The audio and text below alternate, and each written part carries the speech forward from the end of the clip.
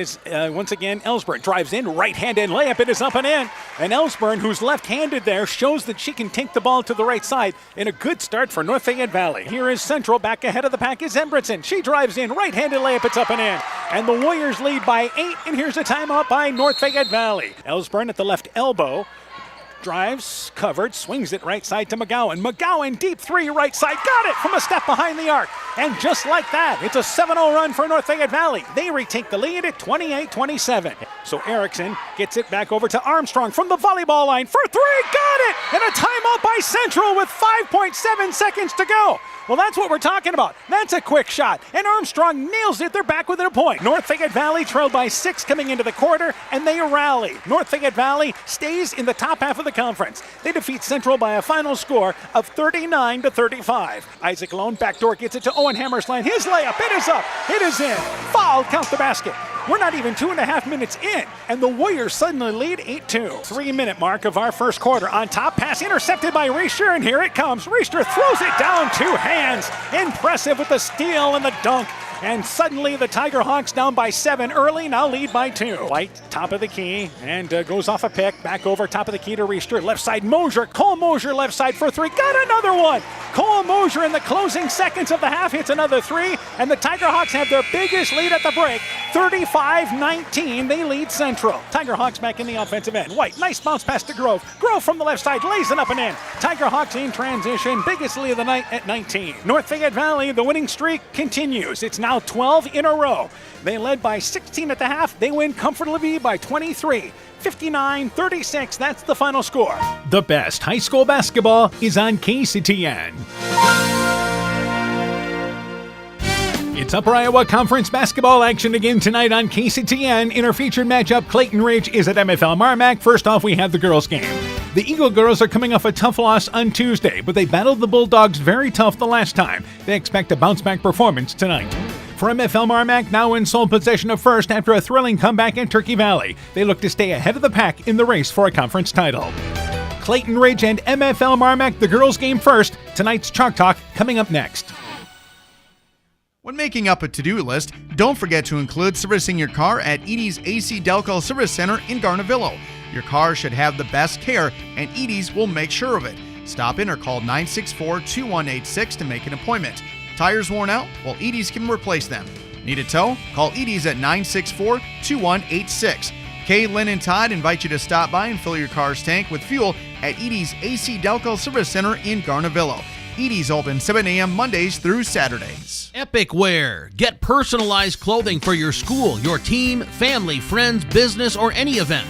Epic Wear has a huge range of customizable apparel, trophies, and awards. They offer free design help or design your own apparel at getepicwear.com, and you can even set up a free website for your fundraiser. Epic Wear, walk on. Call 563-568-2301 to place your order today. Scooter's Coffee in Manchester offers a variety of coffees, smoothies, blenders, and breakfast food products served all day long. Scooter's Coffee offers fast and friendly service, too. In a hurry? Use the Scooter's Coffee app to order, pay, and earn rewards. Simply stop at the drive-thru window and pick up your order. Scooter's Coffee is open Monday through Saturday, 5:30 a.m. till 8 p.m. and Sunday, 6 a.m. till 8 p.m. We look forward to seeing you at Scooter's Coffee in Manchester. Attention business owners. Are you tired of monthly fees eating into your profits? Look no further than People State Bank. People State Bank's business checking account has no monthly service charge. Yes, you heard that right, 0 monthly service charges. But that's not all. Enjoy free ATM and debit cards, free online and mobile banking, and free bill pay services. With People State Bank, managing your business finances has never been easier or more affordable. Stop wasting your hard-earned money on unnecessary fees. Switch to People State Bank today and take care of your business finances. People State Bank, member FDIC. The winter high school sports season has begun, and the doctors and staff of Family Dentistry Associates of Monona encourage you to support your local high school basketball and wrestling teams. Dr. Jessica Wilkie, Dr. Mark Foey, Dr. Chase Bruner, and Dr. Daphne Hofler of Family Dentistry wish all of our student athletes a very healthy and successful season. Call 539-4651. Family Dentistry Associates of Monona, where health-changing smiles are created. Northern Country Co-op and Viafield are now Nexus Cooperative.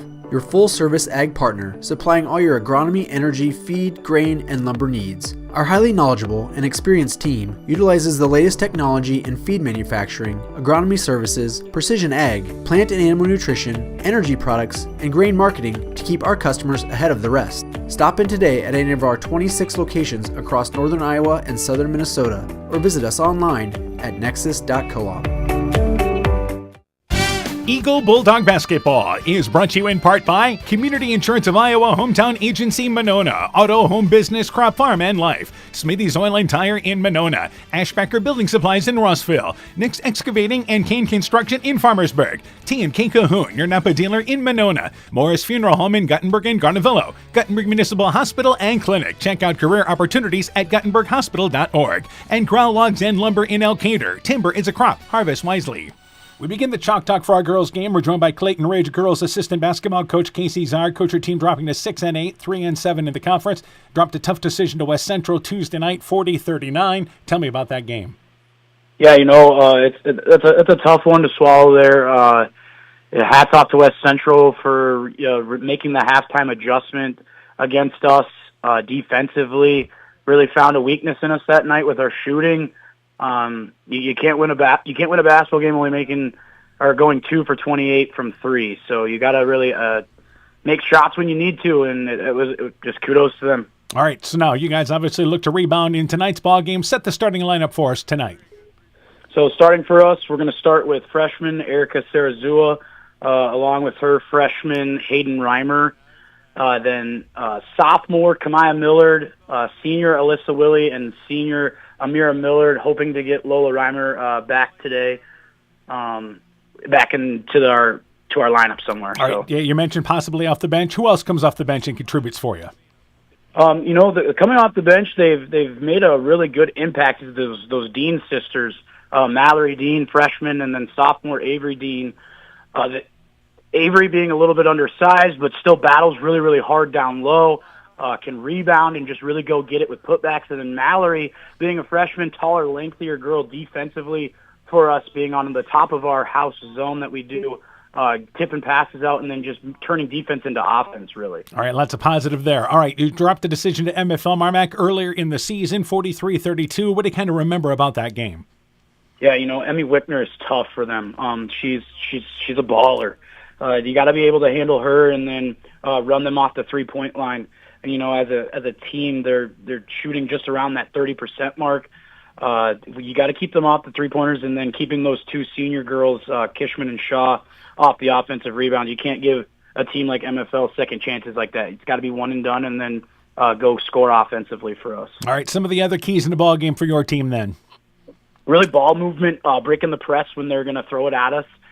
Taking care of the ball. I've told you that a lot this year, Dan, I feel like, but we got to take care of the ball. They're a team that really wants to try to make you speed up, turn the ball over, and get going that way. So if we can handle it, take care of it, run our offense, and run through, Amira Millard for us, I think we'll be just fine with this game if we can execute properly. All right, Coach. Good luck to you in the ball game. We look forward to talking to you later on tonight. Yep, thanks, Dan. Yes, Clayton Ridge, assistant basketball coach Casey Zar in the Eagle program. Chalk Talk continues after this. Brought to you by locally owned and operated NEAT, proudly providing high-quality internet, television, and telephone services at the speed of light to businesses and homes in Northeast Iowa. NEAT also provides computer and network services as well as business phone system sales and service. For more information, visit NEITEL.com or call 877-638-2122. NEAT, connecting you now. Boisier Lumber Company in Guttenberg and Elkader, your do-it-best rental center, handles Midland garage doors for residential, commercial, and agricultural needs. Midland steel garage doors provide the best all-around value when appearance, security, durability, and low maintenance are desired. Boisier Lumber and Midland Doors take pride in providing their customers with top-quality products and superb customer service. Contact Boisier Lumber in Guttenberg and Elkader, your do-it-best rental center, for Midland overhead doors sales and service. TNT Power Sports sells and services all makes and models of UTVs and ATVs. We have a nice selection of clean used units available along with new units. Contact Brian, Sawyer, or Tracy for your next UTV or ATV purchase. To keep your UTV or ATV in top-notch condition for work or play, schedule your service work with Brian or Nathan by calling 563-245-1100 or stop into TNT Power Sports north of Elkader on Highway 13 for all your sales or service work. Stop into Nightingale Drug in Guttenberg to find that perfect gift for that special occasion.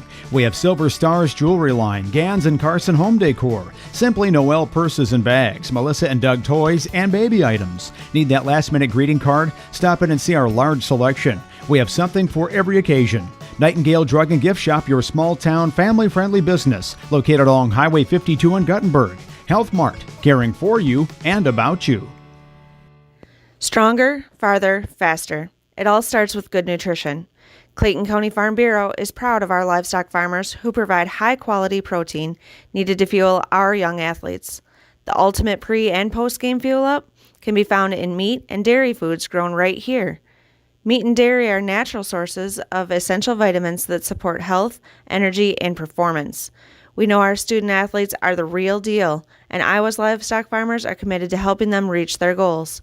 To learn more, visit realfarmersrealfoodrealmeat.com. It's pretty unusual for a bank to be 100% employee-owned, and Freedom Bank wouldn't have it any other way. Employee-owned means we're not just your bank, we're your friends and neighbors. We value being active community partners, and we believe in donating generously to local causes. We empower success, not just for our customers, but for our communities as well. Visit Freedom Bank in Elkader, Monona, Postville, Waukon, or online at freedombnk.com. Member FDIC.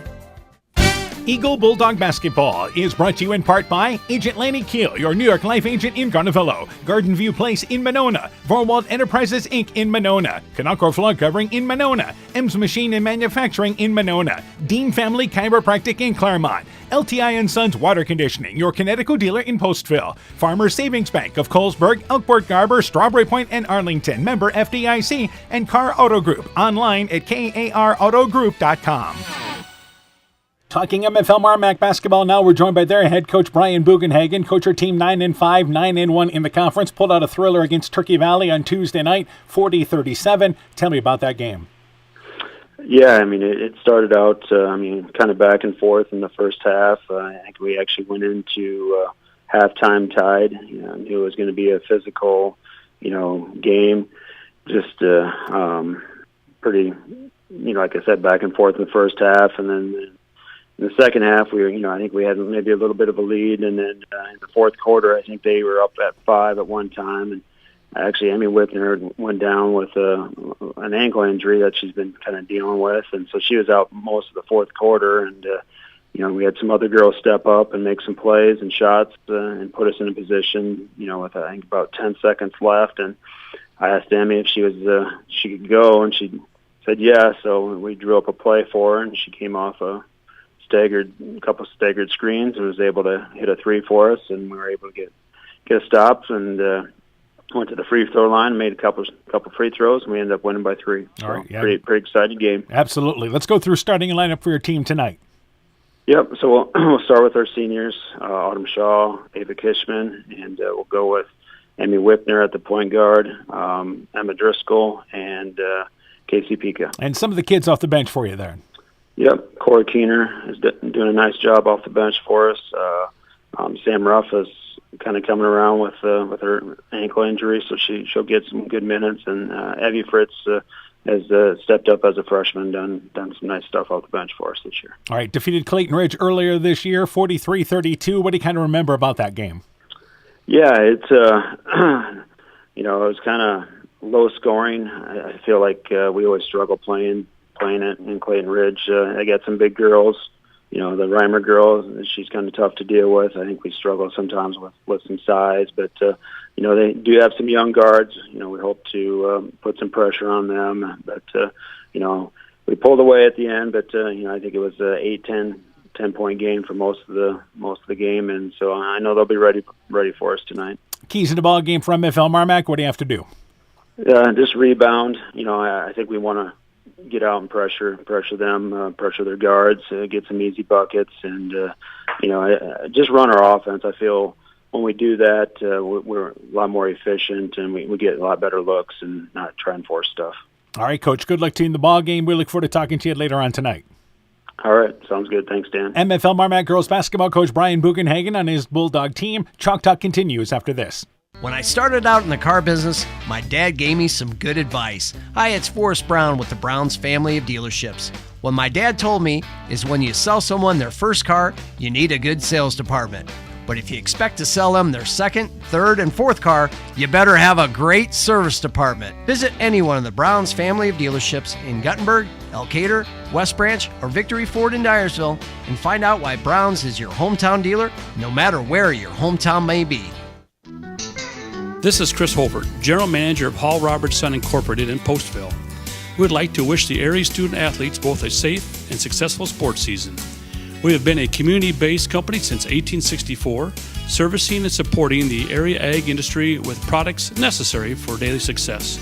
We look forward to continuing to serve and support both the ag industry and high school athletes in our surrounding communities.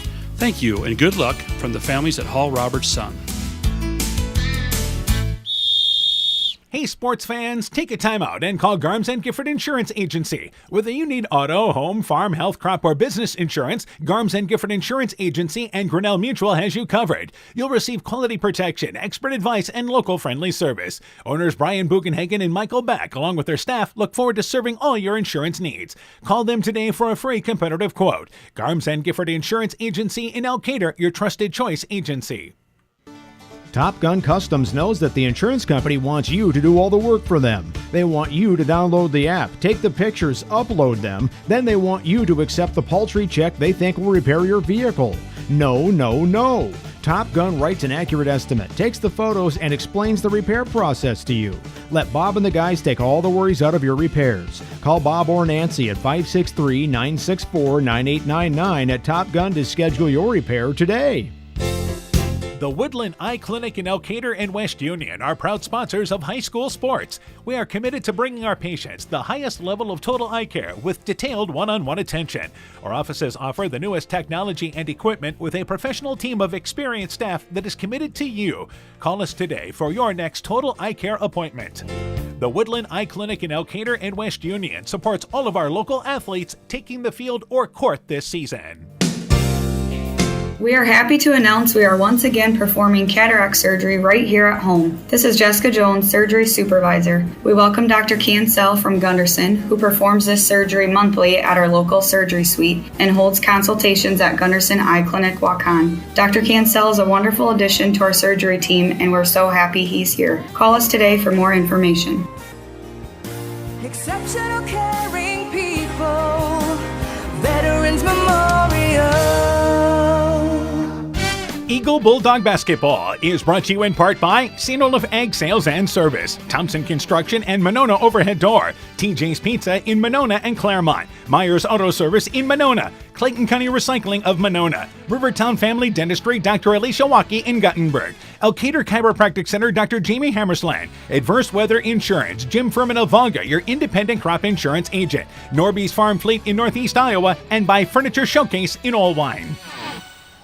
Good evening once again, everybody. How you doing? Dan Barons along with Coach Mike Sass. Welcome to Monona, and it is Upper Iowa Conference basketball tonight. It is MFL MarMac and Clayton Ridge, longtime Postville coach Mike Sass joining us here, still coaching golf as well. Yep, coaching golf at Maynard West Central, yep, and nice to be back in the home gym, which is where I grew up. Yeah, that's right. So former MFL MarMac player. He played for Coach Detbarn. We'll talk about that coming up a little bit later on as well. Coached against Coach Detbarn there, and yep. I played for Coach Detbarn, you should mention. I always like to tell Eric I'm responsible for most of his wins, either playing for him or coaching against him. So. Yeah, that's 500. That's 500 plus, by the way. Yeah.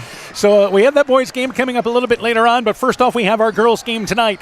And I know you've been following what's happening in the Upper Iowa Conference, but as the MFL MarMac girls have now grabbed grab sole possession of first place in the conference. Big win for them Tuesday night against Turkey Valley, rather. Yeah, I watched some of that game. It's nice that they stream a lot of these. They hit a big three right towards the end of regulation to go up one, and just a few seconds left and held on. So huge win at Turkey Valley that night. Emmy Wickner hit that three-pointer with 4 seconds to go to put them up 38-37. Then they forced a turnover, got a couple of free throws, and they win 40-37. So MFL MarMac comes in 9-5. They are 9-1 in the conference. And we mentioned a good win against Turkey Valley on Tuesday night. Meanwhile, for Clayton Ridge, they come in 6-8, 3-7, played a bit shorthanded in a loss to West Central the other night, didn't shoot well. They dropped a 40-39 decision. But this is a team that's worked its way towards 500. Yeah, they've got good size, good inside presence, and they were missing one of those girls. I'm sure that affected the game a little bit against West Central the other night. But, yeah, they're going to pound it inside and look to take advantage of their size. Yeah, Lola Reimer, who missed that game with a concussion, good news is got the clearance today, so she is good to go in this ball game tonight. Will likely come off the bench, so we'll kind of see how that plays off. Meanwhile, Clayton Ridge led by Amira Millard. She is a senior, and she's having a great senior year in the conference, averaging over 13 points and 10 rebounds a game. Yeah, she's a great player. Just really strong player down low. So it's tough to match up with just her strength and her physicality down there. And again, Lola Reimer is their second leading scorer at around 7 points a ball game, 7 rebounds. Obviously, with the size they have and the quickness of Millard, they're able to control a lot of ball games there as far as rebounding-wise, and they'll have a size advantage tonight. Yeah, MFL MarMac not overly big, so Clayton Ridge is going to want to look to use that size to their advantage. Make sure they take care of the defensive boards and try and pound it down in there on the offensive side. Reimer and Millard are both seniors. Their other senior starter is Alyssa Willie. She's their top three-point shooter this year. Again, it's a team that's only shooting about 24% from the three-point line, but she averages 4 or 5 points a ball game. They want her to take open threes when she gets the look. Yeah, they're going to need some production from her if they're going to win tonight, and she's got to be able to knock down a couple shots. Now, offensively, Clayton Ridge would like to play this game into the 30s. In fact, they're going to have an opportunity. When MFL MarMac won the first game, it was 43-32. MFL MarMac had the big second quarter in that ball game to build a double-digit lead and just kept it there the rest of the way. But again, Clayton Ridge stayed in that ball game because of how it was played out. Yeah, and MFL MarMac seems to play a lot of those games as well, so I wouldn't be surprised at all if it's something similar, in the 30s or 40s. And for Clayton Ridge, they averaged 34.6 points per ball game, and we mentioned the shooting woes, and they struggled the other night against West Central, only shooting 33.5% from the field, 23.6% from the three-point line, and below 50% from the free throw line at 49.3%. The big story for Clayton Ridge, though, in this ball game, it's going to be all about ball handling. It's a team that averages 30 turnovers a ball game, and that leads to trouble. Yeah, and that's where MFL MarMac can hurt you too, because they're gonna pressure, and if they can get some easy buckets off their pressure, that's where they can build their lead. Their half court offense isn't clicking like they'd like, but they can really get some points on that transition. For MFL MarMac, it's a team that's kind of scored by committee. Now, Emmy Wickner having an outstanding sophomore season, averaging over 11.6 points a ball game, shooting well from the field, also shooting well from the free throw line as well. It starts with the young sophomore who leads them defensively as well. Yeah, she's their leading scorer, and then I think they've got 5 girls or so that score between 5 and 7. So like you said, it's kind of by committee after her.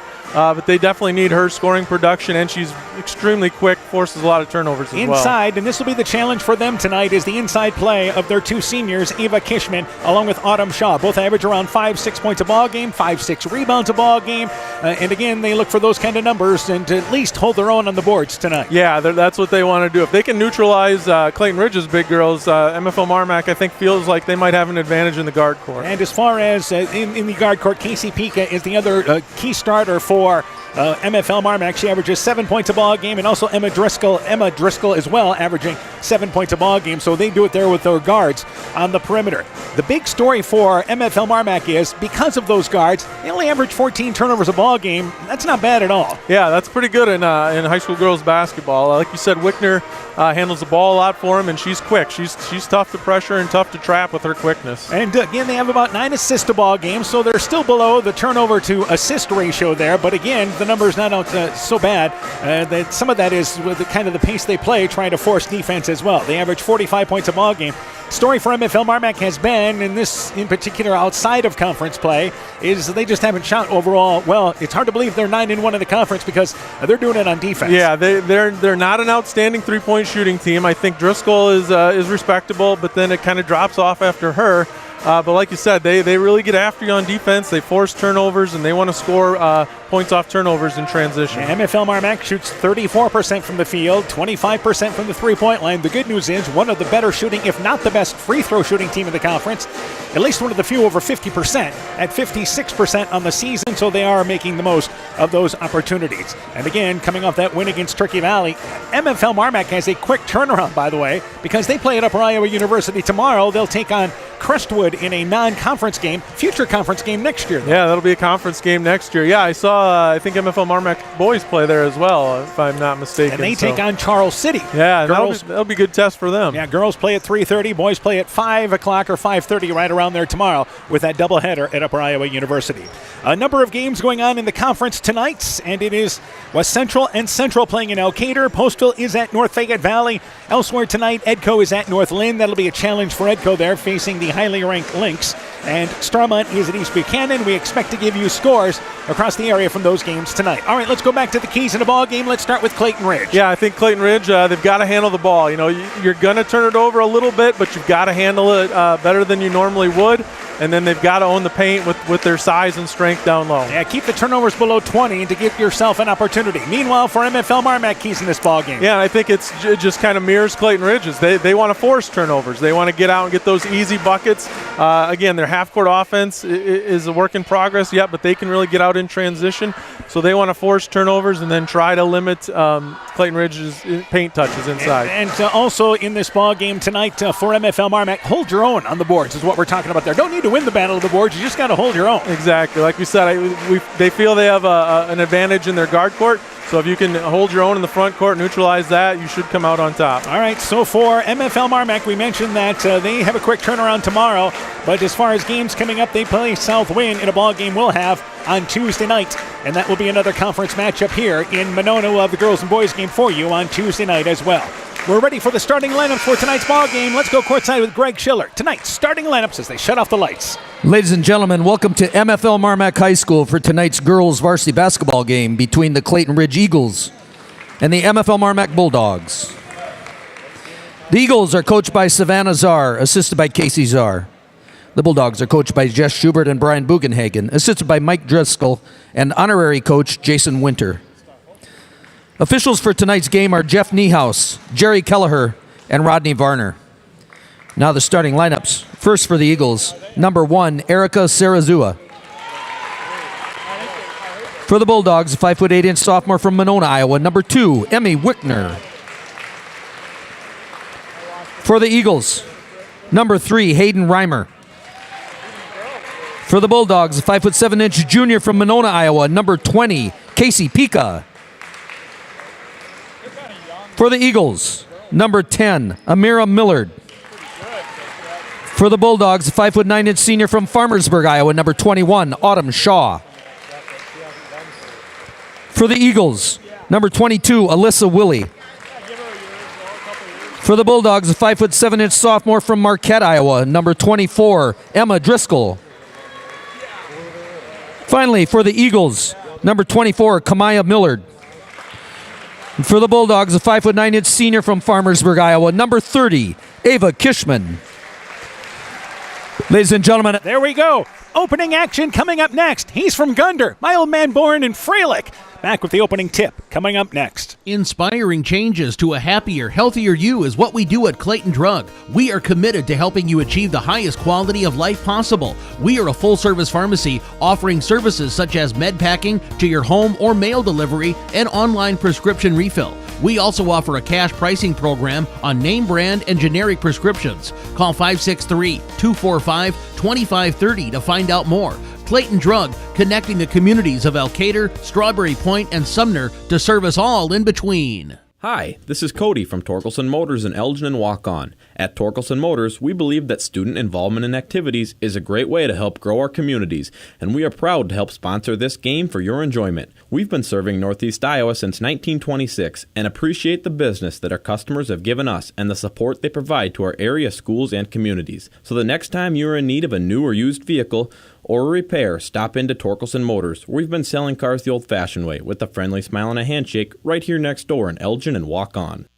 Eagle Bulldog Basketball is brought to you in part by Meyer Collision and Service Center in Guttenberg and Elkader, the Loena Savings Bank, member FDIC, Fisk Farm and Home in Monona, Cresco, and Decorah, Bruins and James Insurance, your Grinnell Mutual agent in Monona, Innovative Ag Services in Elkader, Monona, and Waukon, Sincerely Yours Interiors by K in Monona, Culligan Water Conditioning in Elkader, Bacon Concrete in Postville, and by Rivals Inc., custom gear, screen printing, embroidery, and online shopping at rivalsinc.com. Thanks for joining us tonight on KCTN FM 100, the live video stream on KCTN.com. Also, of course, you can watch on the KCTN YouTube channel. We mentioned a full slate of games going on across the area tonight. We're started a little late tonight. They played 5 quarters of the JV boys game, had a nice dance routine by the young kids that you could watch on our YouTube channel, by the way, that was performed tonight. So we are ready to go with this ball game once again here in Monona. Clayton Ridge away green, tops and bottoms, the black trim. Eagles there in black with the white trim. Meanwhile, for MFL MarMac, home white, tops and bottoms, Bulldogs in royal blue with the yellow trim. We have a problem with the score. The shot clock is not working on one end of our gymnasium, so an ominous start tonight. Yeah, that's wonder what they'll do with that. Yeah, I didn't notice it during the JV ball game, but they may just go on it's over like, Mr. Corlette's working on it over go to there. the power panel, hit it, see if that always works. But we may have to just go with one shot clock tonight. But so we start a little bit later for this ball game tonight, and we'll just have to deal with it, right? Looks like it. They're still talking to Mr. Corlett over there, but I don't know if he has any answers. Jeff Niehaus, our head official for tonight's ball game. And they've tried the old shut it off, turn it back on. And the good news is that it still works on one end, but it does not work on the other. Yeah, we've got one, so I guess we could probably play as long as we've got one. Let's make it do, huh? Oh, there it came. Yeah, there's something. Yep. All right. Just needed to kind of run it a little bit, get the kinks out, and yep, we're good to go. The light is flashing on the one scoreboard, though. The warning light was flashing on one side, so I think we got a short somewhere, but we'll deal with it. So here we go, finally ready to go with this matchup on this Friday night here in Monona. Miller to jump it up for the Eagles, and Driscoll for MFL MarMac. Tip goes to Wickner. She moved in front of her girl, then drives in left side. The layup, it is up, it is in. Foul, count the basket. And that's really a set run by the Bulldogs off the jump ball. Yeah, you're seeing more and more teams do that. You know, it's got to change up. You've got to have a plan on the jump ball anymore of where you're going to go and what you're going to do. And in that case, MFL MarMac, again, just because they usually lack the size of the post, so Driscoll does the jump ball for them. But Wickner jumped right in front of the girl and got the ball on the tip. Meanwhile, misses the free throw, goes back off the rim, and Millard gets the rebound for Clayton Ridge. No surprise, MFL MarMac comes out here looking to trap. Millard gets it wide open on the right block, scores her layup. So MFL MarMac lost her in transition. Eagles quickly tie it up here, 30 seconds Yeah, in. just Millard found herself wide open down there, an easy bucket. Clayton Ridge will play that 1-2-2 defense, or as assistant coach Casey Zar called it, their house defense. And it is left side with Driscoll. Drives baseline, takes a little one-handed floater from 8 feet away, misses it. Shot no good. Rebound by, again, Kishman. Left side, jump shot to Driscoll. Launches a shot just inside the left arc behind the three-point line, but leaves it short. Reimer gets the rebound for Clayton Ridge. Sarah Zui in the backcourt. It's 1-2-2. Full-court pressure for MFL MarMac with Wickner playing the top. Willie tried to throw it in the lane, near the lane to Millard, and a reach-in foul from behind by Kishman. So the Eagles have 2 freshmen playing point guard and sharing the guard handling duties tonight. And the good news is Millard will be there to help him out, Amira Millard. Yeah, they're gonna need her to relieve some pressure for him. And they'll take it off the right side of the basket with Willie. Willie, problems getting an inbounds, and the ball thrown to the middle of the lane where it's picked up by Kishman. Willie had to get rid of it, and the Eagles turn it over. Wickner back into the offensive end. 1 minute into our first game tonight. Right side, Pika, baseline to Wickner. Wickner goes in the lane. That's Shaw, right block, drives in. Shot blocked by Camilla Millard, but a foul made on Camilla Millard, and a good job by the Bulldogs. Once the girl vacated the bottom of the zone, they quickly cut to the right block. Yeah, and a good job by Kishman there, kind of sealing that inside defender. Calling for the ball, but sealing her and basically setting a screen on her. And Shaw is the recipient of that. First foul committed there by Millard. That free throw, it is long to the right, and it is no good as she bounced it off the backboard, then the right side of the rim. So Shaw will get another opportunity. Second free throw being eyed there. Second free throw on its way. That is long. It is no good. And rebound by Millard. Gets it off the right side. So the Bulldogs have missed their first 3 free throws. And here's Sarazua across the timeline. Willie helped them bring it into the offensive end. Willie in the lane to Millard. Millard puts it on the floor, trying to back her way down. Double teamed on the block. Gets it on top to Sarazua. Sarazua left side through the legs of Reimer, and they say last touch by Wickner. Reimer did not touch it. It goes out of bounds near side, and the ball goes to Clayton Ridge. Yeah, definitely deflected there. It's just a matter of Sarazua's leg hit it, but must not have. And Amira Millard takes it out of bounds. Amira Millard, that is. Inbounds to Willie. Willie, right side, along the wing, baseline, looking for, again, Amira Millard, but she's covered. And Sarazua back over to Willie. Right side, Millard. And that is, again, Amira Millard. Back over right wing, shot clock down, closing down. Willie throws it up. There's a shot clock violation. Well, our shot clock's working. We know that now as the violation against Clayton Ridge, and really had a tough time getting into their offense there. Yeah, just really couldn't get anything started. Just ball was stuck on the right side, and you need to reverse the ball and get some movement. And Wickner walks it back across the timeline. Eagles, no pressure, dropping back into that 1-2-2. Emma Driscoll in the lane to Shaw at the right elbow. Swings it left side to Casey Pika. Pika drives baseline, steps between 2 defenders, has the shot blocked on the way up, but she traveled before that. Our official just a split second late on that call, but she took an extra step, splitting 2 defenders. Yeah, that was the right call there. Almost had the Euro step, but then just took one more. So 2 minutes in, a turnover by MFL MarMac. Kamaya Millard inbounds to Willie, overshoots, and the ball goes out of bounds, but it was actually last touched by Pika, who couldn't certainly let it go into the Clayton Ridge bench out of bounds. She tried to save it. Yeah, Eagles got a break there. And again, here comes that full court pressure as Kamaya Millard takes it out of bounds, gets it into older sister Amira. Amira there brings it left side, and running through a pick is Kishman, and they call it a foul, and this is on Kishman. It's an offensive foul, but it's really not. It's a defensive foul, but he signaled it's on Kishman running through the pick. Yeah, and that's big. I think that's her second early in the game, and she's one of their main post players. And substitution, Cora Keener will check into the ball game for Ava Kishman. I think they're talking about the foul there, and it was not an offensive foul there. It's actually running through the pick is what it is there. So running through the block, and now let's see. Yeah, they're going to clarify it at the scores table and bring Keener in. At first, the officials conversed because if it's an offensive foul, it should go back the other way. Exactly. They had the foul on the right player, just maybe made the wrong signal there. And backcourt into Sarazua. Sarazua guarded by Wickner. And again, Wickner right up there. And Sarazua stops the dribble. Left side to Kamia Miller. Drives in the lane. Has it knocked away. Keener on the floor. Somehow gets the basketball. It comes up with it. And she's called for traveling. It looked like it was going to be a jump ball, but traveled first, trying to get away from the traffic. And they'll take it off the right side of the basket. Eagles again maintain possession. Yeah, just shuffle their feet just a little bit there. And it will be Willie taking it out of bounds. Middle of the lane to Amira Millard. Catches it. Her left-handed shot. It is up and in. Nice athletic move by Amira Millard. Caught it one-on-one in the lane. Went left side, and the Eagles the early lead. Yeah, real nice play by Millard there. And back out on top. It is Wickner. Right side to Pika, who lost the ball, and it hits our official there, Jeff Niehaus, and it falls out of bounds. So a turnover by MFL MarMac. And kind of a tough performance right now here as they've had some just unforced turnovers. Yeah, just not playing clean basketball right now. And again, it will be Kamaya Miller taking it inbounds, and the ball knocked away by Wickner, who tracks it down at center court. She steals it away. Wickner drives in, and then she has it knocked back away by Kamaya Millard, and the loose ball picked up by Willie. Clayton Ridge, after the steal, gets a turnover. Willie back in the offensive end, stops the dribble, tried to go in the lane, and throws it away. It goes into the hands of Shaw. We're not sharp right now on either end. No, turnovers is kind of the name of the game here. Wickner, left side to Driscoll. Driscoll step behind the arc, swings it right side to Pika, overshoots her, and it's not getting any prettier. That ball sails out of bounds, and yes, a timeout coming, and it's well-deserved. Timeout by MFL MarMac. 3 minutes in, 4-2. The Eagles the early lead. Let's take this break. Being good at life means getting your finances together so you can focus on the moments that matter most. With over 175 years of expertise, New York Life Insurance Company provides you with benefits you can enjoy while you're, living. So give your local agents, Andrew Reimer or Troy Springer in both Guttenberg and Monona, a call. You can reach Andy or Troy at 563-252-2471. That's 563-252-2471. They can help you and your family be good at life.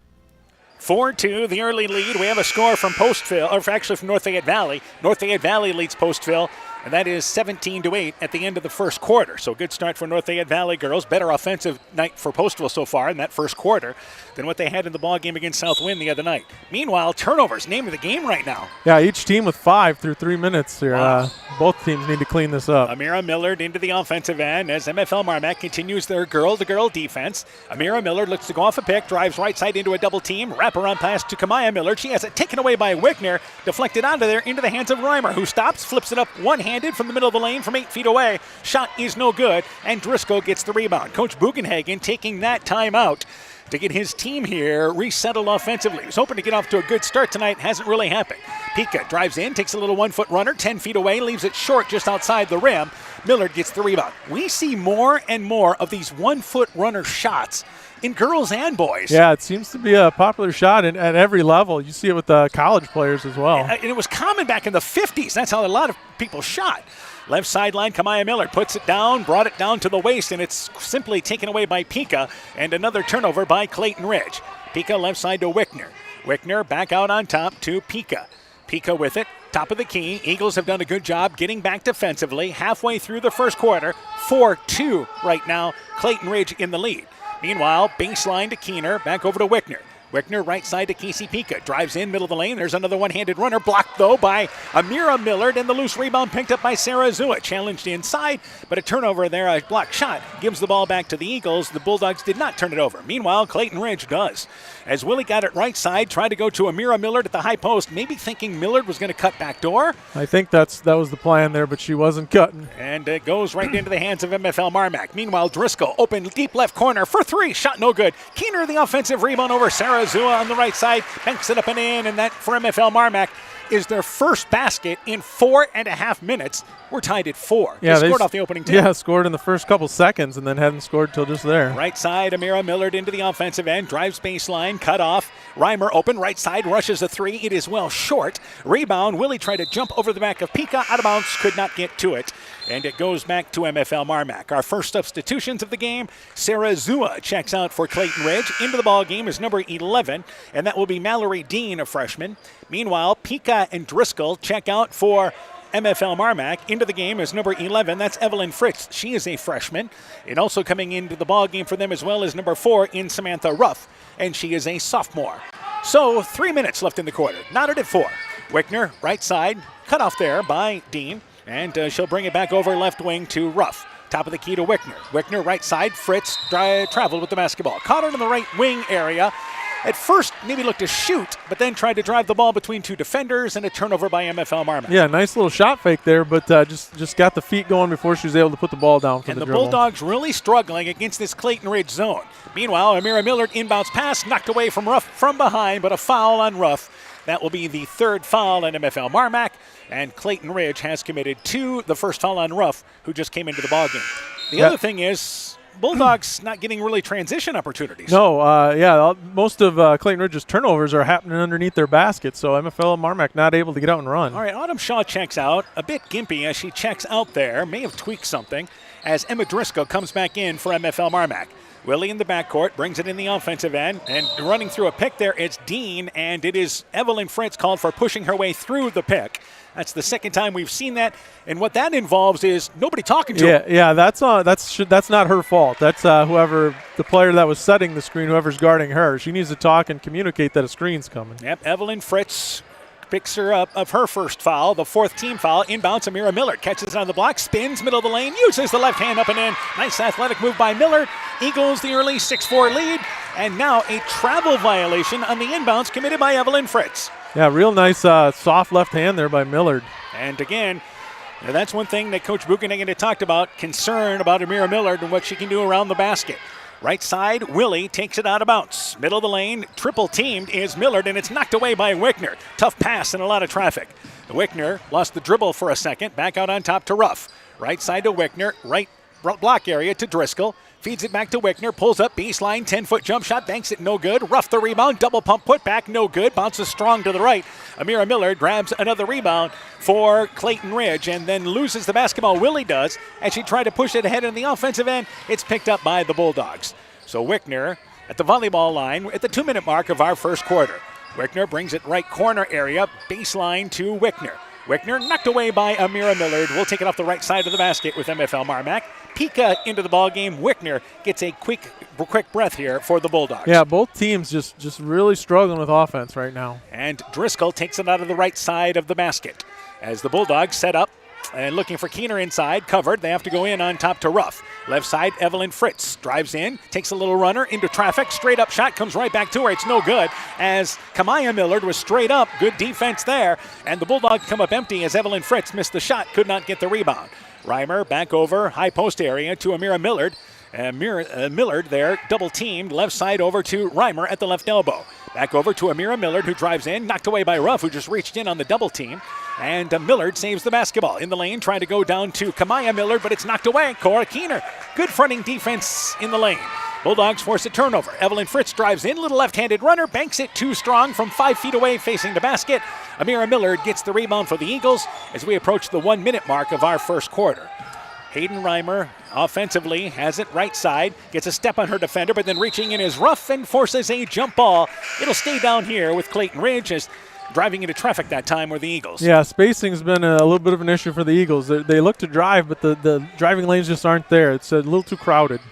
So the substitution, Hayden Reimer checks out for Clayton Ridge, and Sarah Zua comes back into the ballgame. Right side, it will be Willie taking it out of bounds. And Willie, middle of the lane, goes to, again, Kamira Millard, but the ball is knocked away. She couldn't handle it at the elbow. Picked up by MFL MarMac. Ruff drives by Sarah Zua, stumbles down to take the shot, and it goes out of bounds. MFL MarMac thought maybe she was bumped, but lost her footing on the drive in, and they come up empty with a rare fast break opportunity in this first quarter. Yeah, it might have been a little bump there, but she just lost her footing and slipped, and then the ball goes out of bounds. 58 seconds to go in our opening quarter. Inbounds to Willie. Willie in the backcourt, getting out of the double team, pushes it in the offensive end, then quickly gives it up to Sarah Zua. Sarah Zua, right side, guarded by Evelyn Fritz on top, and it is Willie getting it by Ruff. Willie brings it right side, cut off by now Fritz, takes a step shot around Fritz that time and somehow got it in from 8 feet away. Leaning with the right shoulder, hit that shot. That's a tough shot. Yeah, just using her strength and stepping through and maybe able to hit that little floater. Pika offensively, 30 seconds and counting. About a 2-second differential between that and the shot clock, but Pika drives right by everybody, goes to the right side and scores the right-handed layup.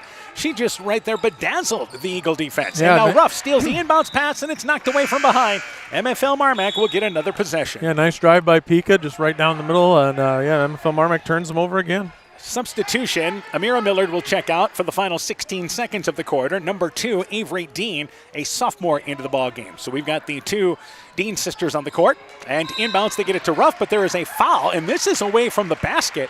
This is going to be on Driscoll on the weak side, trying to post up there on the inbounds on the right block, but called with kind of forcing her way to the right block, called from our backside official. Clayton Ridge gets it back. Maybe they'll get the final shot with 16.8 seconds to go. Yeah, Driscoll trying to seal, but just ran through the defender on that seal. And they're talking about whether or not there should be a free throw shooting opportunity here, but he called that, I believe, an offensive foul. So our officials have done a good job discussing things. And they're going to go here and shoot free throws. Yep. So he did not call it an offensive foul. I suppose the ball hadn't been inbounded yet, so no possession by either team technically. So back to the free throw line goes Clayton Ridge, and it will be Kamaya Millard to the free throw line for 2. So they will head to the free throw line here with 16.8 seconds to go in this opening quarter. So Kamaya Millard to the free throw line, trying to add on to an early Clayton Ridge lead. And the free throw being eyed by Kamaya Millard. Takes her time, floats that free throw on up there, and it pops in and out. It is no good.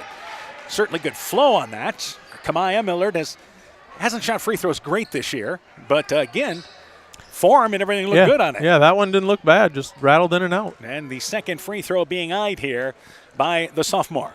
And again, second free throw on its way. Good flow on that one, but it's long, and the ball slapped out of bounds. The rebound is off the hands of Clayton Ridge. It'll go back to MFL MarMac. Wickner, by the way, quickly back in. Now that MFL MarMac will get an offensive set here. Evelyn Fritz will check out, and the Eagles going to pick up MFL MarMac full court now. Yeah, a little pressure here to end the quarter. Inbounds Pika, middle of the lane to Ruff, and Ruff brings it in the offensive end, middle of the court, right side to Keener. Keener back over to Pika, right side on its way for 3. Banks it long. Ruff the rebound, loses it. Picked up by Wickner. She doesn't handle it. Sarah Zua finds the loose basketball, drives in the offensive end, and it's knocked away from Wickner from behind, and that's how the opening quarter comes to an end.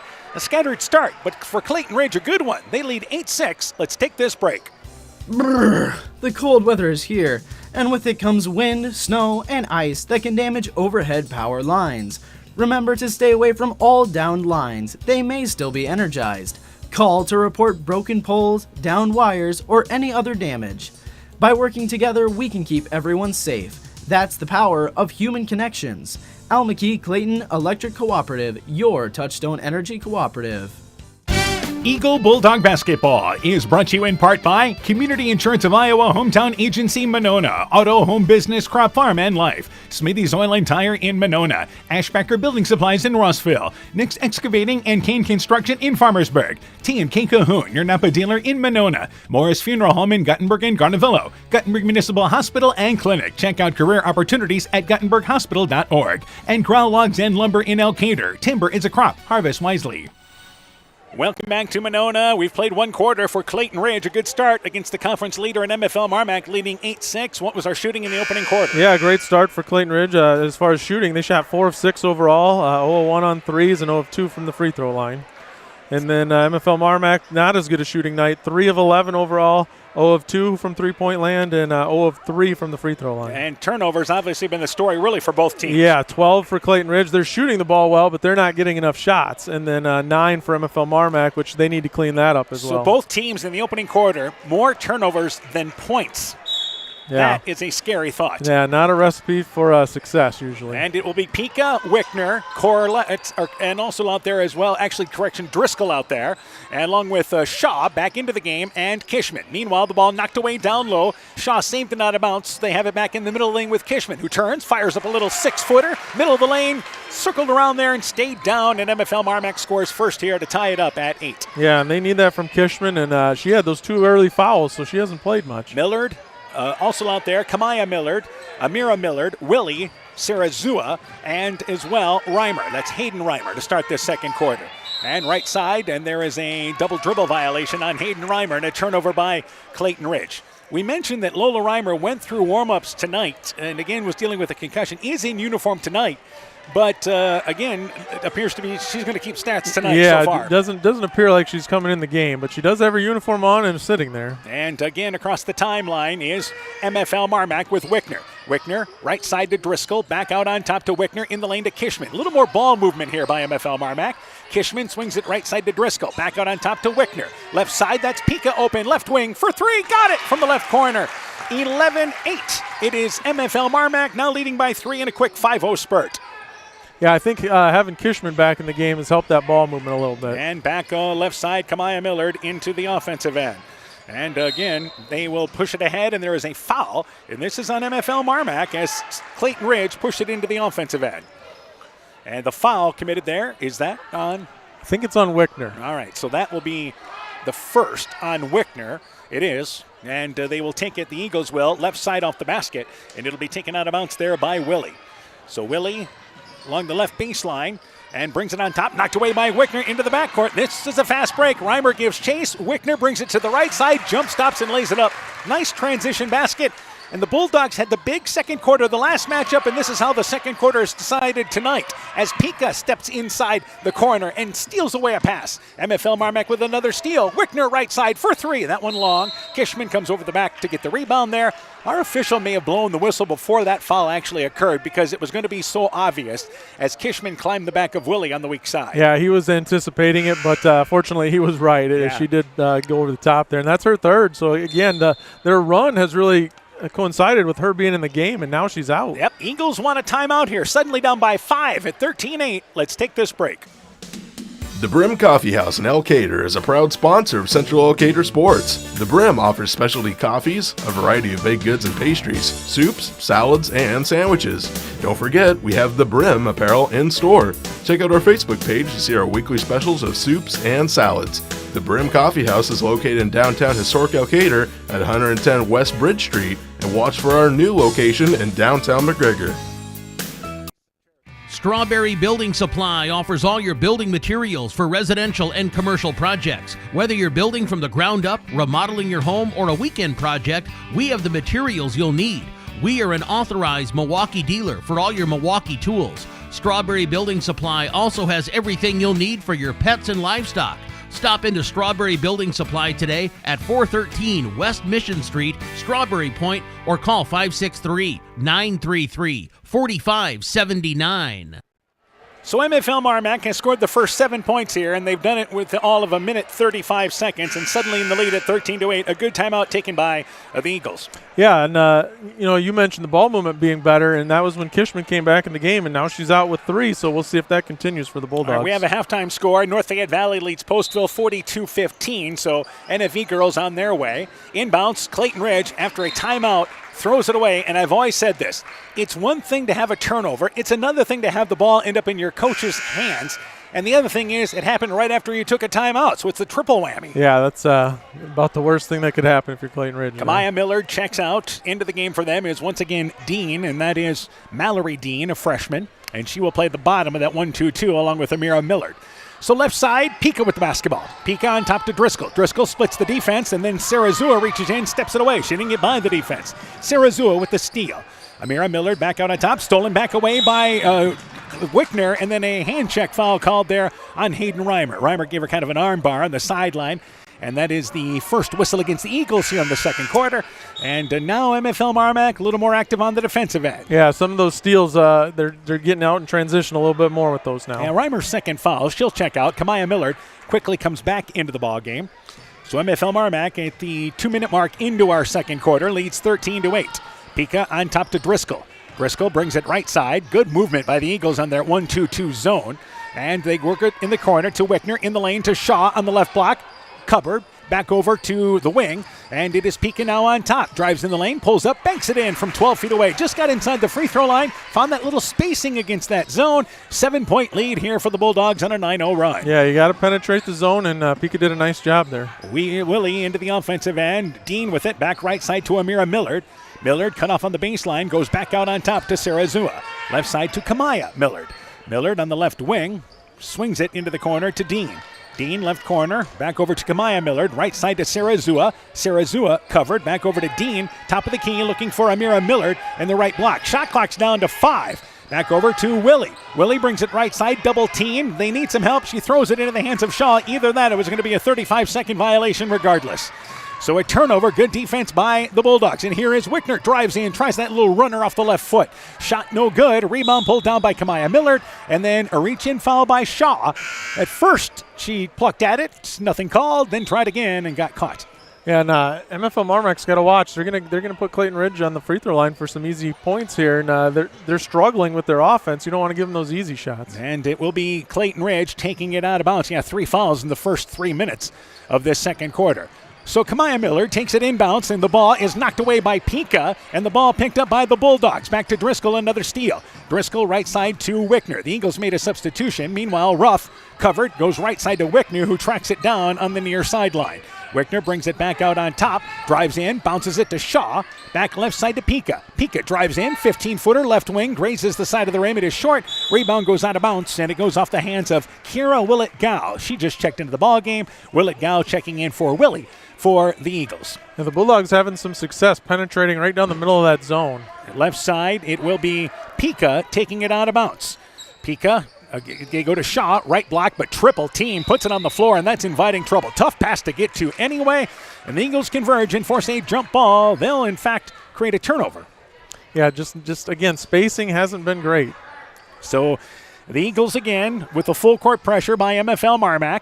And Kamaya Millard gets it inbounds through the hands of Willett-Gow, picked up by Shaw. They've got a 2-on-1. Driscoll drives in, left-handed layup. It is up and in. So this is now an 11-0 run by MFL MarMac. They lead by 9, 4.5 left in the half. Yeah, the turnovers are finally getting to Clayton Ridge here. And back offensively across the timeline. Clayton Ridge tries to push it ahead, and they step out of bounds on the sideline area, trying to push things ahead. The pass sails out of bounds, and the Bulldogs get it back on yet another turnover. Yeah, the biggest difference is the Eagles were turning it over under their own hoop in the first quarter. Now they're turning it over under MFL MarMac's hoop. Pika checks out of the ball game, and back in there is Samantha Ruff for MFL MarMac. Also checking out for them is Keener, as they have brought in Evelyn Fritz. Right side Fritz in the lane to Ruff, double teamed in the block. Back right side, that's Fritz, open just inside the arc. 17-footer, hits the side of the rim on the right side, bounces to the left, and that allows Driscoll to get the rebound off the left. Wickner back left side to Driscoll, drives baseline, fouled on the drive in off the left side. As Kamaya Miller didn't use that baseline as a defender there, and Driscoll able to get by. Yeah, you always got to take that baseline away. That's one thing we always preached. Another score at the end of one. Central leads West Central 5-4. Yeah, that's going to be a low-scoring game, I think. Wow, 5-4 at the end of one. We were 8-6 here, which seems like we had far more offense. Wickner, left side off the top of the key for three. Left it short off the side of the rim. Rebound, Willie tied up on the floor there. It is a jump ball. Willie tied up, and she is on the floor there along with Evelyn Fritz. Also reaching in was Driscoll. Jump ball will keep it down here with MFL MarMac. Halfway point inside of that in our second quarter.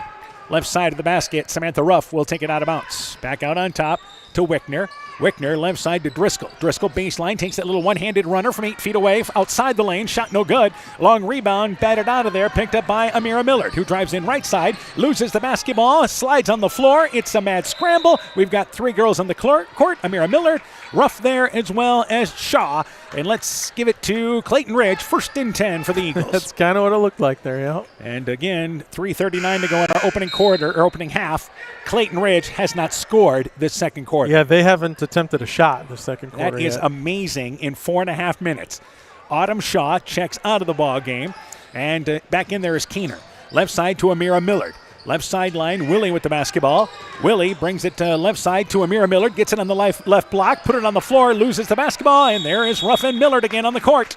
Jump ball, but this time it goes to MFL MarMac. Yeah, just put the ball on the floor before she saw the defense there. So think about this.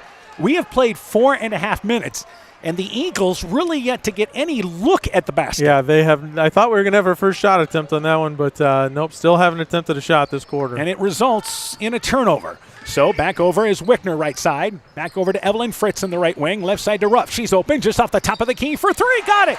So this is now a 14-0 run for MFL MarMac. They now lead 20-8. Yeah, it's been their defense. They're forcing turnovers, and that's increased their ball movement as well. And offensively in the backcourt, Amira Millard with Willie. They've got to hurry before a 10-second violation. They try to take a timeout. Did they get it in time? And they did. So 2:59. Eagles avoid the turnover, but suddenly down 20-8. Let's take this timeout. The Brim Coffee House in Elkader is a proud sponsor of Central Elkader Sports. The Brim offers specialty coffees, a variety of baked goods and pastries, soups, salads, and sandwiches. Don't forget, we have the Brim apparel in store. Check out our Facebook page to see our weekly specials of soups and salads. The Brim Coffee House is located in downtown historic Elkader at 110 West Bridge Street, and watch for our new location in downtown McGregor. Strawberry Building Supply offers all your building materials for residential and commercial projects. Whether you're building from the ground up, remodeling your home, or a weekend project, we have the materials you'll need. We are an authorized Milwaukee dealer for all your Milwaukee tools. Strawberry Building Supply also has everything you'll need for your pets and livestock. Stop into Strawberry Building Supply today at 413 West Mission Street, Strawberry Point, or call 563-933-4579. So Clayton Ridge takes a timeout. They avoid the turnover in the backcourt. Meanwhile, Sarah Zua in the offensive end tried to go on top, intercepted by Driscoll. Driscoll leads the fast break, drives in right side, shot no good, but fouled from behind as she had two Eagles in pursuit, and Driscoll goes to the free throw line for two. Yeah, great job using ball side hand there by Driscoll, to be able to tip it out in front and then go get it. And again, the Eagles, after a timeout, turn it over. Second time that's happened in this ball game. Yeah, they're to say turnovers are a problem might be an understatement right now. And at the free throw line is Driscoll for two. Free throw, it's off the back of the rim. It is no good. Driscoll is the top three-point shooter for MFL MarMac at 33%, and actually has shot free throws relatively well this year, 66%. That's tops on the MFL MarMac team. Second free throw on its way, true to form there, 1 of 2. She was 29 of 44 coming into tonight, and this is now a 13-point lead for MFL MarMac.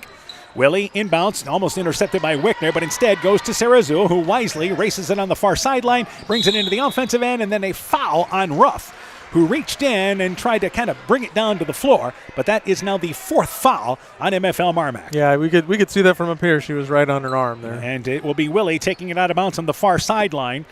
taking it out of bounds in front of the MFL MarMac bench. 2:43 to go in our first half. Willie in the backcourt gets it on top to Sarazua. Sarazua, high post area to Amira Millard. Millard has it knocked away. Loose ball into the hands of Evelyn Fritz. It's a turnover by Clayton Ridge. Evelyn Fritz back into the offensive end. And as she drives in, Willie brings it from behind, knocks it away. And then it's a turnover. And again, that's a communication piece right there. Somebody's got to let you know. Absolutely, yeah. MFL MarMac's got a lot of young players, but you got to be hollering if someone's coming from behind your teammate. Evelyn Fritz will take it off the left side of the basket against this 1-2-2 zone. Inbounds to Ruff. Ruff drives to the elbow, swings it right side. A high pass to Wickner. She gets it.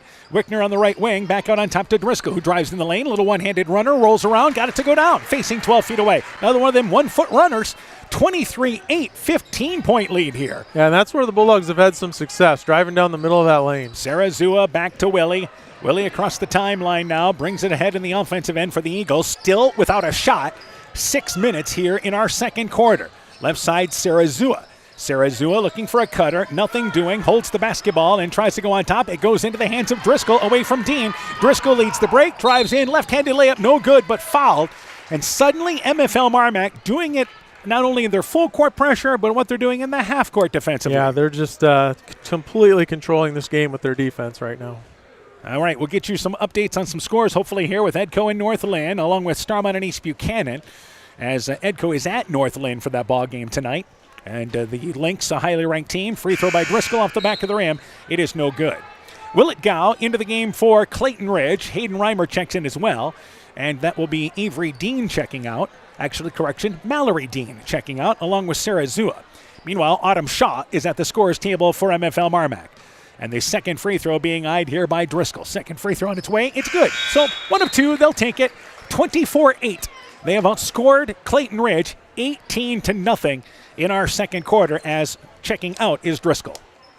Full court pressure again. Willie inbounds, knocked away by Keener. She just cannot track it down in the far corner, though. Goes back to the Eagles. Clayton Ridge is, when they're coming to the ball, they're kind of stopping once the pass is made, and they gotta run through that pass and not let the Bulldogs cut in front of them. Our officials work together again where they want that ball taken out of bounds. Let's move it further along the baseline off the left side. Willie inbounds, and again, Amira Millard has to come, overshot. Ball knocked out of there by Keener, but picked up by Millard, who then has it taken away by Wickner, but Wickner called for the reach-in foul. That will be the 5th foul on MFL MarMac. And for the Eagles, you'll take any chance you can here to score. Yeah, so they haven't attempted a field goal yet, so got a chance to score here without attempting a field goal. They led 8-6 at the end of one. They trail right now 24-8. And Amira Millard has 2 at the free throw line after the second foul on Emmy Wickner. So at the free throw line, Amira Millard, the leading scorer for the Eagles. Free throw on its way. It is good. And that gets them off the schneid here in the second quarter. Stops an 18-0 MFL MarMac run. Is Driscoll back in? Evelyn Fritz checks out. Yeah, at least they got a point on the board here this quarter. And second free throw being eyed by Millard, trying to get the Eagles to double digits here.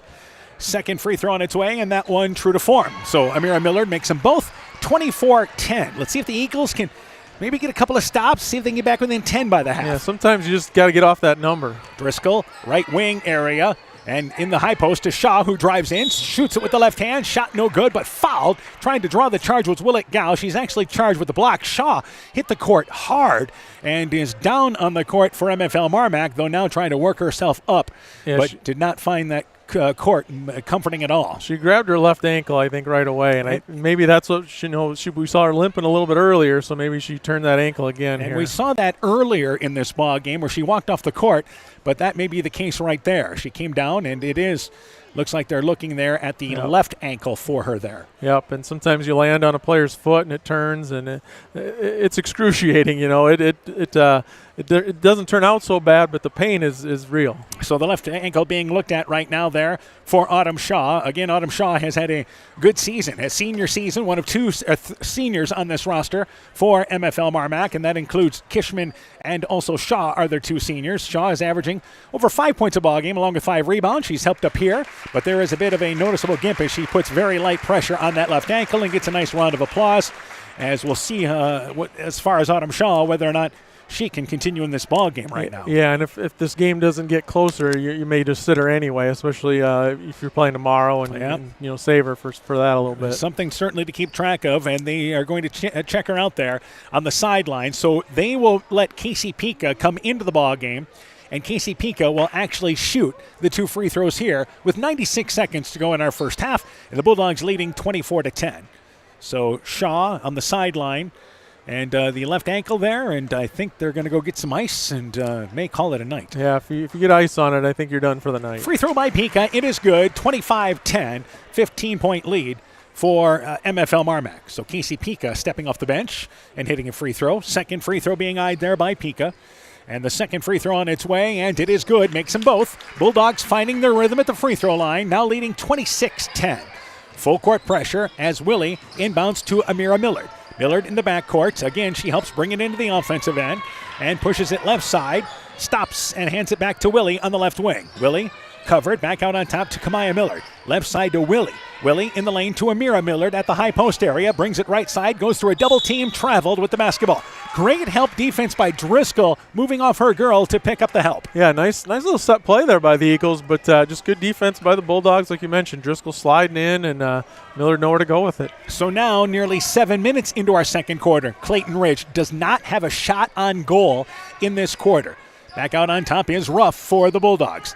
Bulldogs back over to Casey Pika. Left sideline now with Ruff in the lane to Driscoll. Double teamed in the left block. Kicks it over to Wickner. Back out on top, Ruff drives into the lane. Right side to Pika. Pika, three-point shot quickly closed down. She brings it right side, and the pass thrown across the lane, intercepted by Willie.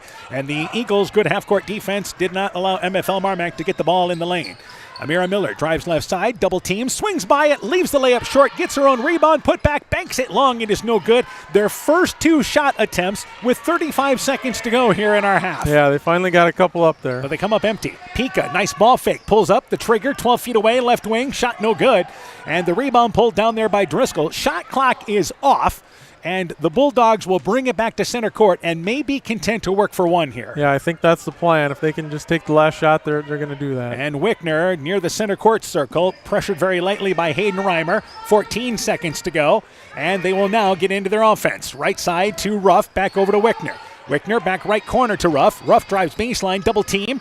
Kicks it along the sideline area, back to Driscoll on the weak side. Actually, that's Pika. Top of the key to Wickner. Wickner rushes the three. On its way. Got it at the buzzer. And the Bulldogs have their biggest lead of the night with a dominant second quarter. They trailed 8-6 at the end of one. They lead 29-10 here at the half. When we return, first half stats and more. You're listening to high school basketball from KCTN Sports. Alpine Communications believes connected communities become thriving communities. We are the local telephone company that became a 21st century communications provider.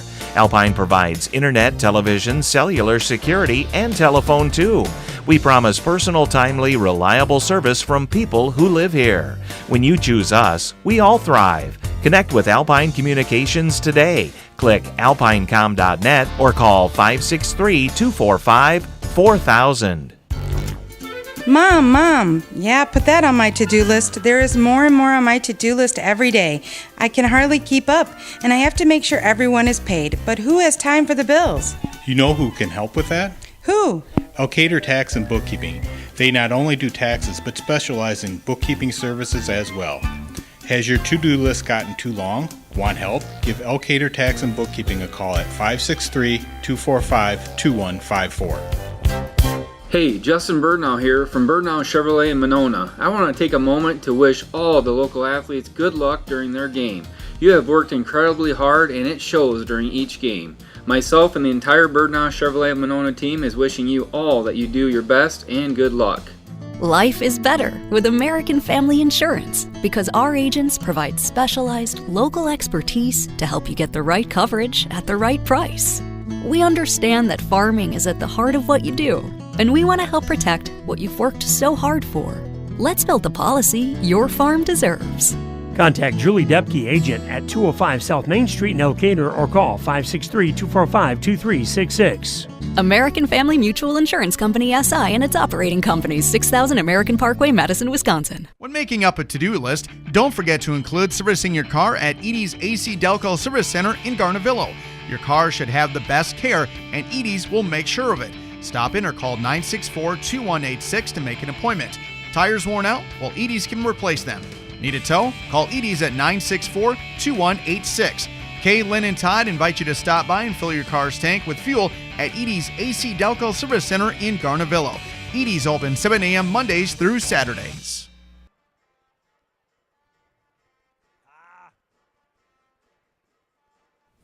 Eagle Bulldog Basketball is brought to you in part by Agent Lanny Keel, your New York Life agent in Garnavillo, Garden View Place in Monona, Vorwald Enterprises Inc. in Monona, Kanako Flood Covering in Monona, Ems Machine and Manufacturing in Monona, Dean Family Chiropractic in Claremont, LTI & Sons Water Conditioning, your Connecticut dealer in Postville, Farmers Savings Bank of Colesburg, Elkport Garber, Strawberry Point, and Arlington, member FDIC, and Car Auto Group, online at karautogroup.com.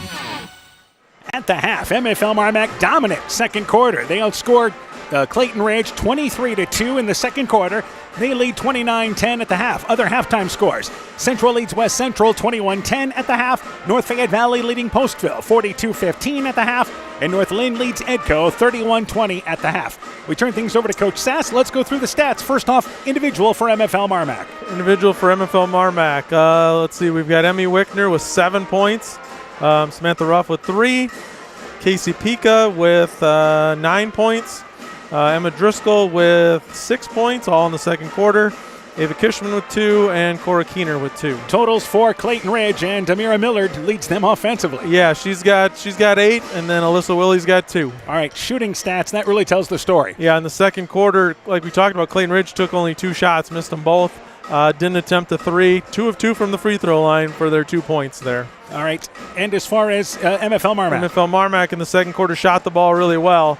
8 of 15 overall, 3 of 5 from the three-point line, and 4 of 6 from the free throw line. And they put up 23 points after only scoring 6 in the opening quarter. Turnovers, MFL MarMac did better in the second quarter, but they continue to force turnovers. Yeah, and that was the difference. Clayton Ridge turning it over 14 times in that second quarter. MFL MarMac only 3, so they really cleaned up the ball handling in that second quarter. So we have Clayton Ridge right now with 26 turnovers at the half. Is that right? That got them with 26 turnovers and 8 field goal attempts in the first half. And obviously they go hand in hand. Yeah. And this is a team that only averages 30 turnovers a ball game, and they're almost to that right now here at the half. Yeah, and you can see, MFL MarMac puts a lot of pressure on you. They've got some quick guards, and they're not afraid to really get up into you, and it's tough for Clayton Ridge right now. And for the Eagles, you've got a couple of freshman guards, and they're learning, but some of the seniors helping bring it into the offensive end, and they had some success against that pressure, but it's like MFL MarMac has certainly played with an extra step in that second quarter. Yeah, I think Clayton Ridge might need Amira Miller to help him bring the ball up a little bit more, but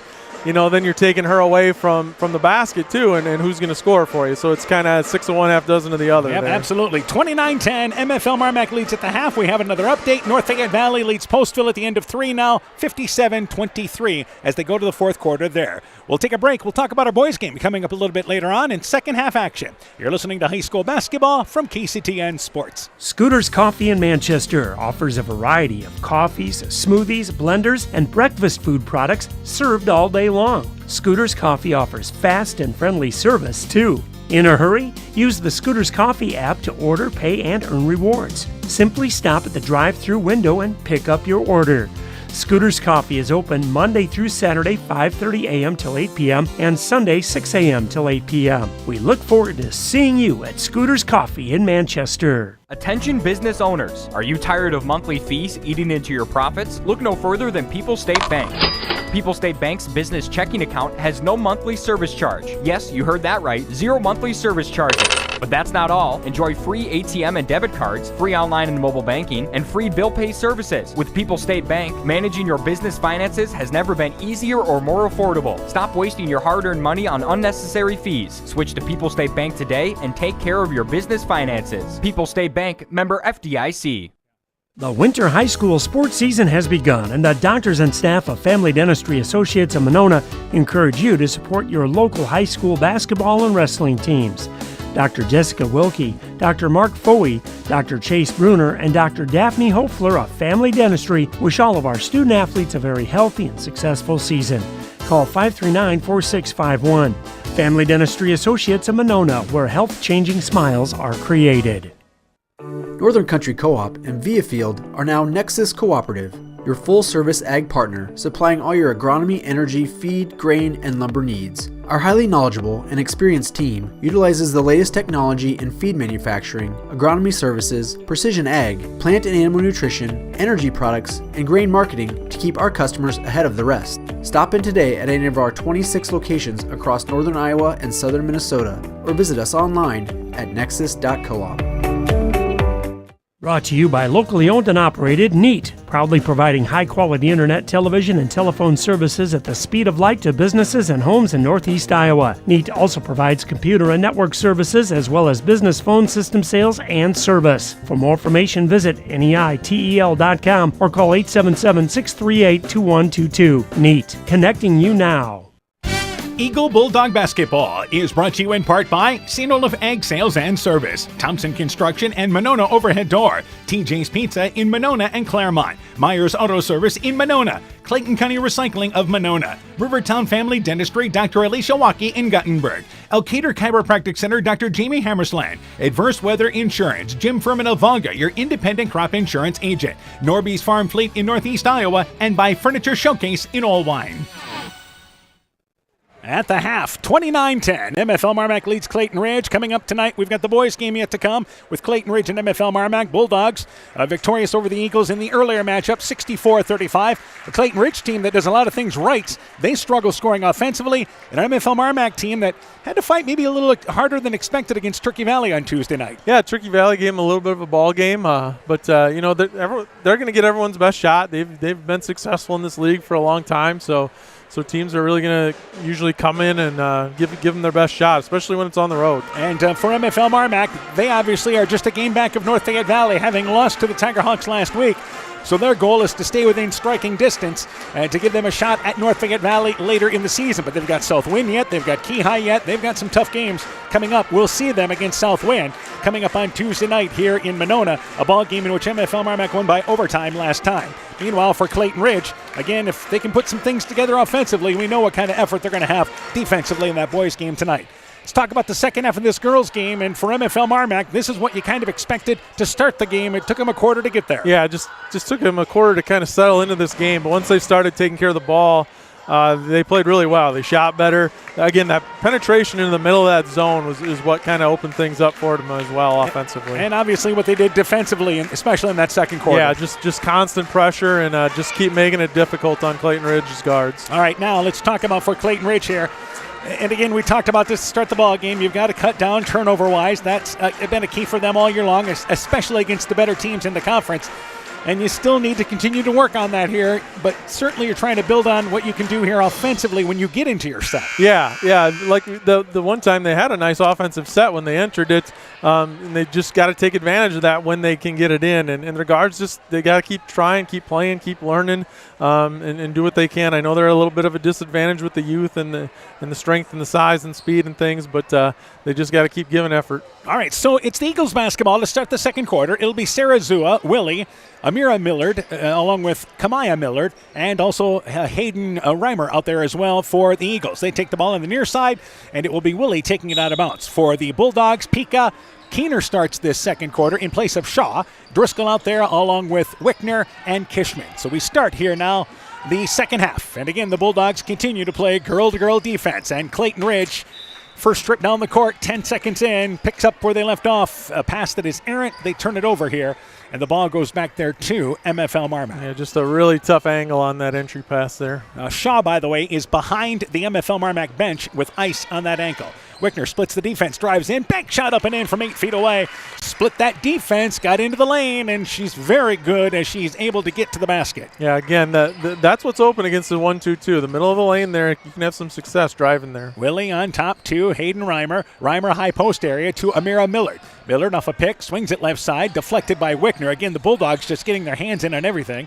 Amira Millard double teamed on the right block, now triple team, and steps out of there and gets it to Sarah Zua. Sarah Zua right side to Willie. Willie in the lane, pass over shot, goes off the hands of Kishman though. A break for the Eagles. Matter of fact, Willie thought that ball was going out of bounds off Clayton Ridge, so she'll hurry back and take it out of bounds for the Eagles now. Yeah, it would have been, but was it Kishman maybe got a finger on that? Yep, just enough. And the Eagles will try to work it inbounds. On top to Sarah Zua. Sarazua right side to Willie. Willie drives along the baseline, takes a leaning shot with the elbow. Shot is no long. She hit one of them in the first half, and the rebound knocked away on the weak side. Didn't square up, but she kind of turns the shoulder to take a shot, and it's a tough shot to get to. It's a tough shot, but it's kind of all they've got right now. Yeah, and again, they got a shot off here in the first minute of the third quarter after only getting 2 shots, but no shots in the first 7.5 minutes of the first half.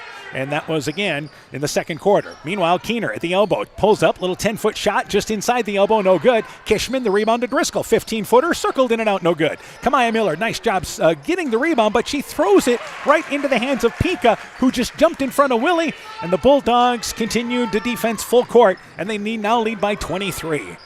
Amira Millard in the backcourt. 90 seconds into our third quarter, and Millard gets it left side to Willie and into the hands of Hayden Reimer. They just beat the 10-second violation. Now Sarazua loses the ball at the free throw line, saves it back to Hayden Reimer. Reimer right side to Amira Miller. She gets a step by Keener, drives in, shot no good, but a blocking call on Driscoll.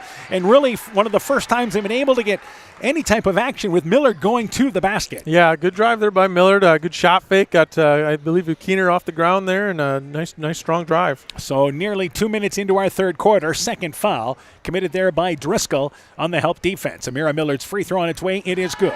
Amira Millard, as we mentioned, averaging 13 points, 10 rebounds a ball game, so double-double, and certainly has been for the Eagles their team leader on both ends of the court. Second free throw being eyed there. That second free throw on its way. It is short, but rolls over the front side of the rim to the back and goes through. And it's 33-12 now. Bulldogs in the lead.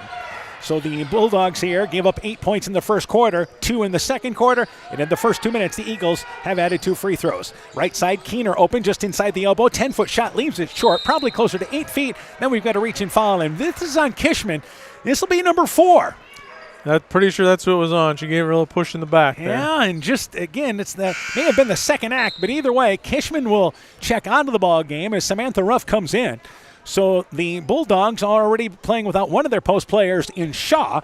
Even more shorthanded now with Kishman on the bench for at least the rest of the third quarter. Yeah, she's done a nice job when she's been in. Problem is she just hasn't been in very much. Eagles tried to throw it inbounds. Kamaya Millard to Mira Millard, who did a great job on the near side, trying to dance along the sideline on an errant pass, but could not save it out of bounds. She tumbled, as a matter of fact, into the bleacher, but it's a turnover nonetheless, and the Bulldogs get it back.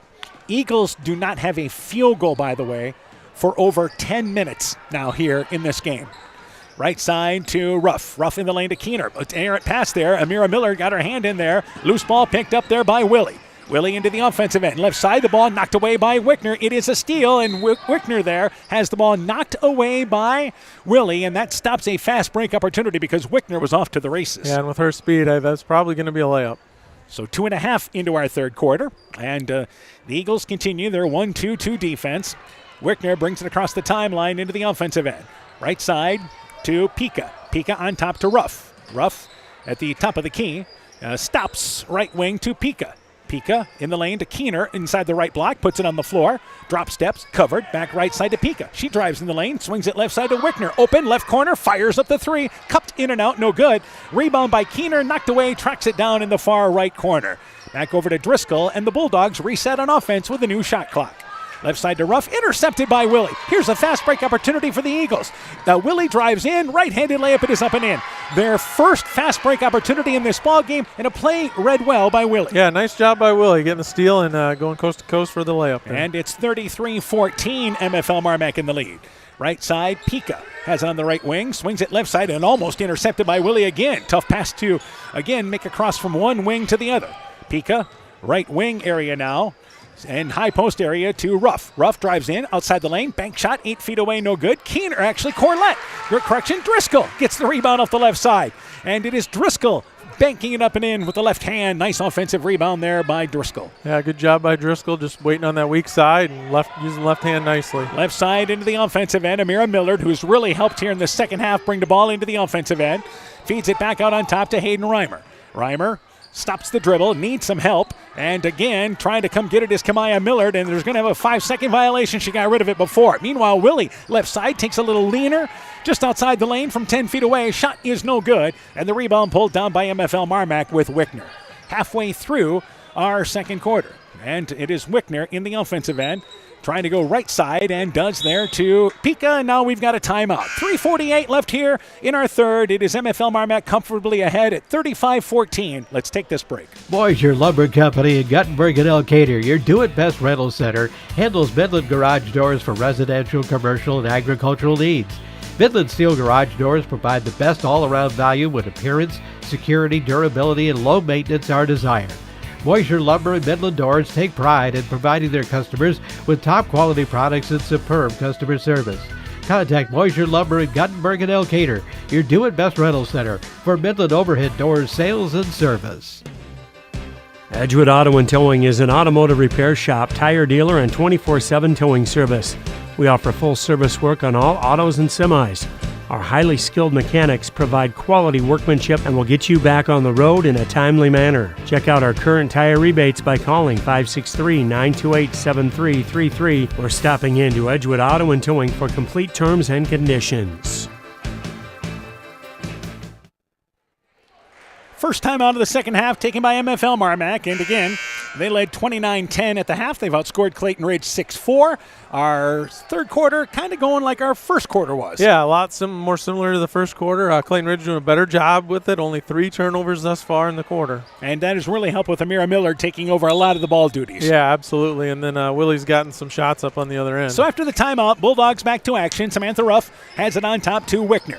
Wickner brings it right side. They go cross court to Ruff on the left wing.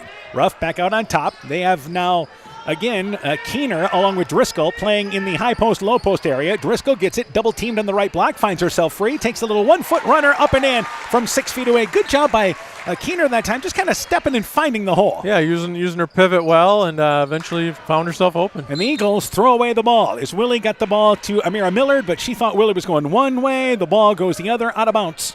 And it is a turnover, and that is an unforced turnover committed by Clayton Ridge. Yeah, and you want to go towards your own hoop. You don't want to pass it backwards too often like that. That layup by Willie stopped a 12-minute drought. Meanwhile, Wickner, free from the right side, misses the shot. Rebound spins out of there, picked up by, again, that time Pika. Pika goes over to Keener, who lost the basketball, slides out of bounds. It was an errant pass. She could not get to it. The ball goes back to Clayton Ridge as we approach 3 minutes here in our third quarter. That timeout for MFL MarMac. Again, I think that was about still running our offense, and we still want to look down low. I think so. Coach Bugenhagen not real happy with how they're running their zone offense this quarter, and I think he wanted to get them organized in that. Amira Millard into the offensive end. Back left side to Willie. Willie takes a 3 left side. That shot circled around, no good. Nice box out by the guard, Wickner, underneath, getting the rebound off the left side. Bulldogs back in transition is Wickner. Wickner cut off to the basket, baseline to Pika. Pika crossover dribble. It's knocked away by Millard, and the loose ball picked up by Willie, and the Bulldogs turn it over there as they tried to create something on offense. Meanwhile, here's a foul, and this is on Keener, as setting a pick at center court was number 11, and that again is Mallory Dean, who just checked into the ball game. And again, no communication going on, so Keener runs right through it. Yeah, 3 times this game. That may be a point of emphasis next week for the Bulldogs. Substitutions. As Keener checks out after her first foul, Pika checks out. Evelyn Fritz into the ball game. Also in there as well as number 14, and that will be Ashton Dundee. She is a freshman. Into the ball game for the Bulldogs. Backcourt area to Kamaya Millard.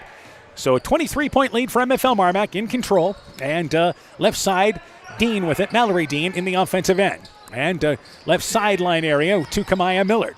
Also into the game is number 2, and that will be Avery Dean, the sophomore. Meanwhile, Amira Millard to Mallory Dean. Back out on top, and in the lane they go to Amira Millard. The ball is knocked away. Loose ball in the court, picked up there by Kamaya Millard. We've got the Millard sisters and the Dean sisters on the court for Clayton Ridge. Meanwhile, they try to go in the lane to Amira Millard. That pass intercepted, and a steal there by the Bulldogs. And back offensively on top, the ball intercepted by Kamaya Miller, but there's a foul as I believe Driscoll ran into her. Driscoll a bit shaken up there. She took the worst of that as she tried to pick up that loose basketball, but she bounces up, walks it off okay, but it commits the foul nonetheless, and that's the 4th on MFL MarMac. Yeah, foul on Driscoll there, but like you said, she took the brunt of that collision. Another score to pass along. It is East Buchanan beating Starmont tonight, 87-27. The final score there, East Buchanan victorious. Inbounds, they try to work it to Amira Millard in the offensive end, but deflected back by Driscoll. Driscoll drives in left side, left-handed layup, it's up and in. Little floater outside the lane. 39-14, Bulldogs up by 25 right now. Yeah, collision must not hurt too bad because she's a nice little left-handed floater there. It bounced quite back nicely there. In the lane, the pass to Dean. It goes off the hands there into the hands of the other Dean. That was Mallory, by the way, to Avery. Meanwhile, we've got a jump ball as Avery Dean loses the handle on it, and the jump ball gives it back to MFL MarMac. Eagles have not committed any fouls here in this third quarter. They haven't hardly committed any fouls in this game in general. Yeah, they're doing a good job defensively. That zone is tough for the most part. It's just been those turnovers. And back in the offensive end is MFL MarMac. Evelyn Fritz with it, baseline to Driscoll. Driscoll back out on top. Evelyn Fritz overshot, but she'll track it down near center court. Right side with Samantha Ruff. Ruff, top of the key. Bounces it in the lane to Dundee. Takes a shot 6 feet away off the back of the rim. Bounces up and goes through. Ashton Dundee, middle of the lane, hit that shot. 41-14, Bulldogs in control. Dundee, another freshman into the scoring column. We talk about the youth of Clayton Ridge. MFL MarMac, a very young team. Yeah, for sure. And Wickner right now a sophomore guarding this sophomore in Kamaya Millard. Millard goes off a pick. Right side, takes a little one-handed runner, short off the front of the rim. Rebound picked up by Driscoll there between two defenders. She sealed out and got the right. Wickner leads the break. Drives right side, pulls up, takes a step by her defender. The layup, it's up and in, but they're going to wave it off. She traveled, jump stop, and maybe slid another foot. And in the NBA, that's not traveling, but it's called here. Yeah, not much is traveling in the NBA, but I think in high school that's still traveling. 46 seconds to go here in our third quarter, and I believe Wickner will be checking out. They'll let Pika come in, and actually Ruff will check out. With 46.7 seconds to go, Clayton Ridge down by 27, MFL MarMac led by 19. This is exactly, at the half, this is exactly what happened in the first matchup. MFL MarMac had a dominant second quarter. And that was the difference in the game. Yeah, and that's been the same thing tonight. Willie across the timeline offensively and has the ball knocked away by Evelyn Fritz, and it goes out of bounds last touch by Fritz with 38.7 seconds to go. Keener coming back in for MFL MarMac, and the Bulldogs will now take out Wickner for the final 38.7 seconds to go here in our third quarter. And it will be Willie taking it out of bounds in front of the Clayton Ridge bench. And she will take it there. And look to get it inbounds, then gets it to Dean, and that is again Mallory Dean. Mallory to Avery. Dean on the left side. Back over to Willie, and Willie a blocking call there by Fritz.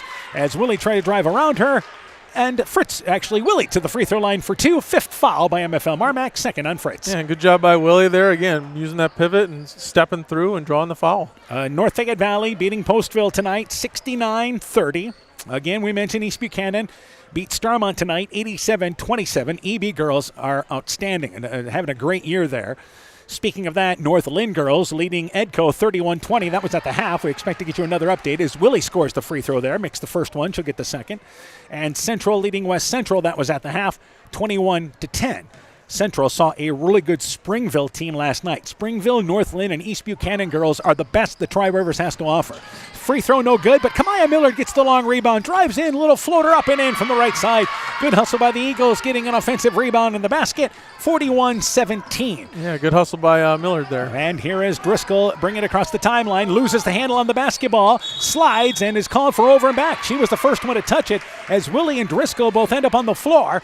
And the Eagles end up with a turnover there. Maybe they get the last shot with 17.5 seconds to go. Yeah, a little unforced turnover. Driscoll's got to handle just a little bit better there. And on the near side, it will be Mallory Dean taking it out of bounds.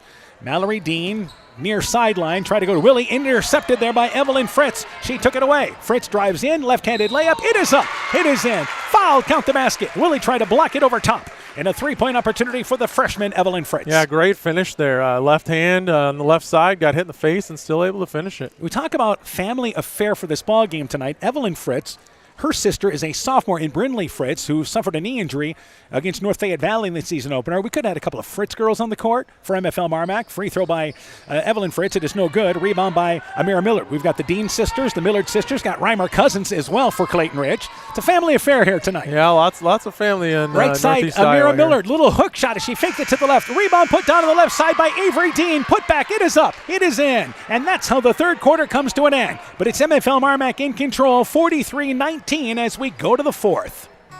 Stop into Nightingale Drug in Guttenberg to find that perfect gift for that special occasion. We have Silver Stars jewelry line, Gans and Carson home decor, Simply Noel purses and bags, Melissa and Doug toys, and baby items. Need that last-minute greeting card? Stop in and see our large selection. We have something for every occasion. Nightingale Drug and Gift Shop, your small-town, family-friendly business, located along Highway 52 in Guttenberg. Health Mart, caring for you and about you. Eagle Bulldog Basketball is brought to you in part by Meyer Collision and Service Center in Guttenberg and Elkader, the Loena Savings Bank, member FDIC, Fisk Farm and Home in Monona, Cresco, and Decorah, Bruins and James Insurance, your Grinnell Mutual agent in Monona, Innovative Ag Services in Elkader, Monona, and Waukon, Sincerely Yours Interiors by K in Monona, Culligan Water Conditioning in Elkader, Bacon Concrete in Postville, and by Rivals Inc., custom gear, screen printing, embroidery, and online shopping at rivalsinc.com. MFL MarMac outscoring Clayton Ridge 14-9. Certainly a better third quarter for Clayton Ridge. Let's go through our shooting there in the third quarter. Yeah, Clayton Ridge, 3 of 7 overall, 0 for 1 from 3, and 3 of 4 from the free throw line. And for MFL MarMac? MFL MarMac, 7 of 13, 0 of 1 from 3, and 0 of 1 from the free throw line. MFL MarMac having a nice shooting night offensively. I mean, they've been shooting at around the 50% clip much of the night. Yeah, that first quarter a little down, but since then, over 50% in the second and third quarters combined. All right, it will be Clayton Ridge with the basketball. Willie, also out there, will be Sarah Zua, Hayden Reimer, Amira Millard, and Kamaya Millard. Starting 5 back out there for the Eagles. Left side, Sarah Zua with the basketball. Goes off a pick, stops the dribble, and hands it to Kamaya Millard. Takes a 3, a step behind the arc, cupped in and out, no good. Amira Millard comes over the back, getting the rebound, as Driscoll had box out position. And that is our first whistle against the Eagles this entire second half. Driscoll also out there, Wickner, Keener, Pika, and Kishman back out there with those 4 fouls. Yeah, let's see how long she can play here. MFL MarMac up by 24 will likely substitute freely in this fourth quarter because, again, they play tomorrow afternoon. Yeah, you want fresh legs tomorrow if you can. Pika left side to Samantha Ruff. Actually, Wickner with it. Corner now to Keener. Keener at the high post swings it right side to Driscoll. She drives in, little 1-foot runner from 8 feet away, up and in. Driscoll this time from the right side hit that runner. 45-19, Bulldogs lead now. Yeah, nice little floater again by Driscoll. I think that's her favorite shot. I've seen her hit that a few times. Another score to pass along at the end of the third quarter.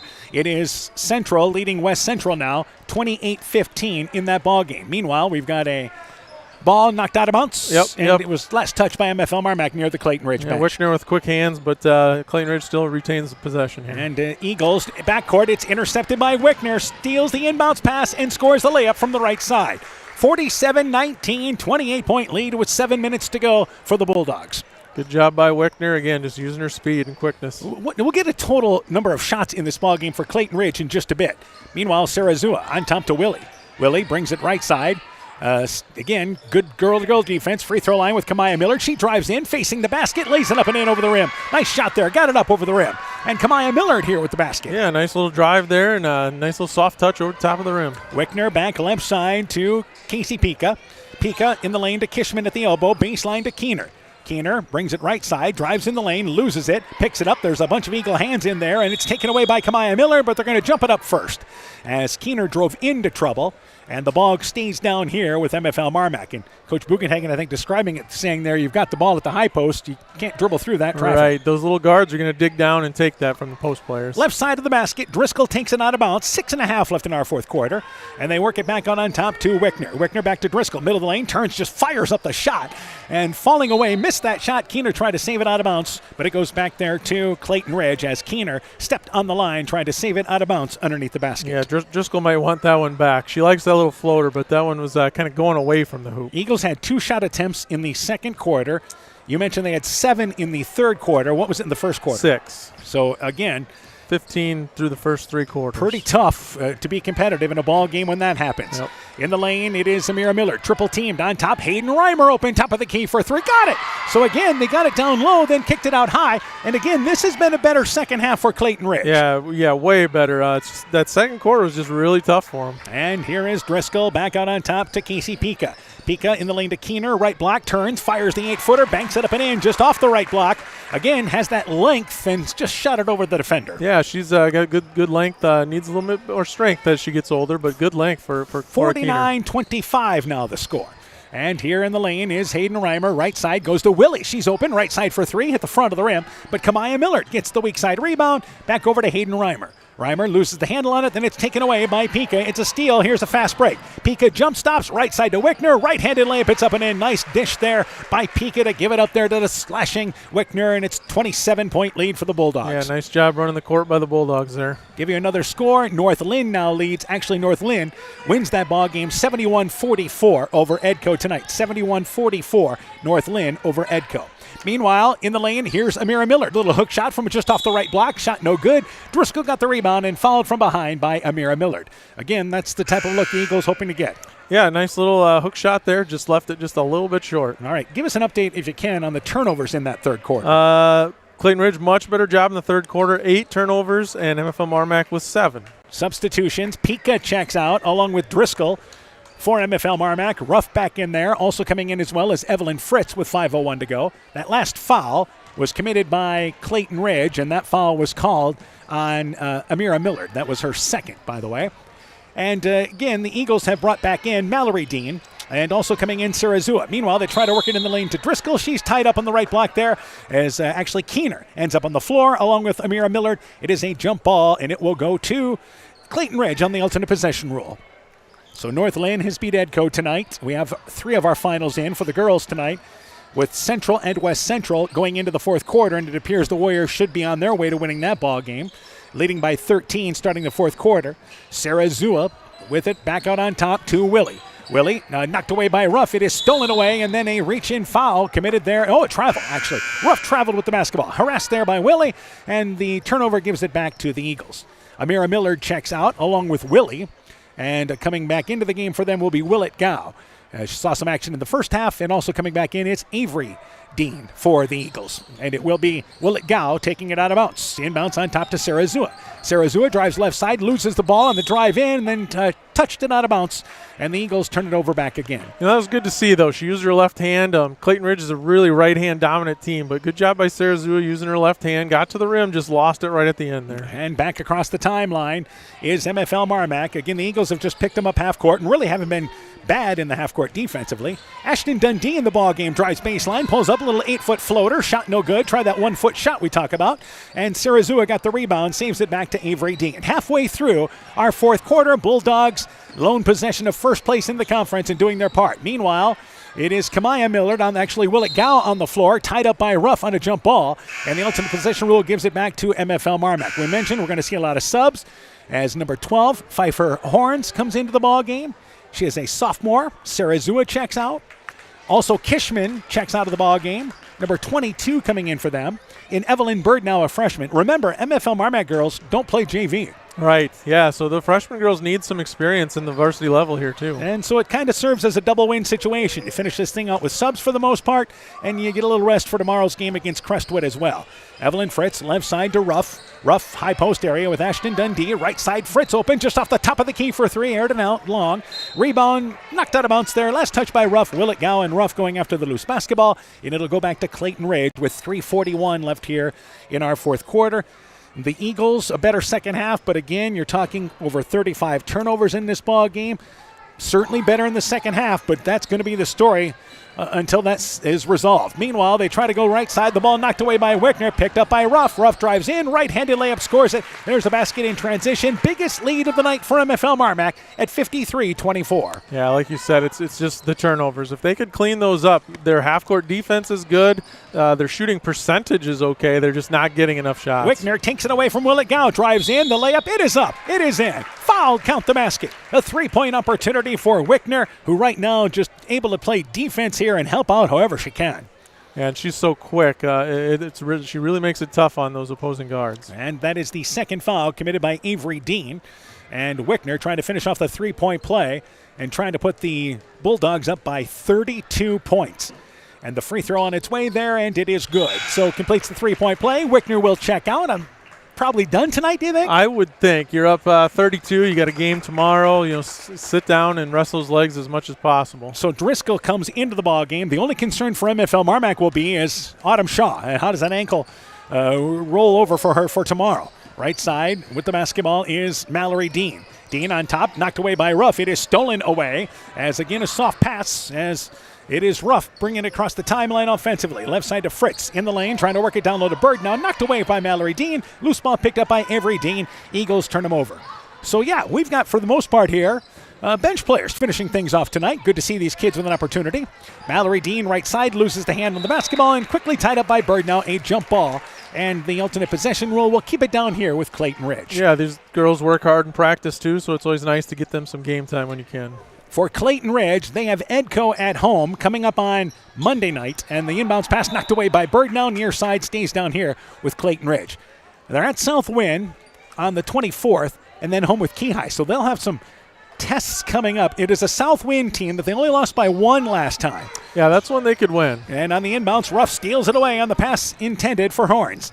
Back into the offensive end is, again, MFL MarMac, but a good job by the Eagles getting back defensively, and now we've got a reach-in foul. Let's not do this now, as Mallory Dean commits the 4th foul there for Clayton Ridge with a silly reach-in on top. Yeah, they've played such a clean job on the defensive end, not so much offensive end, but defense they've played really clean, so we don't want to see them start getting fouls here at the end of the game. We mentioned the health of Shaw, a concern for MFL MarMac, but they'd like to get Lola Reimer back as well. The Eagles would. Yeah, and that would have helped Clayton Ridge a lot tonight too. Yep, gives them good size, a good rebounder for them. Evelyn Fritz in the offensive end. That was the 4th foul on Clayton Ridge. Meanwhile, Ruff swings it right side to Evelyn Fritz in the lane to Dundee. Back right side to Fritz. Fritz reverses it left wing to Driscoll. As we approach the 2-minute mark, Driscoll, left-handed runner that time from 8 feet away outside the lane. That was a 1950 shot right there. Yeah, she really likes that runner. She's got it down. 58-24, inside 2 minutes left in the 4th. Bulldogs well in control. Reimer stops the dribble, needs some help. Trying to shield Driscoll away from the ball, goes right side to Mallory Dean. Dean guarded by Bird now and tried to go right side. The pass is errant. Hayden Reimer tried to save it out of bounds, but stepped out of bounds on the near sideline. It is a turnover by the Eagles. Good effort, but MFL MarMac gets it back. If you're Clayton Ridge with 1:48 to go, you don't want to be 35-pointed here. Yeah, you can still hang your hat on that. Play some good defense, try and get a bucket on the other end, and play the full game out. And back across the timeline is Driscoll. Baseline to Dundee. See if we can get some other scores in here for MFL MarMac. Evelyn Fritz has it on top. Left side to Bird now. Bird now off the left block. An errant pass. Tough pass to handle. Lost the handle on it. Picked up by Sarah Zua. Inside 90 seconds left here in the 4th. Sarah Zua, right side offensively, back out on top to Hayden Reimer. Reimer is going to bring it back out on top here and set up what they want to do offensively. Hayden Reimer back to Sarah Zua off the right elbow, knocked away by Ruff, and Ruff back out on top. Talk about the youth. MFL MarMac's got youth on the court. Driscoll and Ruff are just sophomores, by the way. Yeah, this a lot of youth in this game. And Bird now's a freshman as Clayton Ridge, shot clock down to 5. Sarah Zua right side to Hayden Reimer. Reimer covered, back out on top, intercepted by Driscoll. Driscoll leads the break, drives in left side, but brings it back out on top. Not a bad decision at all. Didn't have the transition opportunity and worked some clock. And Bird now has it right side. But Dundee into the game as well. Is a freshman. Right block, here's Dundee. Post up, missed it from the right side. Gets her own rebound, put back, it's up and in. And there's the 35-point rule, but there's only 35 seconds to go. And it is Dundee with an offensive rebound and put back. Yeah, nice job by Dundee staying with it, getting the 2 points. Reimer at the top of the key, back right side to Mallory Dean. And Mallory Dean brings it left side, takes a shot, blocked by Bird. Now rebound pulled down by Dundee. Loose ball, though, kicked out of there. Avery Dean, the putback, misses it from 8 feet away outside the lane. Bird now gets the rebound. Actually, it's Fritz with the rebound with 10 seconds to go. She'll walk it ahead into the offensive end. And now we'll bring it back out on top to Driscoll. And it seems to me that MFL MarMac content to let this game come to an end. Driscoll dribbles it out, and the game comes to an end. MFL MarMac a slow start, but a dominant second quarter. They took control, outscoring the Eagles 23-2 in the second quarter, and they win going away. MFL MarMac 60, Clayton Ridge 24. That's the final score. When we return, stats for the girls' game and the Chalk Talk for the boys' game coming up. You're listening to high school basketball from KCTN Sports. Stronger, farther, faster. It all starts with good nutrition. Clayton County Farm Bureau is proud of our livestock farmers who provide high-quality protein needed to fuel our young athletes. The ultimate pre- and post-game fuel-up can be found in meat and dairy foods grown right here. Meat and dairy are natural sources of essential vitamins that support health, energy, and performance. We know our student athletes are the real deal, and Iowa's livestock farmers are committed to helping them reach their goals. To learn more, visit realfarmersrealfoodrealmeat.com. For generations, local farmers have trusted Freedom Bank to provide the financial backing they need to succeed. We have a long tradition of empowering success, and that continues today. We offer competitive financing options at competitive rates, whether for equipment purchases, building construction, land purchases, or operating capital. Visit one of Freedom Bank's experienced ag loan professionals in Elkader, Monona, Postville, and Waukon, or online at freedombnk.com. Member FDIC, Equal Housing Lender. When I started out in the car business, my dad gave me some good advice. Hi, it's Forrest Brown with the Browns family of dealerships. What my dad told me is when you sell someone their first car, you need a good sales department. But if you expect to sell them their second, third, and fourth car, you better have a great service department. Visit any one of the Browns family of dealerships in Guttenberg, Elkader, West Branch, or Victory Ford in Dyersville and find out why Browns is your hometown dealer, no matter where your hometown may be. This is Chris Holbert, General Manager of Hall Robertson Incorporated in Postville. We would like to wish the area student athletes both a safe and successful sports season. We have been a community-based company since 1864, servicing and supporting the area ag industry with products necessary for daily success. We look forward to continuing to serve and support both the ag industry and high school athletes in our surrounding communities. Thank you and good luck from the families at Hall Robertson. Eagle Bulldog Basketball is brought to you in part by Community Insurance of Iowa, Hometown Agency Monona, Auto, Home Business, Crop Farm, and Life, Smithy's Oil and Tire in Monona, Ashbacker Building Supplies in Rossville, Nick's Excavating and Kane Construction in Farmersburg, T&K Cahoon, your Napa dealer in Monona, Morris Funeral Home in Guttenberg and Garnavillo, Guttenberg Municipal Hospital and Clinic. Check out career opportunities at guttenberghospital.org, and Growl Logs and Lumber in Elkader. Timber is a crop. Harvest wisely. Again, our final score, MFL MarMac girls win 60-34. Other girls finals, North Fayette Valley over Postville 69-30. It was North Lynn beating Edco 71-44. East Buchanan defeating Starmont 87-27. At the end of 3, Central leads West Central 28-15. Eagles led 8-6 at the end of 1, but the difference in this ball game, MFL MarMac a 23-2 second quarter advantage. They led by 19. They go on to win by 26 at 60-34. Let's go through the individual totals. Let's start with MFL MarMac. MFL MarMac led by Emmy Wickner with 16, Samantha Ruff with 5, Evelyn Fritz with 2, Ashton Dundee with 4, Casey Pica with 11, Emma Driscoll with 14, Ava Kishman with 2, and Cora Keener with 6. The totals for Clayton Ridge now. And Clayton Ridge was led by Amira Millard with 10, Alyssa Willie with 5, Kamaya Millard with 4, Hayden Reimer hit a 3, and Avery Dean with a 2. All right, so the ball game again decided by MFL MarMac with that big second quarter. They win 60-34. A quick break. When we return, the Chalk Talk for the boys game coming up next. Hey sports fans, take a time out and call Garms & Gifford Insurance Agency. Whether you need auto, home, farm, health, crop, or business insurance, Garms & Gifford Insurance Agency and Grinnell Mutual has you covered. You'll receive quality protection, expert advice, and local friendly service. Owners Brian Bugenhagen and Michael Beck, along with their staff, look forward to serving all your insurance needs. Call them today for a free competitive quote. Garms & Gifford Insurance Agency in Elkader, your trusted choice agency. At Top Gun Customs, we know that cars are complicated. We can handle all the complex new features of any vehicle, foreign or domestic. Not only will it look like new, it'll perform like new. At Top Gun, we don't care if it's a 30-point buck or just your neighbor's cat, big or small, we like them all. Top Gun also does fiberglass repairs, boats, motorcycles, guitars, detailing, paint corrections, headlight restoration. There's not much we don't do. Call Bob or Nancy at Top Gun for details and to schedule your repairs today. 563-964-9899. It's time now for the Eagle Bulldog boys game. The Clayton Ridge boys picked up a much-needed boost with the win over West Central on Tuesday. This team was handled in the first matchup with MFL MarMac. They look forward to a much better performance tonight. For MFL MarMac, the Bulldogs pulled away from Turkey Valley to stay just a game off the league pace. They are focused to keep their shot at the title alive. Expect a good performance tonight. Clayton Ridge and MFL MarMac, the Chalk Talk for the boys game, coming up next on KCTN FM 100.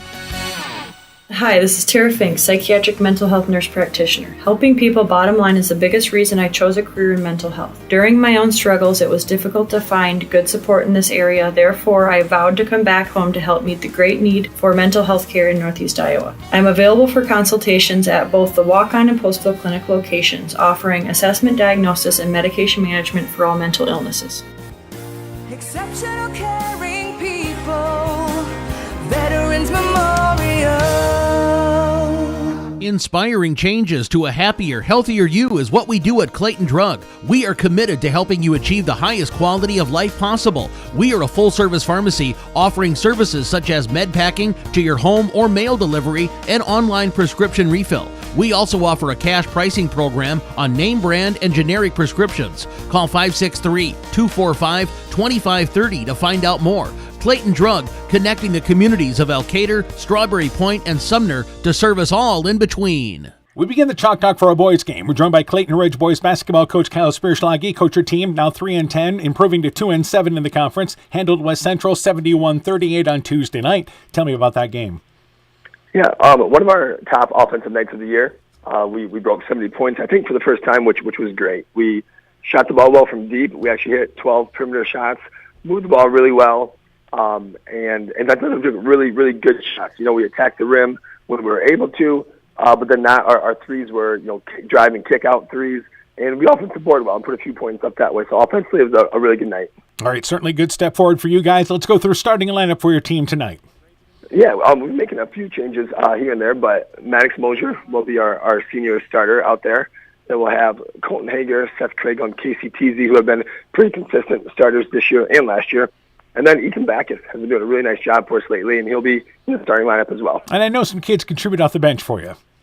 Yeah, we've had freshman Tate Hager's been in the starting lineup or out of it or around there, so he'll see the floor. Gabe Cook's been kind of Max Mosier's sub in their position playing similar roles, so he'll be in there. And then Randy Sirazua find himself on the floor, and we'll see about some other guys. Will Rote, Cassie Overbrockling have been in there at times as well. And then Chris Gebhardt, some minutes as well. So we've played between 8 and 10 guys at times, and I'm sure that'll be the same tonight. All right, turning our attention to MFL MarMac. I know you dropped a decision to them very early in the year, 64-35. What do you know about the Bulldogs? Yeah, a bit, which I'm sure your next question will be about the keys. But they really want to turn you over. I think they're 13 or 14 steals a game. They've done that one kind of new 1-3-1 this year for them, and then man-to-man. But either way, it's going to be pressure. And if you look at that first time we played them, I think we had 7 or 8 turnovers in the first quarter, and then they got to a 14 or 15-point lead. In the second quarter, we played even with them, but we took care of the ball better. So they're going to want to pressure you, and then they're going to want to get out and go for sure offensively. All right, some of the keys in the ball game, some of the other things you have to do tonight. Yeah, so obviously, as I mentioned, number 1 is taking care of the ball, and then number 2 has to be defensive transition. I do feel very confident about our half-court defense. As I have for a while, but we got to make sure we get to that point. If they get run out, it makes it pretty difficult for us. So we got to get back on defense and then give us our best shot. All right, Coach, good luck to you in the ball game. We look forward to talking to you afterwards. Awesome. Sounds great. Yep. Clayton Ridge basketball coach Kyle Spierschlage and his Eagle team. The Chalk Talk continues after this. Hi, this is Cody from Torkelson Motors in Elgin and Walk-On. At Torkelson Motors, we believe that student involvement in activities is a great way to help grow our communities, and we are proud to help sponsor this game for your enjoyment. We've been serving Northeast Iowa since 1926 and appreciate the business that our customers have given us and the support they provide to our area schools and communities. So the next time you are in need of a new or used vehicle or a repair, stop into Torkelson Motors. We've been selling cars the old-fashioned way with a friendly smile and a handshake right here next door in Elgin and Walk-On. Being good at life means getting your finances together so you can focus on the moments that matter most. With over 175 years of expertise, New York Life Insurance Company provides you with benefits you can enjoy while you're, living. So give your local agents, Andrew Reimer or Troy Springer in both Guttenberg and Monona, a call. You can reach Andy or Troy at 563-252-2471. That's 563-252-2471. They can help you and your family be good at life. Alameda Clayton Electric provides more than energy. They also provide tips to help keep you safe. Use portable space heaters safely. The safest types have switches that turn the heater off if it's knocked over. Keep portable heaters away from papers, bedding, draperies, and other combustible materials to prevent fires, and keep them away from water to prevent electric shock. Never leave a space heater unattended or leave children alone in a room with a space heater. Your electric cooperative cares about keeping you safe. That's the power of human connections. Alameda Clayton Electric Cooperative, your touchstone energy cooperative. We continue the Chalk Talk for our boys game. We're joined by MFL MarMac basketball coach Eric Detbarn. Coach her team 10-2, 8-1 in the conference. Defeated Turkey Valley on Tuesday night, 68-47. Tell me about that game. Yeah, it was really kind of an ugly win for us. I mean, we went into halftime. We were up 34-16. Turkey Valley came out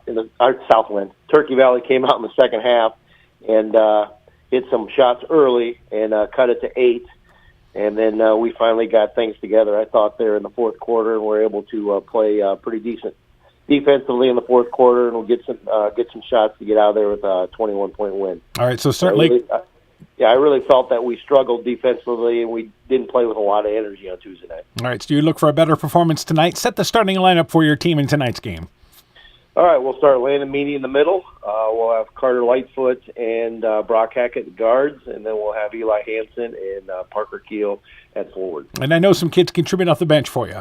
Yeah, we'll have Tristan Bacon come off the bench, Wesley Corlett, Jaron Willie, Carson Pester, and we'll just kind of see what happens from there. All right, to beat Clayton Ridge early this season, 64-35. What do you know about the Eagles?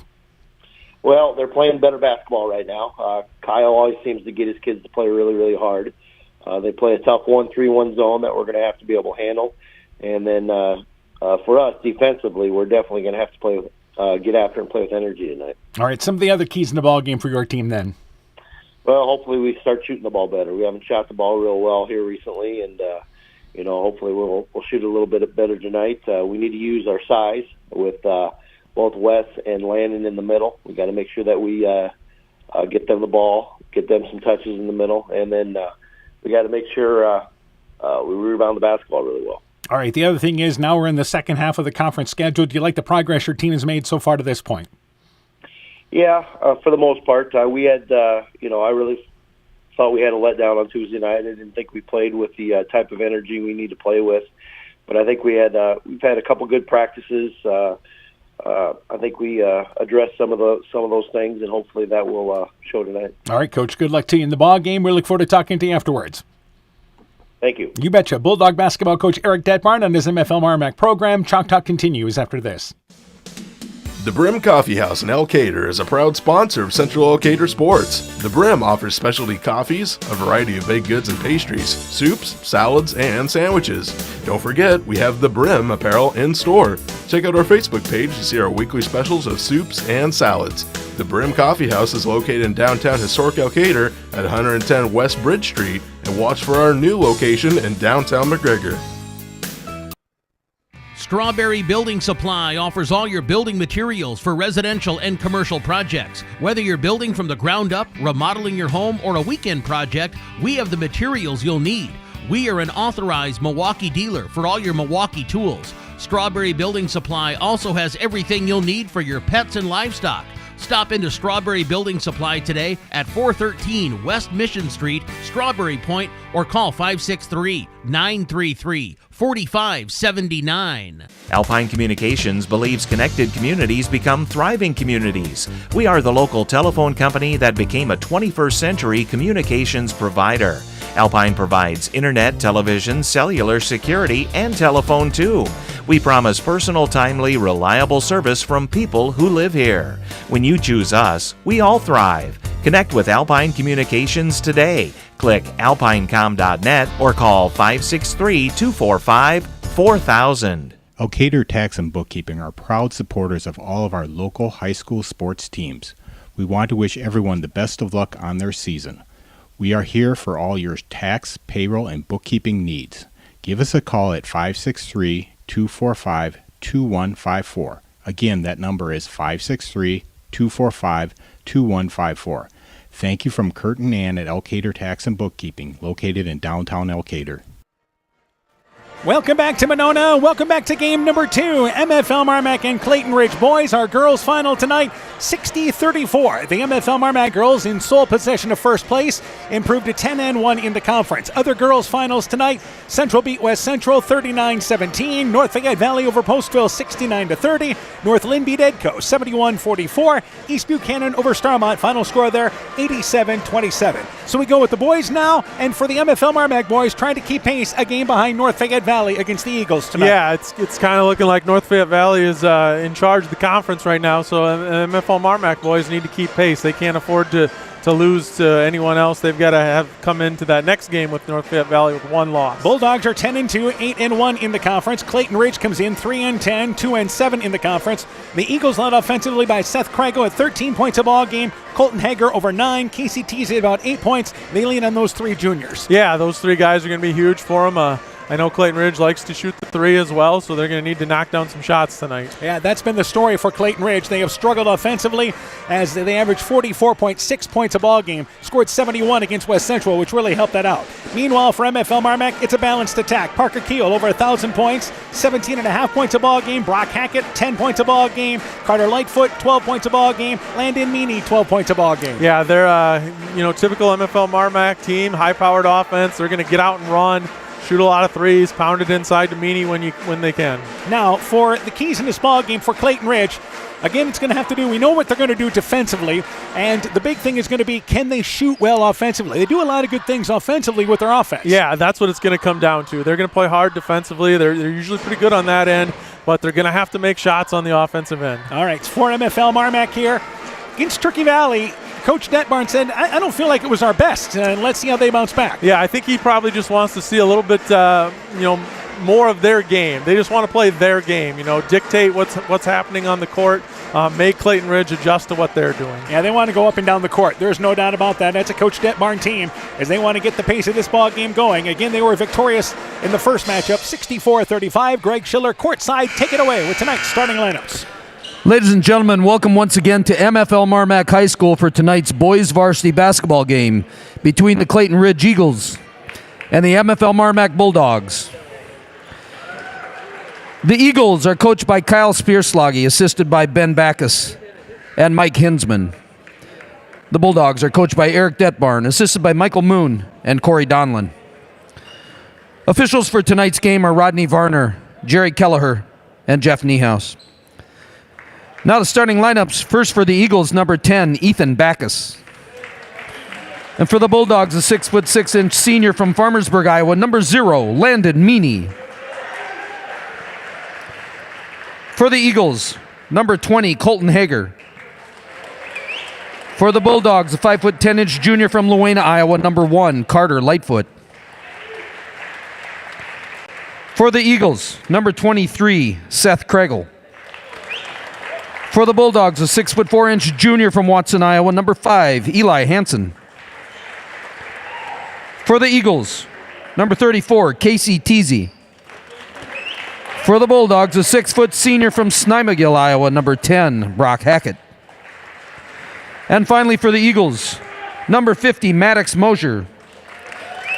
And for the Bulldogs, a 6' senior from Ion, Iowa, number 23, Parker Keel. There you have the starting lineups for game number 2. I always mention my old man's born in Freilich. You're giving Gunder your claim tonight. Yeah, rural Gunder, I would say. Yeah, but you could have picked, what, Luena? Yeah, Luena, St. Olaf's not too far, kind of right out on the edge there of the MFL MarMac district. All right, so a great job with our starting lineups once again from Greg Schiller as we are ready for this ball game tonight here with the Bulldogs and the Eagles, and they start out with a nice round of applause with Parker Keel in the home game. There was the 1,000th point. It's a nice round of applause there from the MFL MarMac fans. And we're ready to go with this boys game tonight. This will all be about tempo. Yeah, MFL MarMac's going to want to get up and down and push it, and Clayton Ridge is going to want to slow this game down. And this is an example. Clayton Ridge has Hager jumping up at center court against Meany, and everybody else back defensively. Yeah, they're not going to give up an easy bucket like in the girls' game here. All right, so it will be Meany to jump it away here, and Hager is just giving himself up here for this jump ball, right? He'll try, but Meany tips it over to Keel. This game is underway. Hackett in the offensive end, and they work it right side offensively. Back left wing now. Hackett open, left side for three. Shot no good. Keel gets the weak side rebound. Back to Hackett, in and out of his arms, but he picks it up in the corner to Hansen. He's open, left side for three. Aired it out long, and the rebound picked up by Casey Teasy on the read. It almost looked like the Bulldogs were facing a 2-3 zone. I think the Eagles were 2-3 there. Hager, right side, Kregel, step behind the arc for three. Short off the side of the rim. And the rebound pulled down off the right side there by, again, Hackett. In the lane, Driscoll double teamed as he catches it in the lane. Tried to reverse it out of there. The ball dug out of there by Maddox Mosier. Picked up by Meany. Tied up there with Mosier. It is a jump ball, and it will go to, they call a foul, as it turns out on Mosier. Yeah, I think they've got the reach in there. It's close to a jump. And off the right side, the Bulldogs take it out of bounds. Eagles with a quickly launched three in the offensive end, and I don't think they want to do that tonight. Inbounds, Meany gets it on the right block, steps through the double team and lays it off the glass. Bulldogs strike first, 45 seconds in. Yeah, good. MFL MarMac's got some good inbounds plays. They're tough to defend. MFL MarMac 1-3-1 as they pick it up 3/4 court. In the corner with the basketball, it is again Backus right side, and brings it back out on top to Kregel. Kregel near the top of the key, brings it right side, takes a pass there, left side to Maddox Mosier, but it's knocked out of bounds by the weak side defense there by Hansen, who did his job with that 1-3-1 and cut down. Yeah, MFL MarMac's been playing a lot of 1-3-1 this season. Yeah, that's, again, everybody else in the conference does it. They just joined the rest of the conference. I'd love to see him bring back the animal defense you guys used to play. Yeah, that's what I used to play in left side, Eric, the three-pointer is Backus, misses the air ball, but Maddox Mosier there for the offensive rebound, scores the putback facing the basket, and the Eagles quickly tie it up. They're to the 1-3-1, by the way. Left side in the corner, Hansen. Hansen drives baseline, pulls up, 8-foot leaner, it is up and in. I like that move. Didn't settle for the three, took it along the baseline. Bulldogs lead 4-2. Yeah, especially coming from Eli Hansen, a bigger athletic kid. Not shooting three great. Of course, he can make them, but I think he's better off driving. Hager right side to Kregel. Kregel in the corner now to Backus near the right corner. Brings it back out on top to Kregel. Kregel left side. The ball intercepted by Keel. It's a steal. Keel leads the break. Drives in. Nice fancy layup. But again, all show and no finish. He double pumped it. Used the left hand. It goes off the front of the rim. And again, it looked pretty. And it would have looked nice going in. But no, comes up empty. Yeah, that's okay if you make it, but as a coach, that drives you nuts when you do that and don't make it. Yep, I would agree with you there. So, looks on everything. And here's Hackett into the offensive end. Right side to Lightfoot, back in the corner to Keel. Keel, deep right corner, launches the three, got it from the right corner, certainly stepping up there, hits the corner deep from the three land, and it's 7-2, Bulldogs in the lead. Yep, off to a quick start here. And this is exactly the hope of start they were looking for here, much better than against Turkey Valley the other night. Hager, right side to Backus in the deep right corner. Backus back out on top to Hager. Hager, left side to Teasy. Teasy, their top three-point shooter. Hager in the lane, pulls up 8-foot shot, 6-foot distance. It's no good. Mosier the rebound, misses the putback. It's blocked by Meany, but the ball back to Mosier, who has the putback go off the left side of the rim. Just short. Good effort there, but they come up empty. Meanwhile, left side Keel tried to throw it to Hackett, and the ball is actually knocked into the backcourt by Kregel. The Eagles actually take a timeout now here, and our officials want to talk things over. Either way, it's a timeout on the court taken by Clayton Ridge, 2 minutes, 36 seconds in. Let's take this break. Hey, Justin Birdnow here from Birdnow Chevrolet in Monona. I want to take a moment to wish all the local athletes good luck during their game. You have worked incredibly hard, and it shows during each game. Myself and the entire Birdnow Chevrolet Monona team is wishing you all that you do your best and good luck. Our officials talked things over and talked things over with the coach as well. They ruled it an over and back, as they said Lightfoot had possessed it when it went to the backcourt. Ball goes back to Clayton Ridge, and they use their first timeout. And again, this is what Coach Spierschlage is going to do. Anytime he sees MFL MarMac making a run, and if it means using 4 timeouts in the first half, that's what they'll do. Yeah, if he doesn't have any timeouts in the second half, but he can keep it somewhat close, he'll do that. Whereas Det Barn is the exact opposite. Likes to hang on to those timeouts to the end. Yeah, and there's two strategies. I'm not sure which one's right. Sometimes you like to let your guys fight through things. Other times you want to settle them down and make sure they're in what they're supposed to be. Backus behind the back pass to Teasy. Hager with it now, left corner to Kregel. Kregel brings it to the elbow. Right side, Teasy's open. Step behind the arc for three. Got it. That's what they want. A drive and a dish. 7-5, the early lead for the Bulldogs. And if they're patient, I think they can get that. And back over right side. Keel, deep right corner for three. Circled around, pops in and out, no good. Rebound tipped into the hands of Mosier for the Eagles. So we've played 3 minutes, and the Bulldogs lead by 2. Hager, right side to Teasy. Teasy knocked away by Hackett, picked up by Keel. Here's another fast break. Left side to Hackett, left-handed layup. It is up and in. Good follow through there by Hackett. There's a turnover, and that's what the Bulldogs can do to you. Turn you over, run you out of the gym. They lead 9-5. Yeah, they score quick. Those points can come in bunches. Right side, Kregel in the offensive end. Drive, stripped out of there by Lightfoot. Here's another steal. Keel gets it ahead to Lightfoot, who bobbles it. It was actually went off the heel of an Eagle, but Lightfoot tracks it down, back out on top to Hackett. Hackett in the lane, trying to go to Meany, deflected out of there, soft pass, and the Eagles force a turnover there as it's picked up by Kregel. Halfway through quarter number 1. Kregel left side to Hager. Hager drives in, quickly covered, back out on top to Kregel. Top of the key, takes a deep three. It's off the back of the rim, shot no good. Hansen skies, gets the rebound in the middle of the lane. Step behind the arc, they missed that three. Left side in the offensive end is Hackett. Hackett back to Lightfoot. Lightfoot left corner to Hackett. He's going to fire up the three near the left corner. Got it from the left wing. Again, the Bulldogs, they'll shoot threes with you. Yeah, and if Hackett gets his feet set, he's a really good shooter from out 12-5, the early lead for MFL MarMac. Hager wisely walks it into the offensive end. Right side to Kregel. Kregel back out on top to Hager. Hager back over, deflected by Keel, goes into the backcourt, and Teasy wisely lets it go back to the backcourt, then picks it up and brings it into the offensive end. Meanwhile, Hager drives in, and there may have been a hand check, and the foul committed there by Hackett from MFL MarMac. So it reached that time. Well, Wesley Corlett checks into the ball game. Hansen checks out for the Bulldogs. Meanwhile, Mosier and Backus check out for Clayton Ridge. Their first substitution, number 12 into the ball game, Tate Hager, a 5'7 freshman. Number 40 comes in Gabe Cook, a 6'4 junior. They'll take it off the right side of the basket. Meanwhile, in the corner to Kregel. Kregel in the corner to Hager. Hager back over on top to Kregel. Kregel back left side, pass behind Teasy. He's able to go get it. Diagonal pass, tough pass to make there, and it's knocked away by Hackett, who dropped down defensively. You certainly want to attack the baseline against this 1-3-1, but that's not necessarily the way to do it right there. That diagonal can be there, but you got to be patient with it. Hager inbounds there to Kregel. Kregel in the deep right corner. Actually, Teasy brings it on top to Kregel. Back left side now to Hager. That's Tate Hager, deflected into the backcourt by Keel, who's been very active atop the 1-3-1, into the backcourt where, again, Kregel goes to get it. Right side, Teasy for three. Rush that shot. It is no good. Hansen tips the rebound there. The ball just grazed the left side of the rim from the right wing area, and back into the offensive end is MFL MarMac. Lightfoot back over right side. Hansen off the top of the key for three. Got it! They've hit 3 threes in a row. 15-5 Bulldogs in the lead. Yeah, they're coming out to a fast start here. And back in the offensive end is Clayton Ridge. Hager, right side to Kregel, takes a deep three, step behind the arc, got it from the right wing. Again, the Eagles, they don't shoot a great percentage from the three-point line at 24%, but they'll take them, and here's another three by Keel, right side, and Keel answers with another three-pointer. Yeah. 18-8 Bulldogs in the lead. We've got a three-point shooting contest here. I'm not sure Clayton Ridge wants to be in that. I was going to say, though. I don't know if you want to do that. Hager, right side in the offensive end. Back over left wing, Teasy. Teasy drives baseline, stops the dribble on the left side, back out on top to Tate Hager. The freshman reverses to Kregel. Step behind the arc, another three, cupped in and out, no good. And Cook comes over the back trying to knock out the rebound. It goes back to Clayton Ridge. Again, the Eagles do a lot of things well, especially on defense, but as a team shooting-wise, only shooting 31%.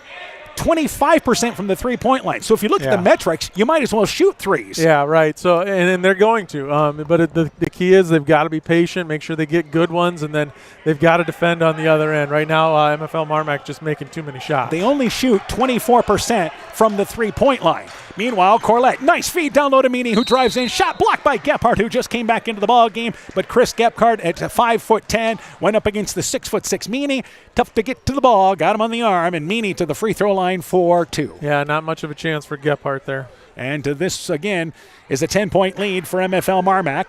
And the free throw on its way there, and that free throw line drive by Meany, but it rolls over the front of the rim. It is good, 19-8. Again, tempo is to MFL MarMac's liking right now. Yeah, it's up and down, and MFL MarMac shooting well. This is exactly what they wanted. And the second free throw being eyed here now by Meany. Second free throw, a little more oomph on that one, over the rim. It is good, makes them both. This is a 12-point lead. Remember, it was 7-5, so this is a 13-3 run by MFL MarMac. Hager, right side, Kregel, another three on its way. Missed it to the right from behind the arc. Rebound into the hands of Tate Hager. His putback falls off the back of the rim. Cook keeps it alive, saves the rebound underneath, and tried to go to Hager, overshot him. It ends up in the crowd at center court on the near side. And a turnover there committed by Clayton Ridge after a great hustle by Cook to get the offensive rebound. Yeah, good hustle there. They're playing hard. Just shots aren't falling. Halftime score, North Fayette Valley leads Postville 43-23 as Hansen checks out and Hackett comes back into the ball game for the Bulldogs. Meanwhile, Meany, again, checking and stays in the ball game but works as a post on the outside as Corlett now trying to post up. Left side to Hackett. Step behind the arc. Open for three. It's off the back of the rim. Rebound picked out of there by Hager. Nice job there. He sealed Keel off to get the rebound. Eagles have 3 subs at the scorer's table. Hager drives in. Covered. Back left side to Kregel. Kregel with it. Left side to Gephardt. Gephardt's open. Fires up a three off the back of the rim. Shot no good. Long rebound tracked down there by, again, Keel. Keel, good job by the Eagles getting back. Right side to Lightfoot. Lightfoot back out on top to Keel. Loses it. Picks it up near center court. Left side, Hackett. Another three on its way. Got it from near the left corner. Bulldogs shooting much better tonight, and they now lead by 15. Yeah, and they've just got so many shooters. When they get their feet set, they're going to let it fly. And we're inside a minute here, as we mentioned, inside 45 seconds left in the quarter. Left side, Hager. Hager, deep three, step behind the arc off the front of the rim. Shot is no good. Rebound deflected out of bounds. Stays down here, though, with the Eagles. Teasy, Mosier come back into the ball game. Hager, Cook, and Gephardt all check out. Also in there is Sarazua, and that is Randy Sarazua, a 5'10 senior. So now Tate Hager, the young freshman, takes over the point guard duties for Clayton Ridge. They can work for the last shot if they choose, as Tate Hager goes left side, deflected out of there by Keel, was actually kicked by Keel, and it stays near side where the Eagles will take it out of bounds. Yeah, nice job by Keel. That's what you got to do on the top. Just get your hands, feet on any passes you can. 16-3 run by MFL MarMac as Hansen will come back in, and this will be just a quick break for Keel. I would think he'd be out, 27 seconds, then probably back into the quarter? I'm guessing he'll probably start the second quarter. He's a senior. He's kind of earned that. Yeah, but, MFL MarMac plays tomorrow, too, so, they might be trying to rest guys as well. And our officials continue to talk. I'm not sure. Nice chuckle between the two, so it is the shot clock's not an issue. Teasy will take it out of bounds into the backcourt to Hager. Hager walks it across the timeline. Left side now to Teasy. Teasy, top of the key to Sarazua. Sarazua with it. Looking back door, and the pass knocked away by Lightfoot. Saves it out of bounds to Hackett. Good hustle there by Lightfoot. Flying out of bounds, he saved it. Hackett in the offensive end to Hansen. 10 seconds left in the quarter. Pass deflected to Lightfoot. Back right side to Hansen. He's open right side for three. Aired it out. It is no good, and it goes out of bounds with 3.5 seconds to go. Took that a little early, and the Eagles will now have to go the length of the court. Yeah, I'd like to see him maybe penetrate and kick on that. Might have had I'm not sure who it was. Lightfoot maybe in the corner would have been open. And Hansen was driving. The drive would have been open. Yep. Inbounds to Teasy. Teasy from the other side of half court on its way. Banks it short. It's to the left. And that's how the opening quarter comes to an end. Bulldogs on a run as we end one. 23-8 as we go to the second. Life's better when you're under our roof because our agents can help you choose insurance to help protect what matters most. Life insurance from American Family Life Insurance Company can help financially protect your loved ones by replacing a portion of your income if you were to pass away. That means your family could have the help they need to continue to pursue their dreams. Contact Julie Depke, agent at 205 South Main Street in Elkader today. Products not available in all states. American Family Life Insurance Company, 6000 American Parkway, Madison, Wisconsin. Eagle Bulldog Basketball is brought to you in part by Agent Lanny Keel, your New York Life agent in Garnavillo, Garden View Place in Monona, Vorwald Enterprises Inc. in Monona, Kanakor Flood Covering in Monona, Ems Machine and Manufacturing in Monona, Dean Family Chiropractic in Claremont, LTI & Sons Water Conditioning, your Connecticut dealer in Postville, Farmers Savings Bank of Colesburg, Elkport Garber, Strawberry Point, and Arlington, member FDIC, and Car Auto Group, online at karautogroup.com. We've played one quarter, 23-8. It is MFL MarMac in the lead. What was our shooting in the opening quarter? Yeah, Clayton Ridge, 3 of 13, 2 of 10 behind the arc. They're going to need to step that up if they want to get back in this.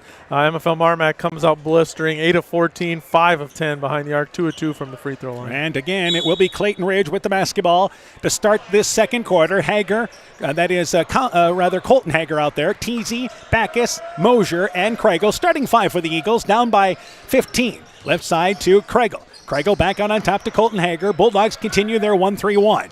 Right side to Backus. Backus at the elbow, covered, back over to Teasy. Teasy about 25 feet away, but he'll take a shot from there, but it was closed down quickly by Hackett. In the lane, Hager pulls up 8-foot shot, rolls it short off the front of the rim. Rebound pulled down there by Meany. Meany, Lightfoot, Hansen, Hackett, and Keel. Lightfoot without a shot, I think, in that opening quarter, right? Yeah, he was the only starter that didn't shoot. And again, they've been quick to launch him up. Left side in the offensive end is Hackett. Pulls up from the elbow, 15-footer off the back of the rim. Rebound tipped away by Keel, picked up by Mosier. What was our shooting in the opening quarter? 3 of 13 for Clayton Ridge, 2 of 10 behind the arc. MFL MarMac, 8 of 14, 5 of 10 behind the arc. Baseline, Backus cut off on the baseline, goes over to Hager. He's open, right side for 3, short off the front of the rim. Eagles have cooled off from outside. Hansen gets the rebound. Left side to Lightfoot, crossover dribble back over to Hansen. Left side, Hackett, left side for 3, got it from the left corner. Hackett is hitting some threes. This is now a 19-3 run. Yeah, and when Hackett's got his feet set, it's going in. You can tell when he lets it go. And back in the offensive end, Clayton Ridge loses the basketball, but there was a reach-in foul committed by MFL MarMac. Yeah, good job by Hager coming to meet that pass. Made Hansen go through him for that steal, which resulted in the foul there. We talk about the timeouts taken, stuff like that. And MFL MarMac is in the midst of one of their runs. Yeah, I'm a little surprised Coach Spursflag not taking a timeout here. And again, it will be Lightfoot checking out. Into the ballgame for them is Corlett back in there. Right side, the pass intercepted by Hackett. Hackett gets it ahead to Keel. Keel fouled from behind by Kregel as they both went up, and then Keel slides down the court, across the lane and out of bounds, and Hager trips up over him and ends up sliding down too. Yeah, good hustle there by both players. Yeah, so Kregel calls all that action, and he's called for the foul. 26-8 our score right now. And another score at the end of one. Central boys lead West Central 27-7. Here's now a timeout, and this is taken by Clayton Ridge. So again, there's the timeout we were looking for. 26-8, Bulldogs in control. Let's take this break. When making up a to-do list, don't forget to include servicing your car at Edie's AC Delco Service Center in Garnavillo. Your car should have the best care, and Edie's will make sure of it. Stop in or call 964-2186 to make an appointment. Tires worn out? Well, Edie's can replace them. Need a tow? Call Edie's at 964-2186. Kay, Lynn, and Todd invite you to stop by and fill your car's tank with fuel at Edie's AC Delco Service Center in Garnavillo. Edie's open 7 a.m. Mondays through Saturdays. Scooter's Coffee in Manchester offers a variety of coffees, smoothies, blenders, and breakfast food products served all day long. Scooter's Coffee offers fast and friendly service, too. In a hurry? Use the Scooter's Coffee app to order, pay, and earn rewards. Simply stop at the drive-thru window and pick up your order. Scooter's Coffee is open Monday through Saturday, 5:30 a.m. till 8 p.m. and Sunday, 6 a.m. till 8 p.m. We look forward to seeing you at Scooter's Coffee in Manchester. Eagles take a timeout, trailing 26-8 right now as MFL MarMac led 23-8 at the end of one. Let's update you on some boys' scores. It is, again, North Fayette Valley leading Postal at the half, 43-23. Central leads West Central, 27-7 at the end of one. North Lynn leads Edco, 20-0 at the end of one. Meanwhile, in the inbounds, a pass to Hackett in the corner that just could not hang on to. Dribbled it on the line, and MFL MarMac, after that timeout, throw away the inbounds pass. Yeah, good job by Clayton Ridge there on the inbounds defense. And Hager into the offensive end, right side to Kregel. Kregel, he's open, going to take a 3 off the top of the key, off the back of the rim, shot no good. Hansen gets the rebound. And the Bulldogs race it back into the offensive end. Amini ahead of the pack, and going left, falls to the left side there, kisses it off the glass with the right hand as he ends up behind the backboard. Nice looking move there by Meany. Yeah, nice little athletic move there. Hager drives in the lane, pump fakes, takes the shot, blocked from behind by Corlett, but a foul called on Corlett.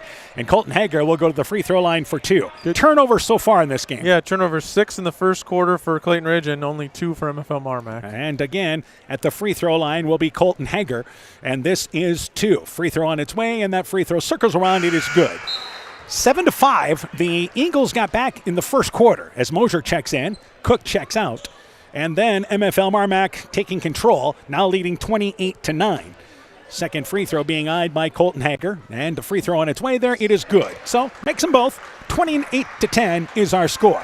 And across the timeline, it is Keel. Stops the dribble, knocked away there. He was trapped, knocked away by Kregel. Good defense by the Eagles. Colton Hager back offensively, right side to Teasy. Teasy stops, brings it back out on top to Hager. Left side to Kregel. Kregel back over to Colton Hager as they play catch between the top of the key. Back left side, Colton Hagen, or actually that time to Kregel. Now they go in the lane. Hager, left side, back is open, deep left corner for three. It's off the back of the rim. Shot no good. Shot was there. But the rebound pulled down by MFL MarMac. Keel back in the offensive end, left side to Lightfoot. Lightfoot with Cook now playing the top of that 1-3-1. Goes right side to Keel. Keel, top of the key. Right wing to Corlett, down in the lane, Meany. Meany double pumps his way from the shot on the right side, but he shuffled his feet. Tried to post up from the right side, and the travel violation against the Bulldogs. Yeah, it's a nice job getting positioned down there and a good shot fake, but he just couldn't hold his pivot foot. So the ball goes back there to Clayton Ridge after the missed opportunity for MFL MarMac. Hager, right side to Teasy. Teasy, right wing, back over to Hager. Hager brings it to the right elbow, pulls up, a little 10-foot shot off the back of the rim, shot no good. Rebound pulled down there by Parker Keel. Again, the Eagles did get inside that 1-3-1. Left side, Lightfoot. Lightfoot in the corner, deflected out of there by Teasy. Yeah, they've had some good looks. Everybody plays 1-3-1 in the conference. I mean, everybody does here. Yeah. And I know you guys were the lone team when you coach, and you got it from Coach Youngblood. Yeah, it used to be kind of a novel thing, and that's why Coach Youngblood started it, and then I kind of took the mantle, and now everyone does it. And again, a lot of teams should be used to seeing this. Meanwhile, in the offensive end, there's a foul as a loose ball on the court, and it was Meany tied up with Kregel. Foul called on Meany. That's the third foul. But, yeah, you would think the teams would be better prepared on how to handle it. Yeah, you'd think. Now I think Clayton Ridge plays it just a little hair different, and that might affect some things as well. But, yeah, it's not a novelty anymore. Everyone plays it. You've got to be prepared for it in this conference. Even North Fayette Valley plays it as well, but they rely on more man-to-man defense than anything, which they should. Yep. Key-High plays it. Postville plays it. Right side, here's Teasy open for three. A shot from the right wing off the left side of the rim. It is long. Rebound pulled down there by the Bulldogs. And back is Lightfoot offensively, left side to Hackett. Hackett on top to Lightfoot, and here's that diagonal pass you're looking for, but Corlett not expecting it or late to adjust, but he was fouled from behind. But Keel rifled it across the open passing lane. Yeah, so that diagonal can be there, but it's got to be quick. It's got to be fast ball movement is what beats this. And North Fayette Valley now leads Postville, by the way, at the end of three. Speaking of the Tiger Hawks, 62-27. So they have a moving clock in the fourth quarter there. Inbounds and a tough pass by Lightfoot. Tried to go to Corlett, but he was double-teamed. Cook stayed down defensively and knocked it away. So back offensively, left side, it is Teasy. Teasy goes in the corner to Kregel, deep left corner, and he's going to bring it to the left wing, launch up a three. It's off the back of the rim. Shot is no good. And Hackett, good job getting the rebound, tries to throw it out, but it's intercepted by Cook. And now Cook throws it back to Hager, and the ball goes out of bounds off the hands of Hager. Cook got kind of caught in some trouble in the corner, and after a good hustle, they turned the ball back over. Yeah, good job by Clayton Ridge, but just couldn't quite keep track of it there. And now we've got Clayton Ridge using their third timeout here with 4:06 to go in our opening act. But the Bulldogs haven't scored since our last timeout.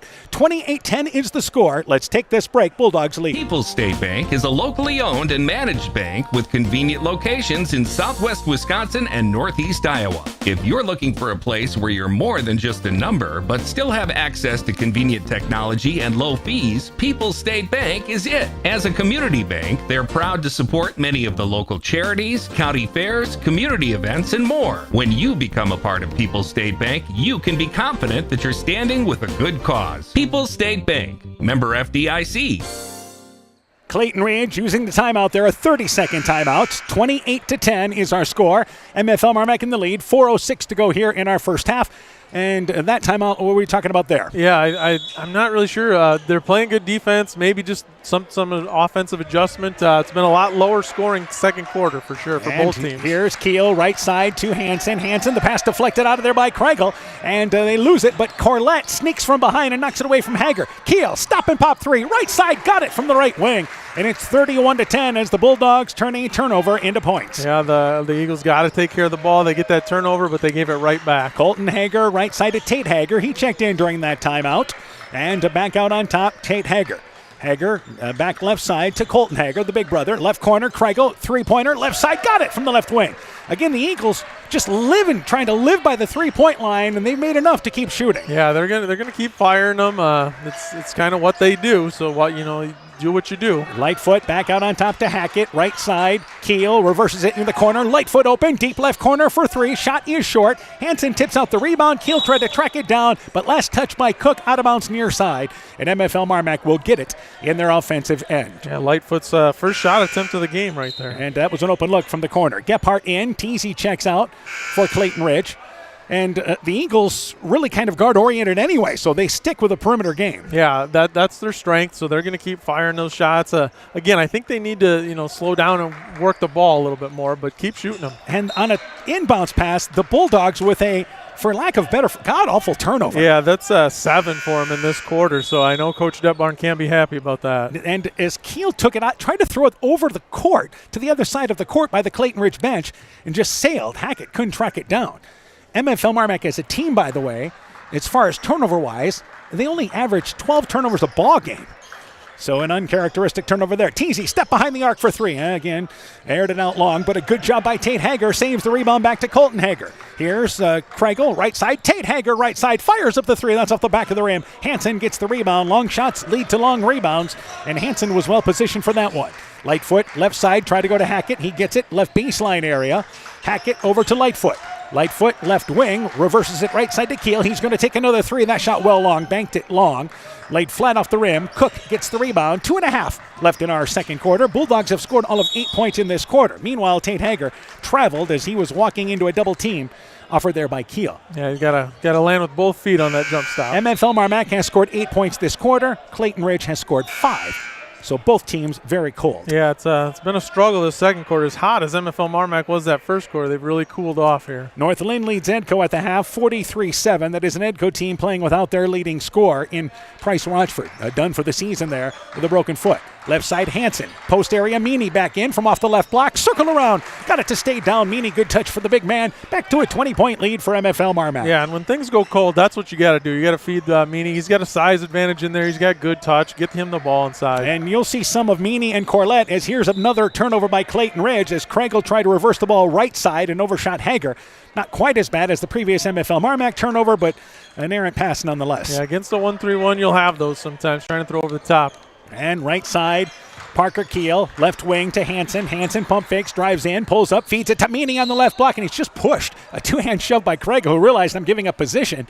And Meany fouled on the floor before the shot attempt. Yeah, that would have been 2 points if he didn't do that. Yep. But a good decision by Hansen. He didn't. He could have taken the three, but didn't. That time he drove and found Meany. And especially against this 1-3-1, Meany should be making a living in the elbow area from left to right. Meany back to Lightfoot. Lightfoot right side to Keel. Wide open, right side, fires up a three. It's off the back of the rim. Meany, the weak side rebound. Triple team, muscles through it, but stripped out of there by Mosier. Tried to get through that triple team, and the Eagles able to strip it out of there. Clayton Ridge back in the offensive end, right side to Colton Hager. Hager at the right elbow, feeds it left side. Kreigel, another three off the top of the key. Got it again. So Kreigel's hit a couple of threes here back-to-back. Again, they're going to keep launching them. Yeah, they're going to keep shooting, and, if they start falling, they could get back in. And Meany reverses it right side to Hackett off the elbow. 15-footer. It is no good. Colton Hager gets the rebound underneath. Can the Eagles make a bit of a run here in the final 120 of our first half? Yeah, they're playing good enough defense, too. They've just got to keep hitting shots and not turning the ball over. Have the Eagles taken a 2-point shot this quarter at all? They've taken 2 this Here's quarter. Another turnover as Kreigel tried to go right side to Hager, overshot him out of bounds, similar to the previous turnover. Overshot him into the MFL MarMac bench, and there's a turnover. Teasy back in as checking out will be Tate Hager. Gephardt also checks out as Backus comes back into the game. Go ahead. And that's where you got to be patient against that 1-3-1. When you get sped up, that's what the 1-3-1 wants. It forces lots of turnovers when you go quick. And Keel tried to catch it in the air and maybe throw a pass, I think, but could never come down with the pass. And the turnover gives it back to Clayton Ridge. Just a little too quick, Keel, that time in the action. Yeah, this is starting to resemble our girls' game a little bit right now. That was kind of a rough first quarter. And we've settled right into that. Left side, Kreigel thought about the three. In the corner now to Backus. Backus takes a little one-handed runner, 10 feet away, 8-foot distance. It's short, no good. Hackett the rebound ahead to Keel. They've got numbers. Keel crossover dribble, right side to Hansen. Scores the right-handed layup. Nice dish by Keel. Transition basket. Bulldogs here, back up by 19. Yep, and then you don't have to go against the set defense if you get out and run. And back over left side, 35 seconds now left in the half. Right side to Colton Hager, in the corner to Teasy. Teasy cross-court pass. Backus left wing to Kreigel. Kregel covered, back right side to Teasy, over to Colton Hager. Hager at the free throw line, pulls up, 15-footer, tough shot, but got the back bounce off the rim, goes through, got the bounce. 35-18 now as we're down to 15 seconds left here in our first half. Bulldogs seem content to work for one. And a foul committed by Clayton Ridge, and I believe he wanted to get a sub in. So Maddox Mosier was instructed to foul. Yeah, they had one to give. Yep. And the second foul on Mosier, he'll check out. They wanted to get Cook and Gephardt into the game and check out Teasy. So this is more of an offensive-defensive switch. Yeah, I think he didn't want some of his better offensive players to pick up an unneeded foul there. And they'll bring in another substitution as Tate Hager checks in for Backus. So that's the defensive look for Clayton Ridge right now as Lightfoot inbounds to Keel. They can work for the final shot. Keel right side to Hackett. Hackett with it over to Keel, back right side to Hackett. He's going to take a three, step behind the arc. It's off the back of the rim. Gets his own rebound, 15-footer at the buzzer, falls short. And that's how the first half comes to an end. Probably took the first three too quick, but the Bulldogs led by 15 at the end of one. They now lead by 17 at the half. 35-18, Bulldogs in control. We'll take a break. First half stats and coaching interviews from the girls game coming up. The winter high school sports season has begun, and the doctors and staff of Family Dentistry Associates of Monona encourage you to support your local high school basketball and wrestling teams. Dr. Jessica Wilkie, Dr. Mark Foey, Dr. Chase Bruner, and Dr. Daphne Hofler of Family Dentistry wish all of our student athletes a very healthy and successful season. Call 539-4651. Family Dentistry Associates of Monona, where health-changing smiles are created. Eagle Bulldog Basketball is brought to you in part by Sinolif Egg Sales and Service, Thompson Construction and Monona Overhead Door, TJ's Pizza in Monona and Claremont, Myers Auto Service in Monona, Clayton County Recycling of Monona, Rivertown Family Dentistry, Dr. Alicia Waukee in Guttenberg, Elkader Chiropractic Center, Dr. Jamie Hammersland, Adverse Weather Insurance, Jim Furman of Volga, your independent crop insurance agent, Norby's Farm Fleet in Northeast Iowa, and by Furniture Showcase in Allwine. Welcome back once again here to Clayton Ridge. Our final score tonight, halftime score, 35-18. Our girls' final tonight. MFL MarMac won earlier tonight, 60-34. We're joined by Clayton Ridge assistant girls basketball coach Casey Zar, and coach first in this ballgame. Let's build on the second half, because I think a much better second half for your team. Yeah, the message was obviously clear in the locker room at half. Clean it up, or there's other girls on the bench that want to play. We cleaned it up a bit, got some better looks, had different sets to run against MFLs. Just kudos to them. Defensively, they were just up in our grill. Had the lead at the end of the first quarter, 8-6, and obviously in the second quarter, actually only I think had 2 shot attempts in that quarter, and went about a 7-minute drought without even a shot attempt. The first quarter, we came out actually and we looked pretty good. Thought we could hang around a bit. Just a team of this caliber, at some point they were going to get to the rim. Good with Emmy Wickner, and then just her getting everyone else involved. All right, so we mentioned it was Amira Millard leading you in this ball game, 10 points, and again, I think she had like 9 or 10 rebounds, and this is what you've come to expect from her. Yeah, that's what she does. She's a walking double-double. That's what she's going to have to do for us to be competitive. Hopefully we can get Lola back after this weekend, and just keep moving forward, making strides. All right, you mentioned ball handling, freshman guards. This is a challenge every night there that you guys face in the Upper Iowa Conference, handling the basketball. Yeah, if teams don't know it by now, like we're young, obviously handling the basketball. But that's no excuse. We got to figure it out sooner or later, and they will. They're two really smart girls that understand and are around basketball a lot. So the future's bright, but we just got to figure it out now. Yeah, and the big thing is, as we mentioned, turnovers down in the second half, but obviously, 45 turnovers I think overall we had in this ball game tonight. So that's something that just you got to get her down to 25 and 20 in that area, right? Yeah, when we're competitive, it's normally around that 20 to 25 range, and especially in the first half when you're already at that number going into halftime, it's not going to look good. The other thing is, let's give props to defensively in this ball game tonight. I think you're pleased with what you guys did on that end of the court. Yeah, Sab and I have been really mixing it up at practice, and the girls kind of have bought into our different kind of zones that we run, whether it's going to be at full court, a half court, packing in the paint, or catching and running, trying to run girls off the three-point line. We just got to make sure that we're turning defense into offense, and when we do that we're normally pretty good. Yeah. All right, what's coming up for you guys now? We got Edco on Monday, so that's another fun one to always play against them. And then Friday against Southwind, another big one for the Upper Iowa Conference standings. All right, so get healthy, and we look forward to catching up with you guys here in a week or so. Yeah, thanks, Dan. You betcha. Clayton Ridge assistant girls basketball coach Casey Zar on his Eagle team as they dropped the decision earlier tonight, 60-34. Quick break. We'll be joined by MFL MarMac girls basketball coach Brian Bugenhagen when our halftime show continues after this. Northern Country Co-op and Viafield are now Nexus Cooperative, your full-service ag partner, supplying all your agronomy, energy, feed, grain, and lumber needs. Our highly knowledgeable and experienced team utilizes the latest technology in feed manufacturing, agronomy services, precision ag, plant and animal nutrition, energy products, and grain marketing to keep our customers ahead of the rest. Stop in today at any of our 26 locations across northern Iowa and southern Minnesota, or visit us online at nexus.coop. Brought to you by locally owned and operated NEAT, proudly providing high-quality internet, television, and telephone services at the speed of light to businesses and homes in Northeast Iowa. NEAT also provides computer and network services as well as business phone system sales and service. For more information, visit NEITEL.com or call 877-638-2122. NEAT, connecting you now. At the half, again, 35-18. MFL MarMac leads Clayton Ridge. Earlier tonight, the MFL MarMac girls victorious, 60-34 over Clayton Ridge. Coach, first off here, as tough of a start that first quarter was, man, that was a great second quarter. Yeah, I was kind of worried, honestly, coming out in the first quarter, how we've had a tough 8 days of big games, and, just coming in another game, didn't know how we'd kind of come out. I was just worried about that. But, that second quarter, we got some steals and some buckets and, had some energy, and that's propelled us, get us the win. All right, the big thing is, let's start with the play of Emmy Wickner as well as Emma Driscoll in this ball game. Wickner had 16 points. Driscoll had 14 points for you. As again, they were very active. Yeah, and it's not just on the offensive end. I think on the defensive end, I think Emmy and Emma both do a nice job of playing defense and kind of getting out on our break, and we got some easy buckets by that, and that's what we need to do. And again, this is where you look for those third scores or who's going to contribute for you, and Casey Pika had 11 points. Yep, and she's actually been shooting the ball really good for us, and she looks for a shot, and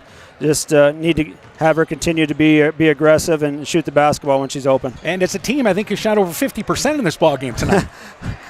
That surprises me, but I'll take that. I think we're averaging like 36% for the season. So anytime we can do that, I think that's very good. All right, Autumn Shaw, let's get an injury update there. Yeah, she's bad ankle roll. She's going to be probably pretty questionable for tomorrow. But it's we are the walking wounded this year. Yeah. It seems like it but hopefully, get some ice and maybe some heat on it and get her some rest, and hopefully maybe she can tape it up and go tomorrow. All right, tomorrow, a good challenge with Crestwood. Yeah, and, we're looking forward to that, to get a non-conference win, and it'd be a good matchup for us at a college gym, so that's always fun to go play in those venues. All right, we'll talk to you before Tuesday night's game against Southwind. Good luck to you guys. All right, thank you. Yes, MFL MarMac girls basketball coach Brian Bugenhagen talking things over about his Bulldog team, victorious earlier tonight, 60-34. Quick break. When we return, first half stats and second half action. You're listening to high school basketball from KCTN Sports. Boisier Lumber Company in Guttenberg and Elkader, your do-it-best rental center, handles Midland garage doors for residential, commercial, and agricultural needs. Midland Steel Garage Doors provide the best all-around value when appearance, security, durability, and low maintenance are desired. Boisier Lumber and Midland Doors take pride in providing their customers with top-quality products and superb customer service. Contact Boisier Lumber in Guttenberg and Elkader, your do-it-best rental center for Midland overhead doors sales and service. TNT Power Sports sells and services all makes and models of UTVs and ATVs. We have a nice selection of clean used units available along with new units. Contact Brian, Sawyer, or Tracy for your next UTV or ATV purchase. To keep your UTV or ATV in top-notch condition for work or play, schedule your service work with Brian or Nathan by calling 563-245-1100 or stop into TNT Power Sports north of Elkader on Highway 13 for all your sales or service work. MFL MarMac leads 35-18. They led 23-8 at the end of one. Let's update you on other scores. North Fayette Valley has defeated Postville tonight, 72-33. Central leads West Central at the half, 49-13.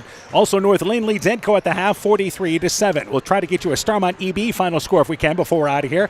We turn things over to Coach Sass. Let's go through the individual totals, and let's start first off here for MFL MarMac. MFL MarMac, Landon Meany with 8 points, Eli Hansen with 7, Brock Hackett with 11, and Parker Keel with 9. Yeah, so they've had balanced scoring, and that's been the case for them with 4 guys averaging in double figures. Totals now for Clayton Ridge. Yeah, Clayton Ridge has Colton Hager with 4, Seth Kregel with 9, Casey Teasy with 3, and Maddox Mosier with 2. All right, let's go to the shooting stats now in that first half. Yeah, so Clayton Ridge was consistent in both quarters, so they were 3 of 13 both quarters for 6 of 26, 4 of 19 on threes, so they need to pick that up a little bit, and 2 of 2 from the free throw line. And for MFL MarMac. Yeah, they cooled down in the second quarter a little bit, but they're 13 of 27 overall, 7 of 17 from the three-point line, and 2 of 2 from the free throw line. All right, so the Bulldogs lead by 17 here at the half. Again, they won the earlier matchup. For Clayton Ridge, again, doing a lot of things defensively that are good things on the half-court end. Got the pace, I think, a little more to their liking in the second quarter, but offensively it's just been a challenge. Yeah, the second quarter defensively, Clayton Ridge did a nice job. MFL MarMac with 9 turnovers that second quarter. They did a really nice job, but the offense is kind of the same, kind of been stuck. 3 of 13's just not going to do it in this game. All right, it is for the Eagles. Mosier out there along with Teasy, Colton Hager, Backus, and Kregel. Meanwhile, for MFL MarMac, it is Hackett along with Lightfoot, Meany, Hansen, and Keel. Starting 5 out there as we start the second half on this Friday night. And it will be Hackett into the backcourt to Lightfoot as the Eagles pick up their 1-3-1 defense. Off a pick, right side, they look backdoor, and cutting is Keel. Nice bounce pass from Lightfoot. A set run out of the break, and an easy layup on the right side. Yeah, nice little set there by Coach Detbarn and the Bulldogs. And left side, Colton Hager at the elbow, pulls up, 15-footer, got it from the left elbow. Eagles quickly answer. And back in the offensive end, just like that, it's MFL MarMac. Left side, Hackett. Hackett, baseline to Hansen. He's going to take a 3 near the left corner. It's off the back of the rim. Keel skies, gets the rebound away from everybody, turns, fires up a little 8-footer, middle of the lane, spins and got it to go down. Well, MFL MarMac has picked up the pace here of this third quarter. Yeah, this resembles the first quarter. And which, again, does not bode well if you're the Eagles. Colton Hager back over on top to Kregel. Kregel with it now and goes in the corner to Teasy. Wide open, left side, fires up the 3. That shot long off the side of the rim. Best look they've had tonight. Keel got the rebound, and there is a foul. And this foul, I think it's called on... It is. Keel at first reacted like it was on him, but it's actually on Mosier as Keel and Mosier went after the rebound. Yeah, Clayton Ridge, nice couple looks there on the offensive end, just weren't able to make that one. Third foul on Mosier, 1 minute into our third quarter. The first foul against the Eagles here in the second half. Left side, Lightfoot, deflected by Kregel. Lightfoot goes underneath to Meany, wide open on the left side, uses the right hand. Nice over-the-top pass by Lightfoot. 41-20. Meany gives him a shout-out going down the field, down the court there on the pass. Yeah, that's tough to guard him down low. He's just got too much size for Clayton Ridge. And Lightfoot on defense plays the bottom of the 1-3-1. Kregel with it now at the free throw line. Goes left side to Colton Hager. Hager cross-court pass to Backus. Right baseline to Kregel. Kregel with it on top. Colton Hager open. Left side fires up the 3-line. Drived it short off the front of the rim. Lightfoot gets the rebound near the left corner. And again, Eagles, good job getting back. Hackett back over to Hansen. Wide open. Left side for 3. Got it. Eli Hansen with another 3-pointer. Bulldogs lead by 24. Yeah, they've picked their shooting up on the third quarter again. And again, this pace now, they've scored here now 9 points in the first 2 minutes of our third quarter. So Kregel drives baseline, wraparound pass to Mosier, wasn't expecting it, goes off of his hands, out of bounds. Actually went off the shoulder, out of bounds, and the ball goes back to to Clayton Ridge. And this is what we talk about, MFL MarMac, and this is even dating back to the days you played. Yep. They're a team of runs. Yep. We always like to get out and go. That's how Coach Detbarn coaches it, and the players do a nice job with it. Lightfoot open right side for 3, short, grazed the front of the rim, and the ball goes out of bounds as that time Hackett could not get to it, and an errant shot goes wayside for the Bulldogs. And Keel kind of comes down in the half court, in the 1-3-1, 3/4 court, but he's just there to just kind of slow things down a bit. Yeah, just light pressure. If you're not careful, he's going to take it. Mosier catches it on the left block, turns and fires the shot over Meany. It's short, no good. And back in the offensive end is MFL MarMac. Lightfoot, right side to Hansen. Touch pass to Meany. Good job by Hager, dropping down. Deflected it away on the right block area, but the Bulldogs maintain possession off the right side. Yeah, much better job by the Eagles in their defensive rotations there. Mosier checks out. Cook comes into the ball game for the Eagles. Off the right side of the basket, it will be Lightfoot taking it inbounds. Lightfoot has to go back out on top to Hackett. Hackett left side to Hansen. Good job by the Eagles, taking away that inbounds play. Right side with it now, Keel. Keel, Hackett on the right wing. Hackett, double team, steps out of it. Back over to Keel. Keel and stops the dribble, needs some help, goes left side, intercepted by Kregel. Tough pass to make from one side of the court to the other. Kregel drives in, knocked away by Lightfoot, and saved out of bounds by Keel, but they say he's out of bounds. Great effort there, but a better job by Lightfoot getting back defensively. Yeah, a little late call by the official, but I think it was the right one. I think the ball did hit the line. And it will be for Clayton Ridge. They'll take it off the right side of the basket. 9-2 run for MFL MarMac here in the first 3 minutes of our third quarter. Right side, Colton Hager. Inbounds in the corner now to Backus. Backus to Kregel. Kregel at the right block is covered. He'll bring it out to the wing. And back out on top to Backus. Backus to Hager at the right elbow. Right side goes back there to Kregel, who drives in. Shot blocked by Meany, but a foul on Meany as Kregel challenged him off right side. And Kregel to the free throw line for 2 for the Eagles. Yeah, I think Kregel's got to do more of that. Every shot he's taken this game has been a 3, and looks like he's got some good athleticism, some good strength. I'd like to see him drive a little bit more. Well, earlier in the possession, they had him on the right block, and you'd love to take your chances down there as well. As the free throw's off the back of the rim, rolls to the front, it is no good. I think anytime you can get him in a one-on-one type situation, you try to take advantage of it. Yeah, a good, strong kid. Looks like he jumps pretty well. I'd like to see him just penetrate a little bit more like that. Second free throw by Kregel. Popped in and out. It is no good. So they come up empty on 2 free throws there, and the rebound by Keel. Keel back to Lightfoot across the timeline offensively. Lightfoot goes back right side to Keel. Keel left side to Hackett. Takes a step back 3 on the left wing. Got it again. Hackett decided 19 feet's not enough. Let me step behind the arc. They lead by 27. Get that extra point when you do that. And again, they are in control here in the third quarter. Colton Hager at the left elbow. Drives in, pulls up, 10-footer, a lot of traffic, tough shot. Meany challenged it. Keel gets the rebound, races into the offensive end, drives through, double pump, layup, it's up and in. Tried to do that earlier from the right side. It looked better from the left. Yeah, it's a little bit easier when you're on the left side and you're left-handed too. 49-20, halfway through the third quarter. And again, this is another run by MFL MarMac, 14-2 run to leave no doubt. Right side to Backus. Backus back out on top to Hager. Hager back left side to Kregel, who takes about a 30-footer, wedged it long between the rim and backboard. He was just inside the volleyball line. Back in the offensive end is Lightfoot. Lightfoot tried to go right side, kicked away by Teasy. Stays down here on the far sideline with MFL MarMac. First substitutions of our second half. We had some good flow going there as Colton Hager checks out along with, well, actually Gephardt's coming in. Teasy's going to stay in the ball game. Teasy thought he was coming out, but actually Teasy stays in and Backus checks out. So Sarazua and Gephardt have checked in as well for Clayton Ridge. So Sarazua and Gephardt are the two checks in that checked in, and Backus checked out along with Colton Hager. And Jaron Willie in for the Bulldogs as well. His first appearance. Meanwhile, they try to go right side. Keel try to go to Jaron Willie, and that pass deflected by Teasy off the hands of Willie, and it goes out of bounds there to Clayton Ridge, and MFL MarMac leads by 29. We mentioned the girls play tomorrow, so do the boys. They play Charles City, and I think you're going to see a lot of subs for them in the later part of this game. Yeah, I'd be surprised if this lead gets a little bit more if the starters play a whole lot in the fourth quarter. Gephardt pulls up, 15-footer, banks it long, tough contested shot by Willie. Rebound pulled down by Lightfoot. Bulldogs back in the offensive end.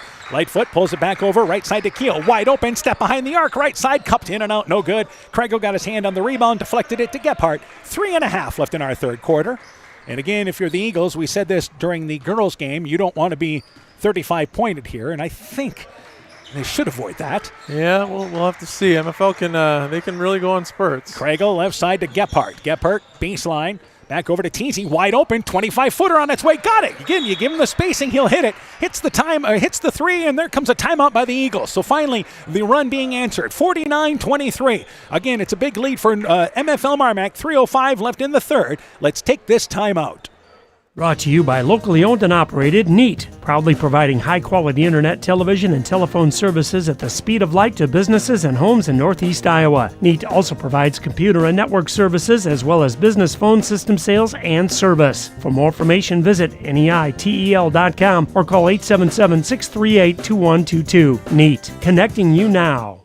If you feel lost in the big chain store pharmacies, take the time to stop at a Nightingale Drug and visit with us about our services, such as one-on-one consulting, free local delivery, competitive pricing with most insurance plans, and Medicare accepted. We'll make the transition quick and easy for you. Come to the people you know and trust. Nightingale Drug and Gift Shop, your small-town family-friendly business in Guttenberg.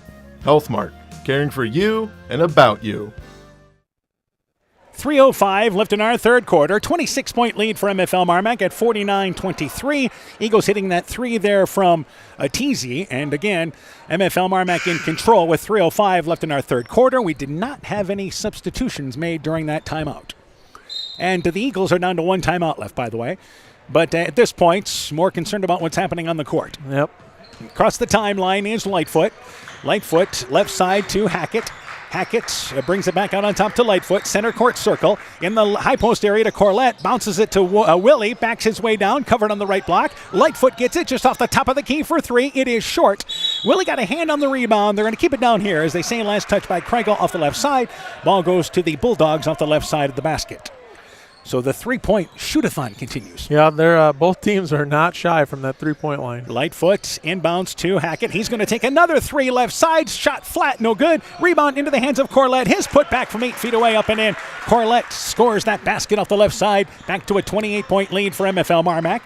Kiel continues to play the top of that 1-3-1. And again, Kregel, left side to Teasy. We were talking about everybody playing the 1-3-1 in the conference. But you'd think these teams would have no problem handling it, knowing you're practicing against it every night. That too, yeah. Gephardt, left corner for three, hits the side of the rim, bounces out and goes through. Gets the kind bounce. And a nice smile from Gephardt hitting that three, 25-point lead. Willie in the corner for the Bulldogs, by the way. Back out on top, 2-minute mark in our third quarter. Top of the key, Hackett. Hackett in the lane, too. Corlett put it down on the floor. Gephardt knocks it away, and a foul by Corlett. So good job by Gephardt there as Corlett was challenged down low. Flood of substitutions for MFL or for Clayton Ridge. 5 in and 5 coming out here. Yeah, we got a line change here for the Eagles. So Gephardt, Sarazua, Cook, Kregel, Teasy, all out. Backus, Mosier, Tate Hager, Colton Hager also back into the game. Or actually his first appearance tonight is number 35, William Rote, a 6'3 junior coming in. 51-26, Bulldogs led by 17 at the half, and they have continued to control things. Left side, Mosier. Back out to Colton Hager. Hager with it. Baseline area to Mosier. He's going to turn, fire at the 12-footer, banked it long, but try to wedge it there. A little undecided. Should I take the bank shot or try to swish it in? Kiel races down the court, double pump layup, flips it up, shot no good, but he's fouled, bailed out by contact on the drive in. Kiel goes to the free throw line for 2 for MFL MarMac. Yeah, good athletic move by Kiel there. He's able to hang in the air and then draw the foul. MFL MarMac has 4 subs that have yet to see the court in this ball game, but you figure they'll see action in the fourth quarter. Kids that played the JV game earlier tonight. Free throw by Kiel, it is good. Kiel, by the way, is an outstanding free throw shooter. 87% coming in, 26 of 30 this season. Yeah, you don't see that often in high school basketball. That's impressive. And MFL MarMac as a team, 70%. That's impressive for a team shot, a team shooting as well. Not bad at all. Second free throw on its way by Kiel, it is good, 53-26. MFL MarMac as a team shoots 42% from the field, which is a bit surprising, and just 30% from the three-point line. Also into the game is number 24, Keston Oberbrockling, and loses the ball into the backcourt, but able to save it there to Colton Hager. It was deflected away. So Oberbrockling in the game, 90 seconds left in the third. Rote baseline, 15-footer short off the side of the rim. Rebound pulled down there by Kiel. Kiel back in the offensive end, right side to Hansen, on top to Willie. Willie in the lane to Meany, overshot him. Meany, even at 6'6", couldn't get to that. And the ball picked up by Backus underneath. 53-26. Bulldogs here, still in the lead. Pass left side, intercepted by Lightfoot. Lightfoot ahead to Kiel, who catches it mid-flight, takes the dribble and scores the layup. 55-26 now. Steal and a fast break opportunity for the Bulldogs. They love to run. That's what they do best. Yeah, they're really extending this lead. Like we talked about earlier, for Clayton Ridge, you want to keep this under 35. And right side, Hager has the ball knocked away, deflected into the backcourt, picked up by Kiel. Kiel drives in, uses the left hand from the right side, up and in.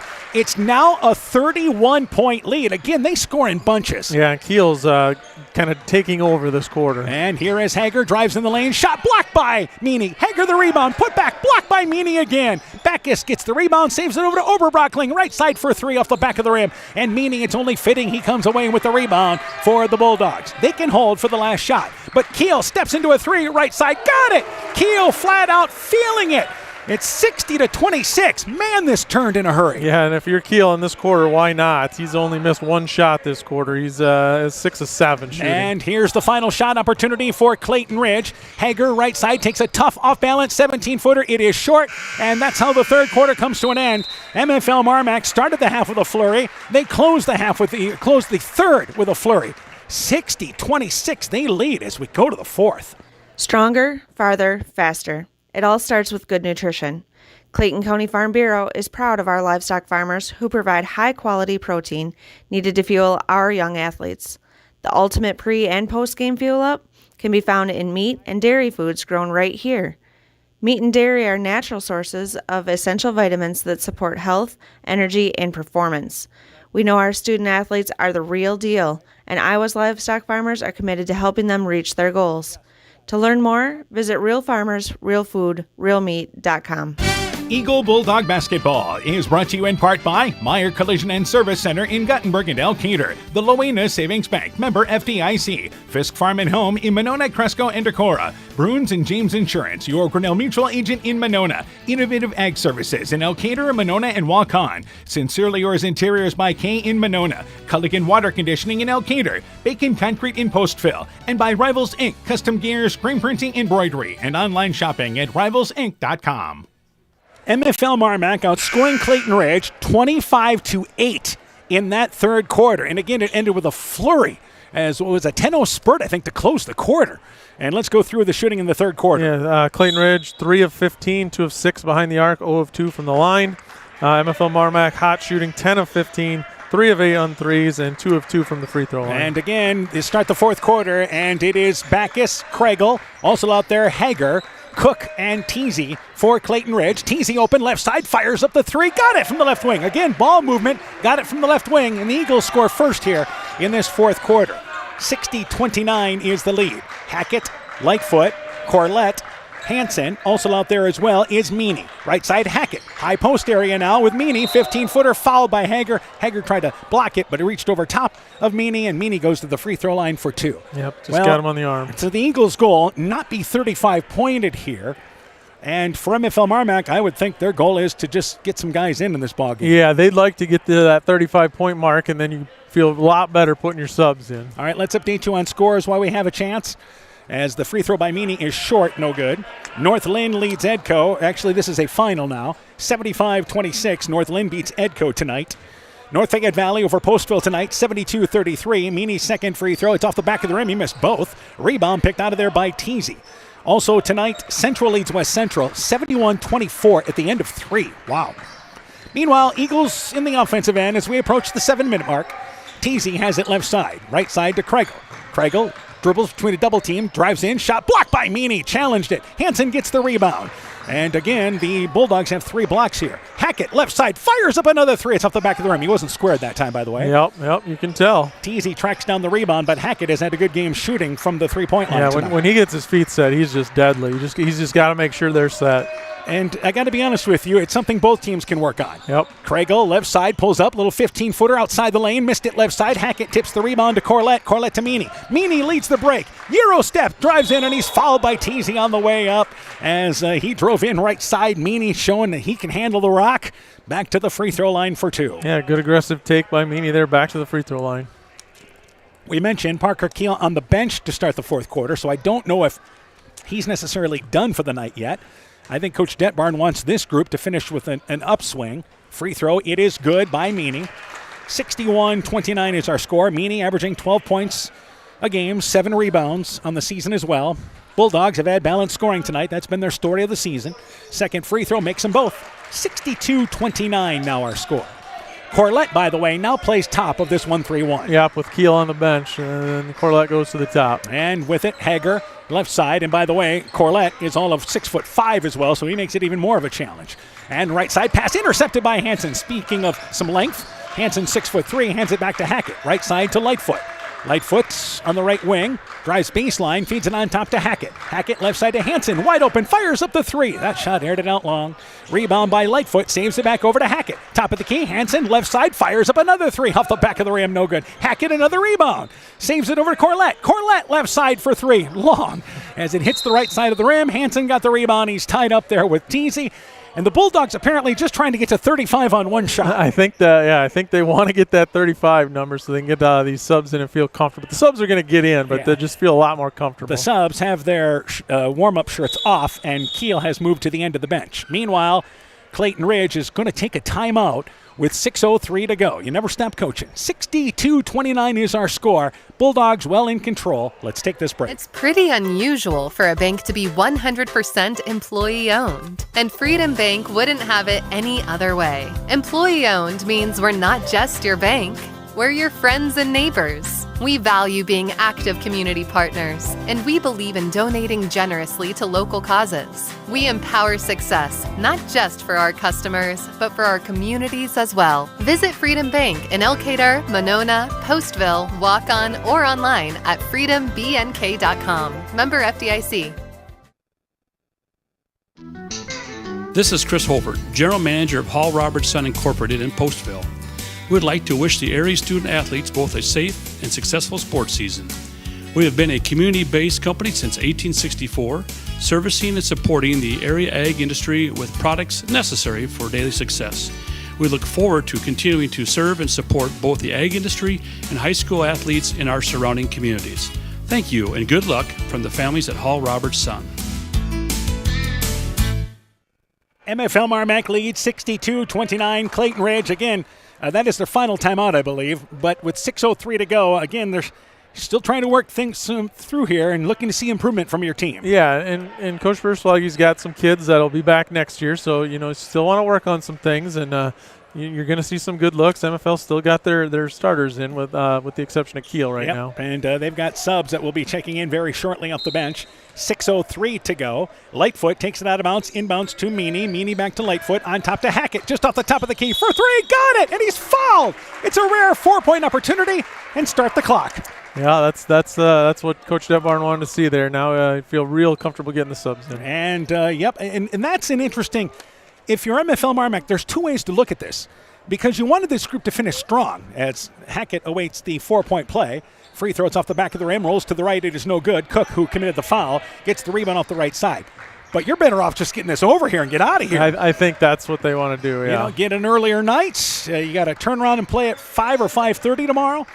And at Upper Iowa University, they take on Charles City. Backus drives baseline, so they will bring in subs very shortly, and Clayton Ridge throws it away again. Backus tried to go right side to Kregel. He started to head towards the baseline. Ball sailed behind him out of bounds. Yep, just a little miscommunication there. All right, what do we have as far as turnover-wise in this ball game tonight? MFL MarMac currently has 15. And remember, they had, 7 in the opening quarter? 9 in the second quarter. So other than that, they've done really well. Yeah, the ball off the foot of Meany as MFL MarMac tried to push it ahead. And for Clayton Ridge. And Clayton Ridge currently with 17. All right, so not bad in that regard. Not terrible. No, you'd like to see a little bit better, but not terrible. And for the Bulldogs, you expect some of that because of the pace that they play with. Exactly, yep. All right, so here's the subs. Everybody else out. Into the game, Jaron Willie. Number 2 into the ball game, Karsten Pester, a 6'3 junior. Number 11 into the game, Kinnick Corlett, a 6'2 junior. Number 4, Tristan Bacon, a 5'10 sophomore in. TZ left side for 3, shot no good. Rebound by Cook over to Kregel. Step behind the arc, right side for 3. That shot no good, just off the top of the key. And a foul, and this is on Clayton Ridge as Cook tried to come in and get the rebound. Also into the ball game is number 13 for MFL MarMac, Austin Trappy, a 5'10 senior. And I believe we got everybody on the court now, right? I think so. Yeah, I think everyone's played. And everybody's played for Clayton Ridge in this ball game tonight. Yep. They had a JV ball game. They actually played 5 quarters. The MFL MarMac JV boys won, but they played a 5th quarter with the backups as Colton Hager gets a steal off the subs and drives in and scores the right-handed layup. Good anticipation there by Hager.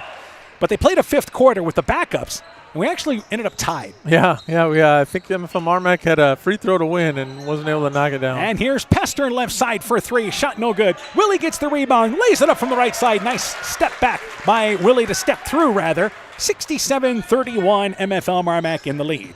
We mentioned the Bulldogs play tomorrow. Kregel goes left side, throwing behind Teasy, but he's actually able to track it down near the Clayton Ridge bench. Left side, Teasy brings it back out on top and in the lane to Kregel. Kregel right side to Backus. Backus to Teasy, and Teasy brings it left side over to Hager. There's a foul, and this is away from the ball. Hager launched to 3, and the foul is committed on MFL MarMac, I believe? I believe so. I'm not sure. Clayton Ridge going to the bench now, too, as well. So they will bring into the game Gephardt along with Sarazua and Mosier. Rote checks in along with number 14 as well, and that will be Leland Mueller, a 5'8 junior. So now everybody has seen action in the court. Inbounds to Mueller. So subs finishing things off for the final 3 minutes. Mueller drove in the lane in a reach-in foul by MFL MarMac. Let's not get into the bonus here, huh? And the reach-in foul committed by Trappy. Still got a little ways to go, but yeah. But Clayton Ridge has committed 4. That's true, yes. But it would be nice to see some subs score. I get that. Yep. They're going to keep playing hard. We talk about Clayton Ridge schedule-wise. They're home with Edco. And, again, that's an Edco team, not the same team that was earlier this year. It's a huge loss for them with Price Rochford. But then they are at Southwind and home with Keyhigh. As the ball deflected out of bounds on the inbounds play there from Keston Oberbrock. Yeah, the ball stays down here. Southwind and Keyhigh games are going to be tough. And the Eagles, what they're trying to do now is avoid a play-in game in the tournament. Mueller wrapped around left side pass, intercepted by Pester. You don't want to play that Friday night, the play-in game in the tournament. Right.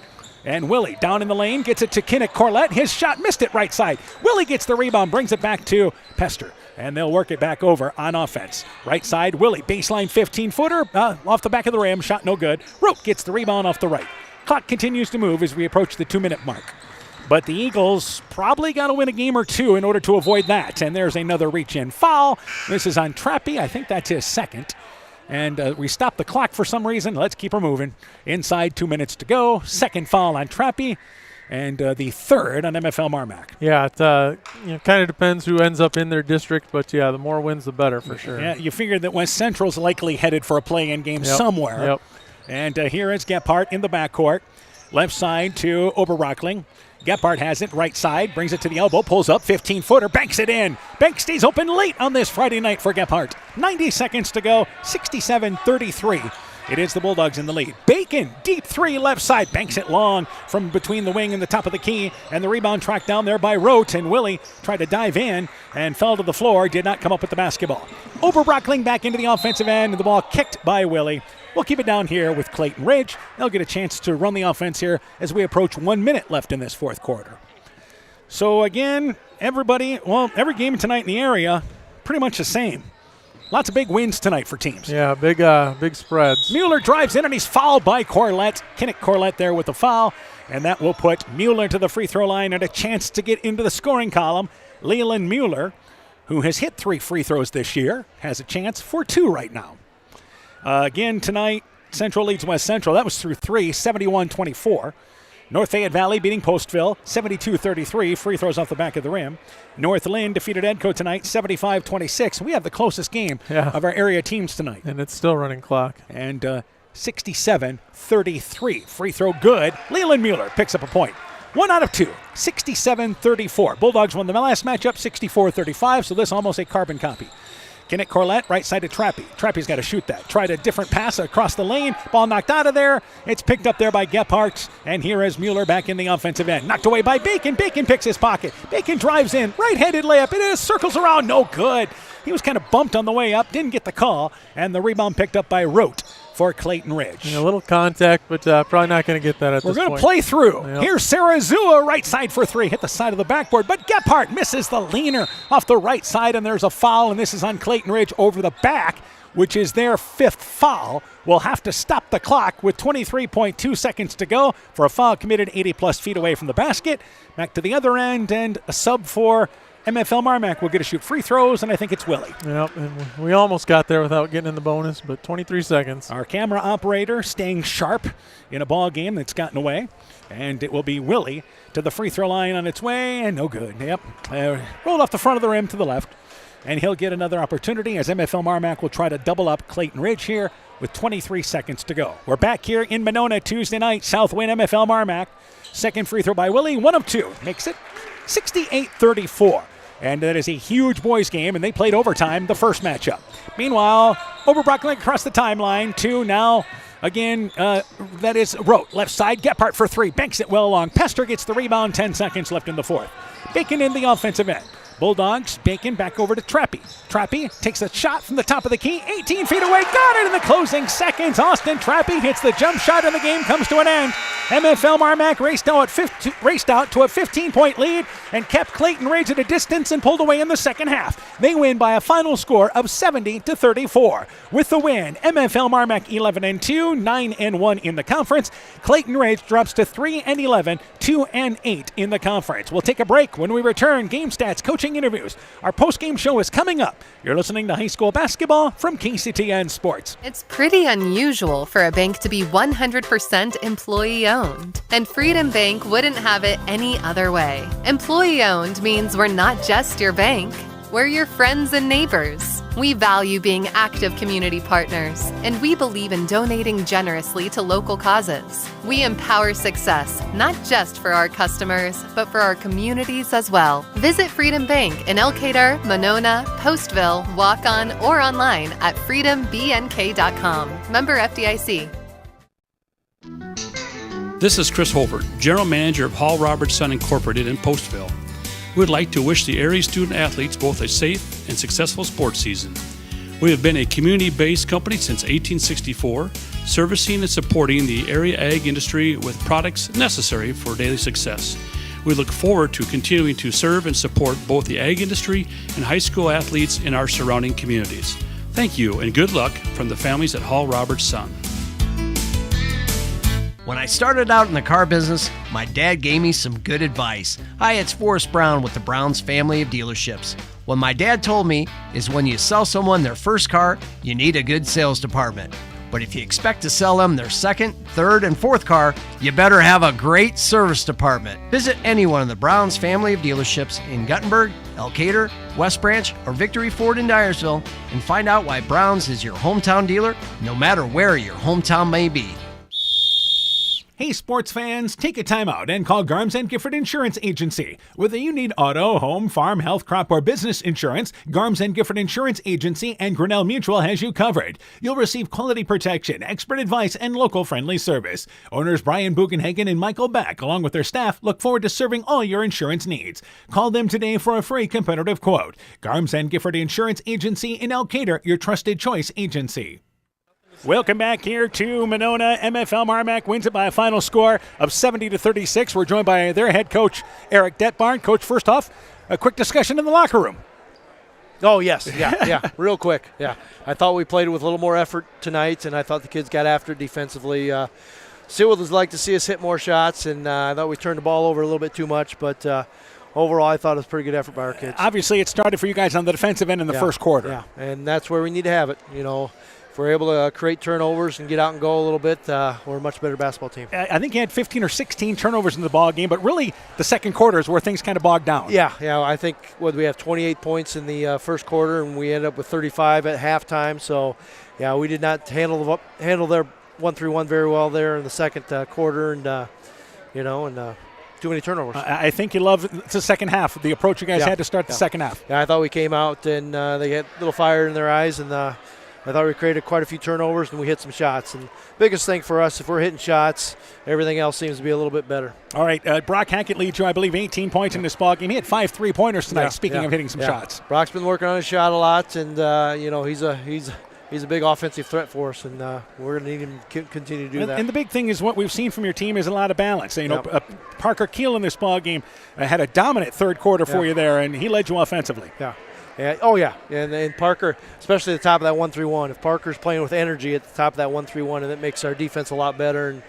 And he gets down there and rebounds the basketball, he can take it coast to coast. Yeah, I think he had 24 points. I think 15 of them coming in the third quarter. You're able to rest him in the fourth quarter. Also, Eli Hansen, I think, another kid that you. That was huge. See, Eli hit some shots. He's been struggling a little bit offensively, and to see him hit some shots was really big for us. All right, the other thing is Landon Meany. Again, you got a big man that you want to use. Yep, we still got to get him more touches, but when we do give him touches, he's got to quit bringing the ball down. Okay, there's quite a few times he tried to put the ball on the floor. He'd bring it down, and then they would collapse on him and take it away from him. So. All right, so part of the learning curve as well. All right, now, quick turnaround for you guys tomorrow. Yeah, we got Charles City at Upper Iowa tomorrow. Which you know is anything about them? One. Yeah, they're not real big, but they are awfully quick and athletic. So it's gonna, as far as ball handling is concerned, we're gonna have to handle the ball real well tomorrow. And I think that's why you guys were playing. Let's get to 35. Let's get some rest. Yes.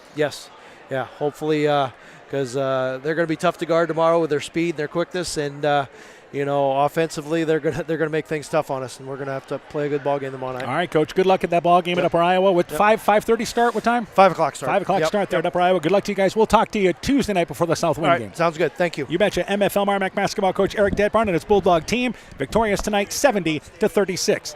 Quick break. We'll be back with the game stats, and we'll talk with Clayton Ridge coach Kyle Spearschlage when our post-game show continues after this. Top Gun Customs knows you can fill a deer tag well out of season. If you've tagged that prize buck, pull up to the stoplight at Top Gun in Garnavillo. That's it. Bob and his technicians have been repairing vehicles for over 45 years. We write the estimates, take the photos, and deal with the insurance company for you to ensure your vehicle is repaired quickly and, most importantly, safely. We also have free loaners or rental vehicles. Call Bob or Nancy at Top Gun to schedule your repair today. 563-964-9899. The Woodland Eye Clinic in Elkader and West Union are proud sponsors of high school sports. We are committed to bringing our patients the highest level of total eye care with detailed one-on-one attention. Our offices offer the newest technology and equipment with a professional team of experienced staff that is committed to you. Call us today for your next total eye care appointment. The Woodland Eye Clinic in Elkader and West Union supports all of our local athletes taking the field or court this season. Are you wanting to eat better, feel better, get your weight or other numbers under control, and need someone to hold you accountable? This is Brandy Strube, registered dietitian with Veterans Memorial Hospital. I welcome consultations with patients of all ages and look forward to helping you meet your nutritional goals. Please call the hospital to set up an appointment or ask your doctor for a referral at your next visit. Exceptional caring people, Veterans Memorial. Post-game show continues. MFL MarMac over Clayton Ridge, 70-36. Couple of more finals. Central has defeated West Central tonight. Final score there was 80-39, and Starmont has defeated East Buchanan tonight, 69-47. We'll go through all the scores coming up in just a bit. We're joined by Clayton Ridge boys basketball coach Kyle Spearschlage. Coach, first off here, slow start to this ball game. Fell down early. Yeah, it was pretty similar to the first time we played them, where they had a 12, 14-point lead after the first quarter, and then we played even for the second quarter, which tonight, I don't know exactly, but a pretty even second quarter, I think. 12-10 is what you outscored, so yeah. And we just, they turned us over, if I remember right, and they were lighting it up from deep. All right, obviously, your team does a lot of good things. I know you're the defensive effort tonight, but this was a challenge tonight. Yeah, without a doubt. They're a very good team. When you have multiple guys who can stroke it and create turnovers, they're a tough matchup for us, and they did. And we did good things at times. We really did the second quarter. I think the first half to third, if I remember right, but just need longer stretches of that. So and the other thing is offensively, hit some threes tonight, and again, if you look at the numbers, and all the analytics, you guys should be shooting 3-pointers. Yeah, and I know we took quite a few tonight. It was, and at times after the first quarter, we were able to penetrate. I know it's easy to sit here and say, "Oh, stop shooting! Got to get to the rim." Easier said than done with their length, and Corlett, Hansen, Meany gets 3, and Parker, even though he's not as tall and long, with his athleticism, he appears to be that long. All right, guys, I hit a couple of shots for you tonight. Your 3 juniors lead you. Seth Kragel with 9 points, Casey Teasy with 9, Colton Hager had 8 points. Yep, and those 3 have pretty much been our top 3 scorers most of the year.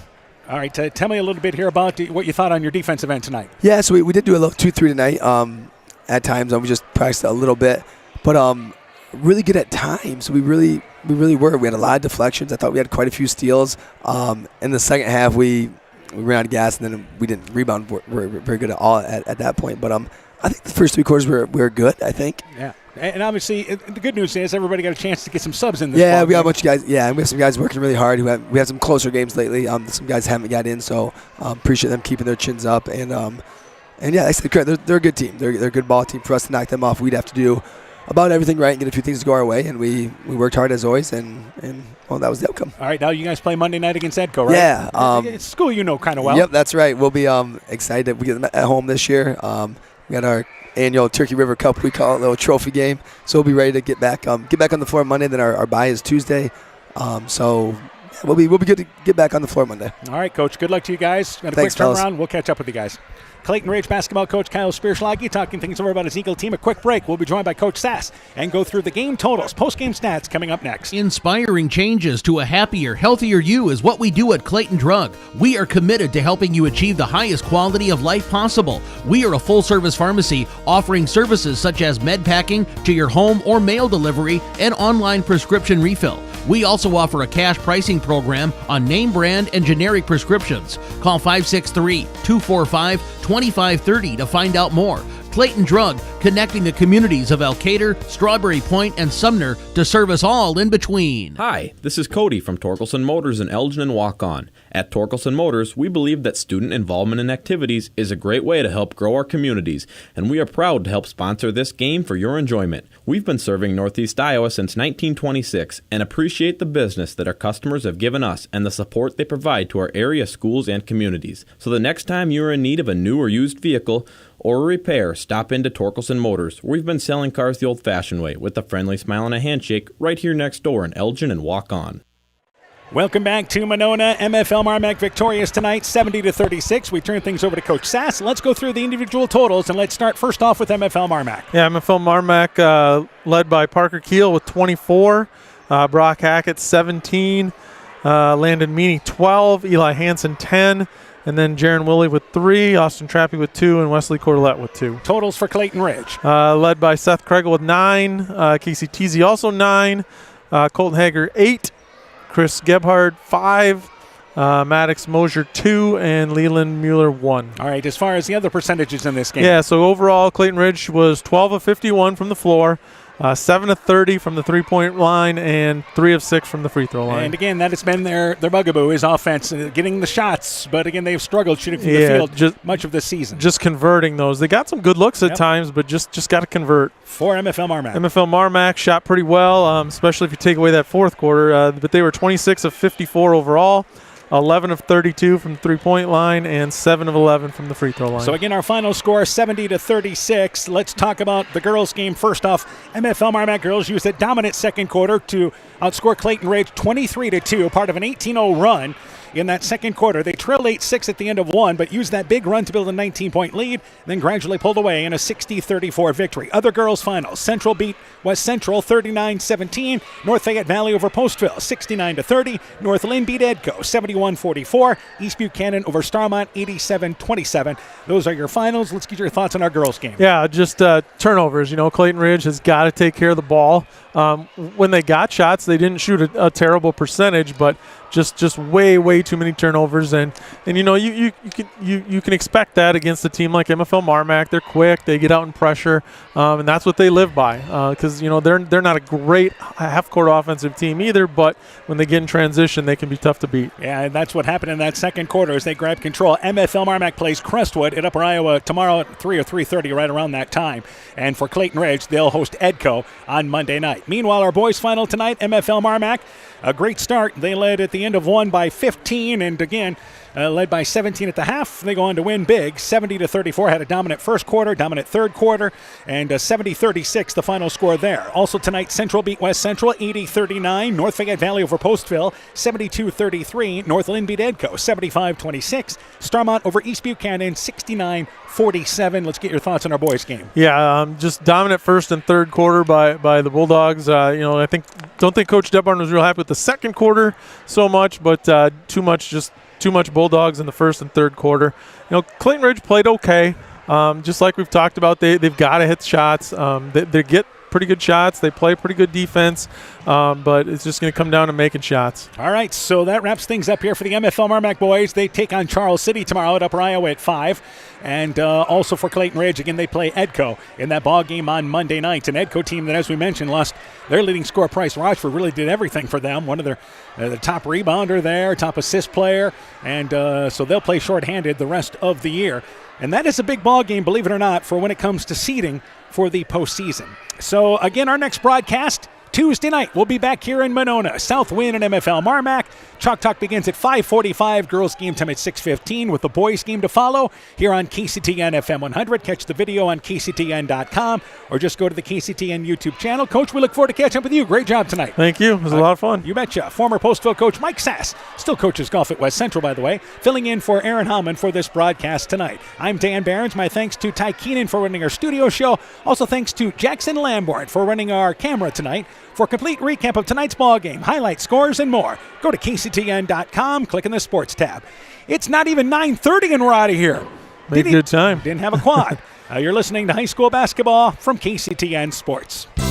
Being good at life means getting your finances together so you can focus on the moments that matter most. With over 175 years of expertise, New York Life Insurance Company provides you with benefits you can enjoy while you're, well, living. So give your local agents, Andrew Reimer or Troy Springer in both Guttenberg and Monona, a call. You can reach Andy or Troy at 563-252-2471. That's 563-252-2471. They can help you and your family be good at life.